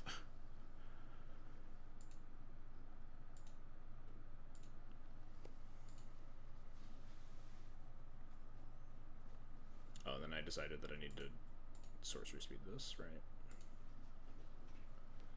So that they don't get more pumps.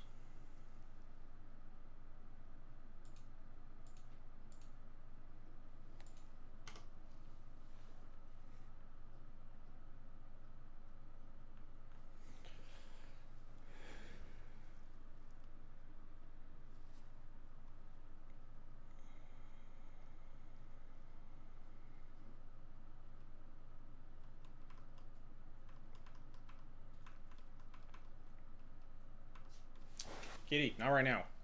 Come on. She always, like, decides to be a nuisance the moment that I have to, like, really focus in. She can sense it. Get out of here. They played Plains? Yeah.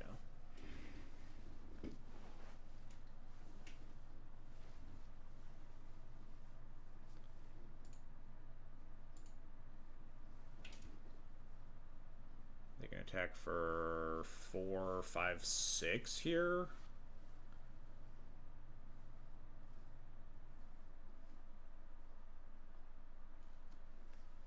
But then we'll have potentially. I guess we need to draw a land to have 3 blockers plus Solitude to survive. So maybe I just couldn't play Winterman. Maybe I just needed to rip a white. I guess it's rip a white card versus rip a land, right? Which are pretty similar likelihoods.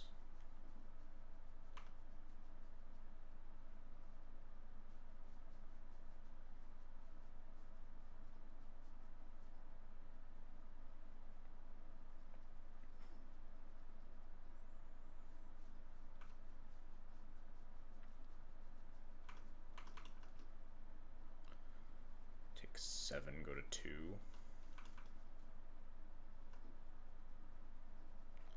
If we rip a land here, I think we're in business.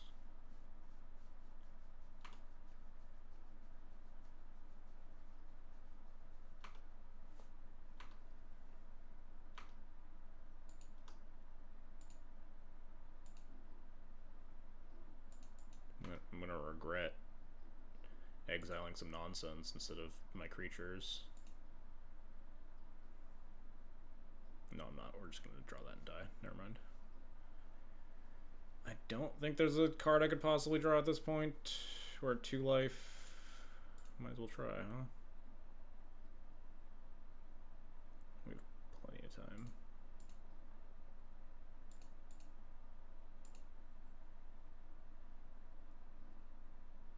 I think a lot of that boiled down to like the turn I played. I played Saga on the wrong turn. I didn't even think about Saga for Masterwork to steal their Jite. I think I really fucked that one up on like the Geddon turn if I had considered that as a line down the road. I also just kind of forgot in my head. I was like, okay, I'll play the Saga out the turn after because I want to be able to like make constructs potentially. But getting the land off of the flagstones just meant that I could have just played the Saga there anyway. Can we get some polls? What do you want polls for? Well, like some betting if we're gonna win the game. Maybe not at 12:15 a.m. in the last match of the last game of the day. Anyway, this hand's great. The question is if this is a Jite hand or a clamp hand. Gambling is addiction, whatever. Yeah, maybe next time, but definitely not last game of the entire night at 12:15 a.m. in a high stress situation.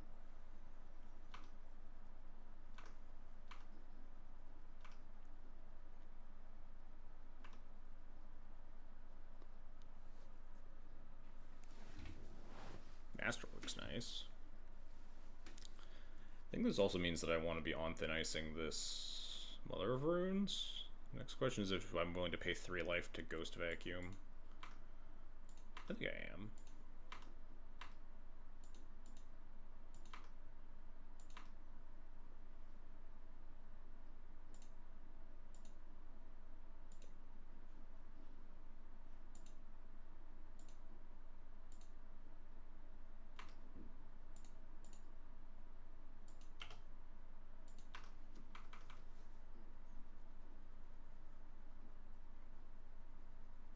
Now I get to decide what my cloud gets based on what their cloud gets.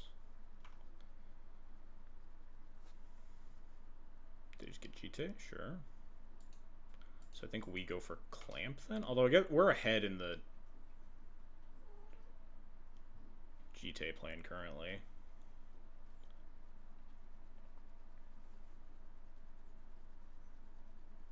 It is really tempting to get Clamp here. Could just like Ranger Captain. That seems pretty bad. We could just get Clamp with Cloud. I don't know. We have Static Prison, which is nice. If we get Clamp and they just play out the Jite, they might not play out the Jite if they just have 4 lands, which is a reason for us to get our own Jite here.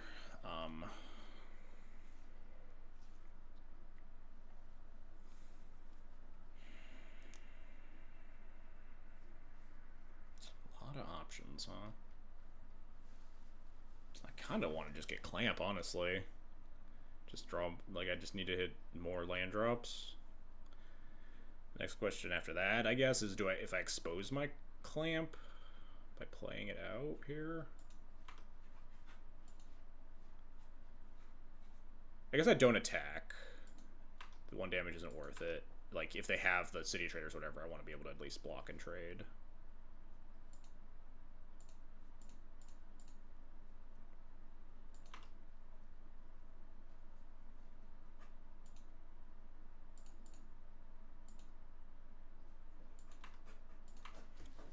Get out of here.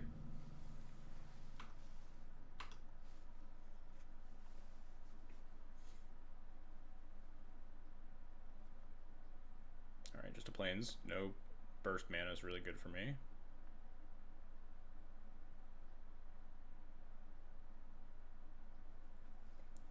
If they have land... Oh god, they have the aid! That definitely qualifies as burst mana.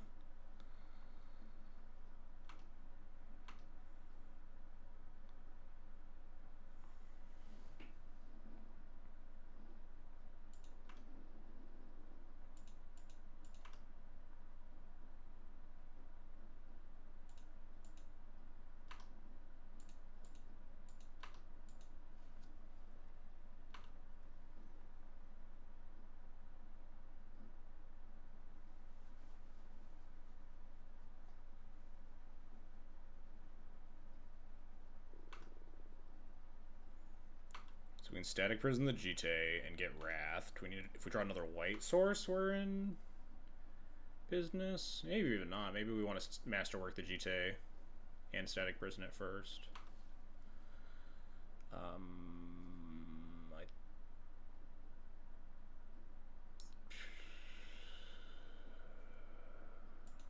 I don't think I'm supposed to Ghost Vacuum this Doomed Traveler. Land's good.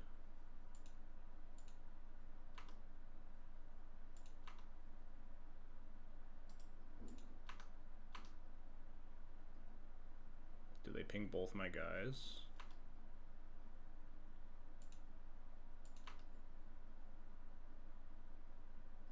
Nice. Is it greedy to Ranger Captain plus Masterwork the Jite now and leave it here with 2 counters? I don't think so, right?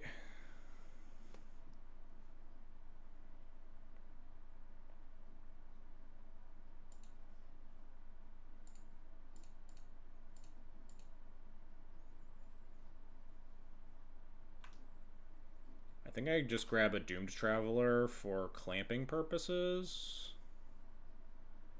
So just grab the worst one, Garrison Cat, because we're probably just going to clamp them both.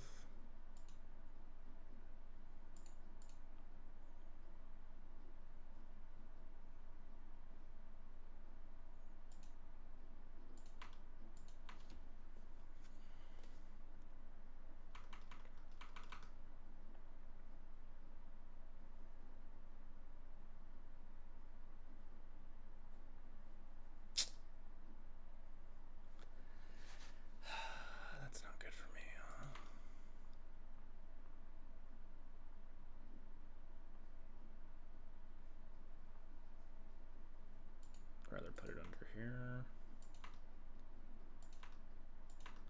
I'm actually going to start eating the Doomed Traveler.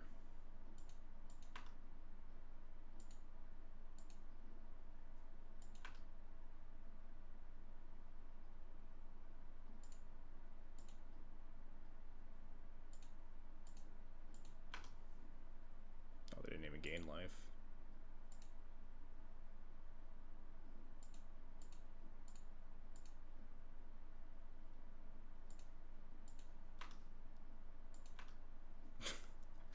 Drew my own Jite, god damn it.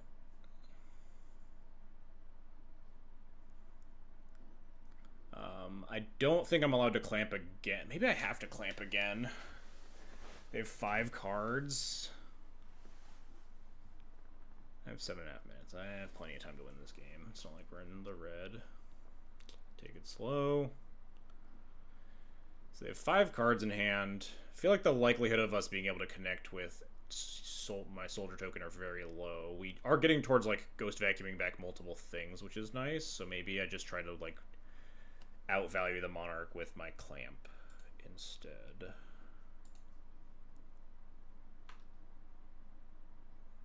Swift reconfig, huh? That's probably not bad at some point this game.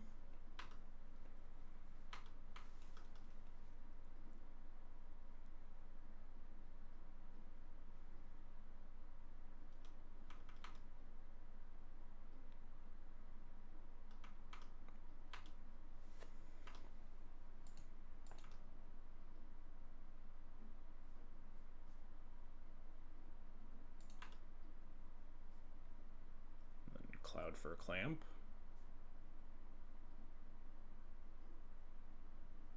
4 mana. Okay, that's fine.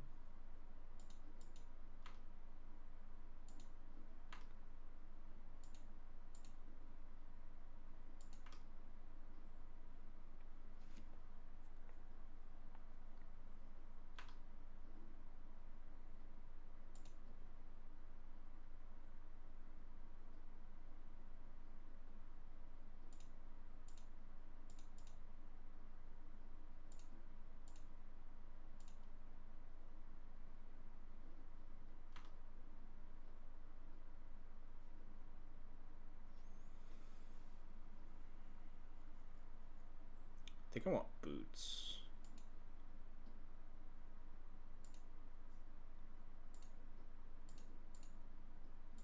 Just try to surprise haste. Oh wait, I fucked up. Shit.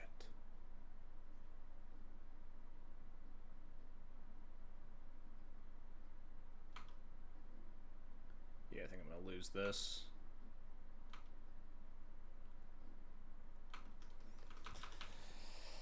God, I blew it here. I don't know if there's actually a way for me to win from this position. The jailer was pretty backbreaking. We'll see if my opponent finds the same line that I see. I think I should have just like clamped Cloud to draw 4 though.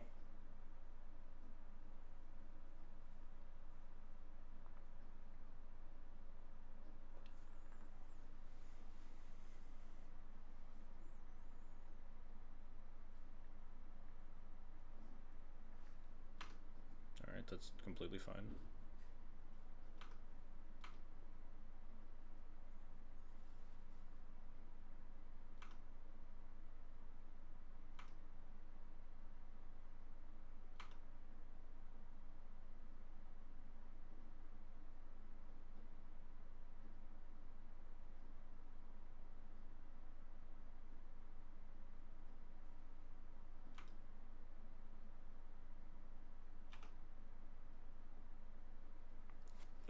Voice of Victory? Does that do anything for me? This Giver's really fucking my shit right up, huh?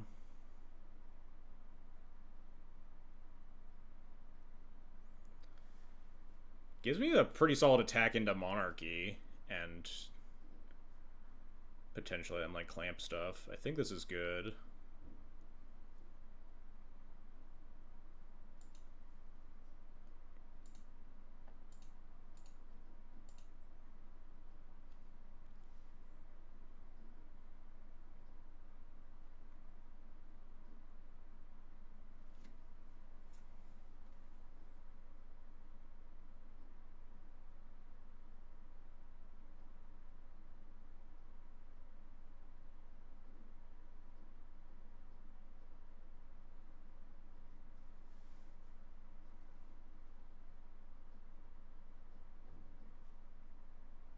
They have an equipment to flash in here.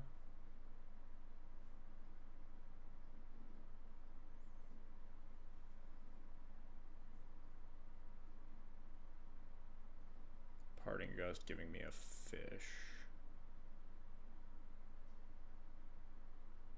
3 cards left in hand.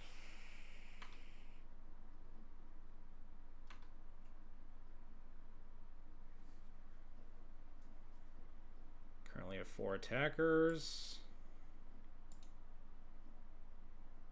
Oh, right, Lava Spur costs 2.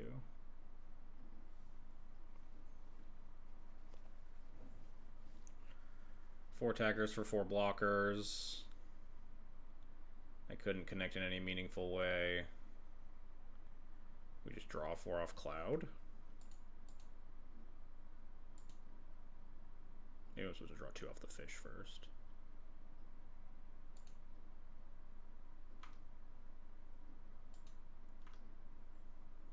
Oh, Galadriel's dismissal is kind of massive, huh?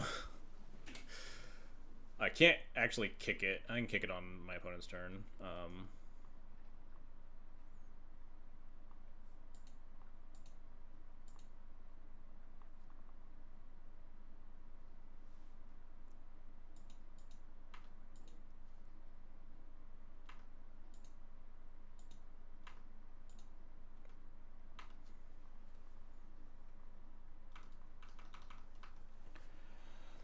Oh god, this is such a fucking tense ass game.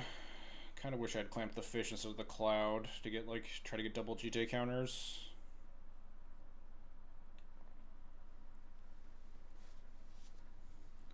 One, 2, 3, 4, 5, 6, 7, 8, 9, 10 mana potentially. This is 5, 6, 7 to equip.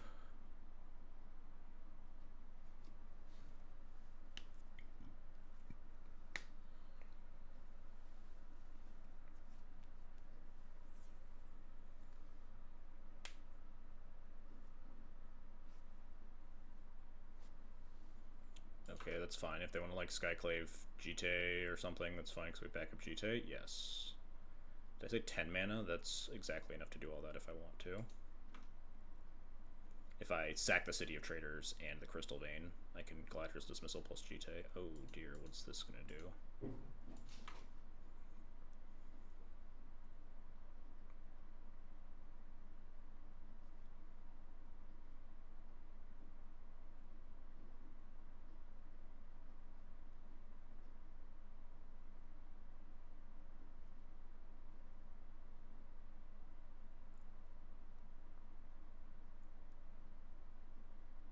What does this even flicker? The Skyclave? Yeah, I guess. I can't Swift reconfig that.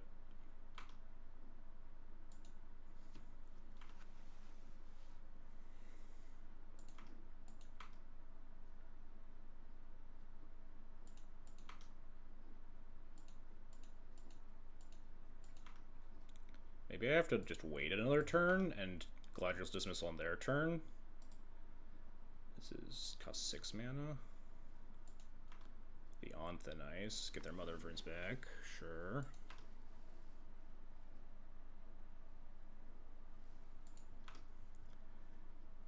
They get GT. Sure. They get to equip GT for free. Sure. I have my own GT. They have 3 cards left in hand. So much at play is the issue that I kind of needed double GT triggers this turn if I had Cloud instead of a fish token. I need 5 mana to Galadriel's Dismissal their board through the Thalia next turn, and then able to attack them with my own GT. 1, 2, 3, 4, 5, 6, 7, 8, 9, 10. Cloud costs 6. Galadriel's Dismissal unfortunately costs 5 because of the Thalia.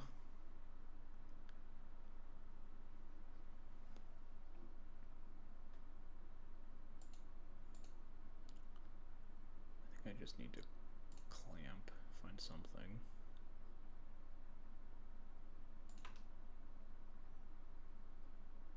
That's not really something, huh?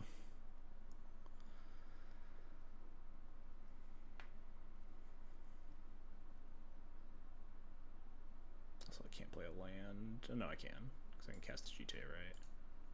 3, 1, 2, 3, 4. No, then I have to sack my crystal. No, I don't sack the crystal because I play a land here.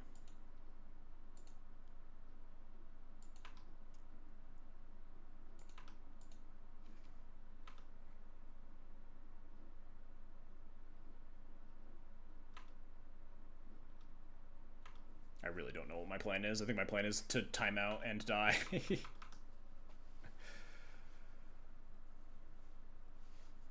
And also lose on board. I think I maybe should have gotten more aggressive trying to steal the monarchy.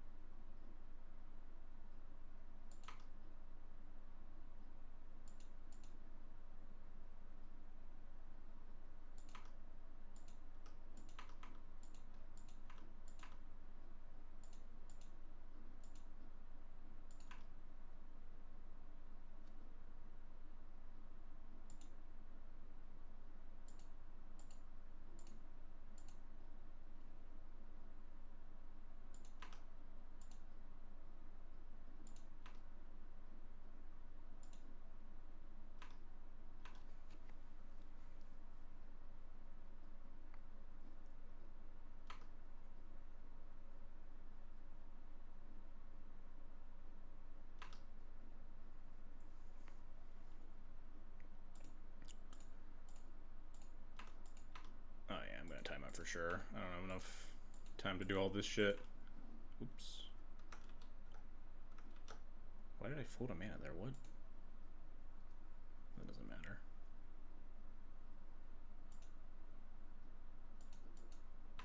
I mean, it kind of does, but sure, whatever.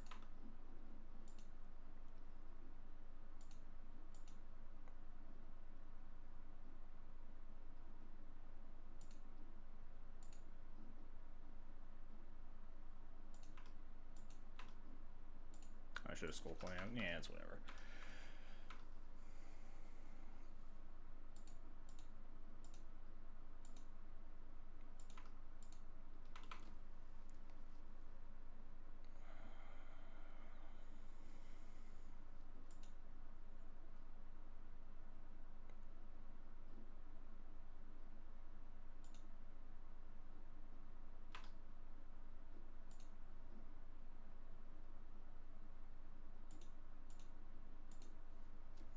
Yeah, we're definitely gonna time out here. But I think I'm pretty dead anyway. Because I can't connect through the Mothers of Runes again. I have to kill the Giver here, because the Giver can give protection to the other things that I kill.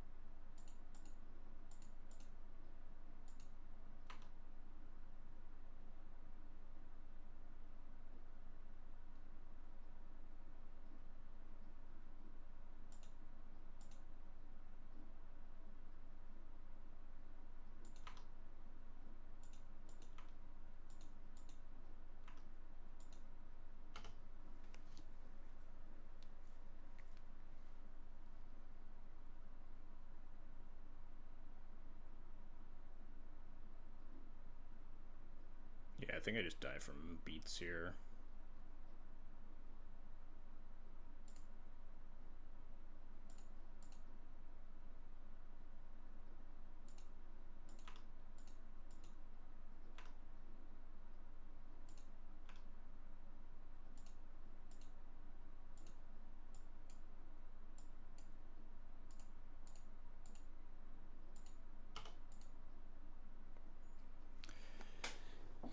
Can I stabilize here like this? I kill both the moms. I think I'm at too low a life. Like, I could clamp the warriors, cast Solitude. Maybe I actually do stabilize here with like an extra minute on the clock.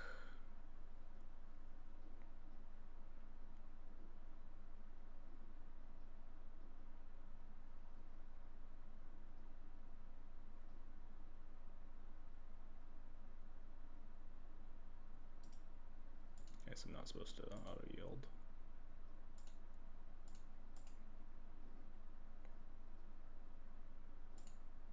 I guess I can't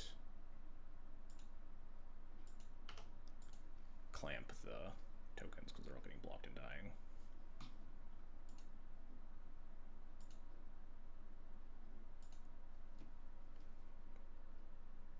Yeah, maybe I come back from this.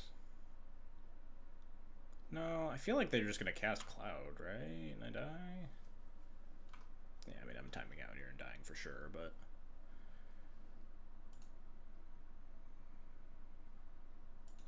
Yeah, at some point they just, like, Cloud for, like, they might have sort of War and Peace, even.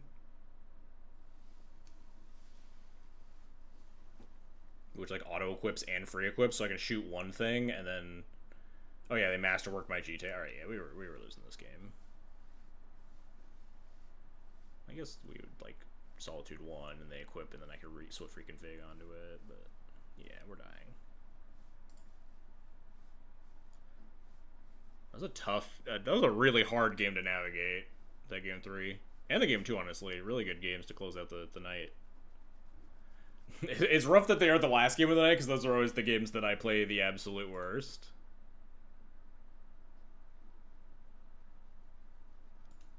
But them's the breaks. GG's opponent. It's on the giveaway, huh? It's so fucking late.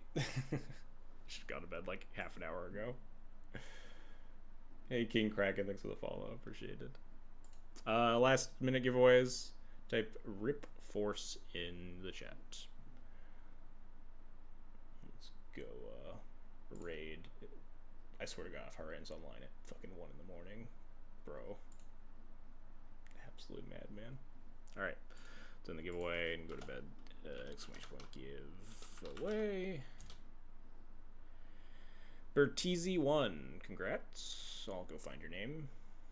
But anyway, I'm gonna keep it quick because I'm tired and I need to, go the fuck to sleep and all that. Thanks for watching. Hope you had a good time. We'll be back next week with probably Cloud, maybe some other stuff. See what people are interested in.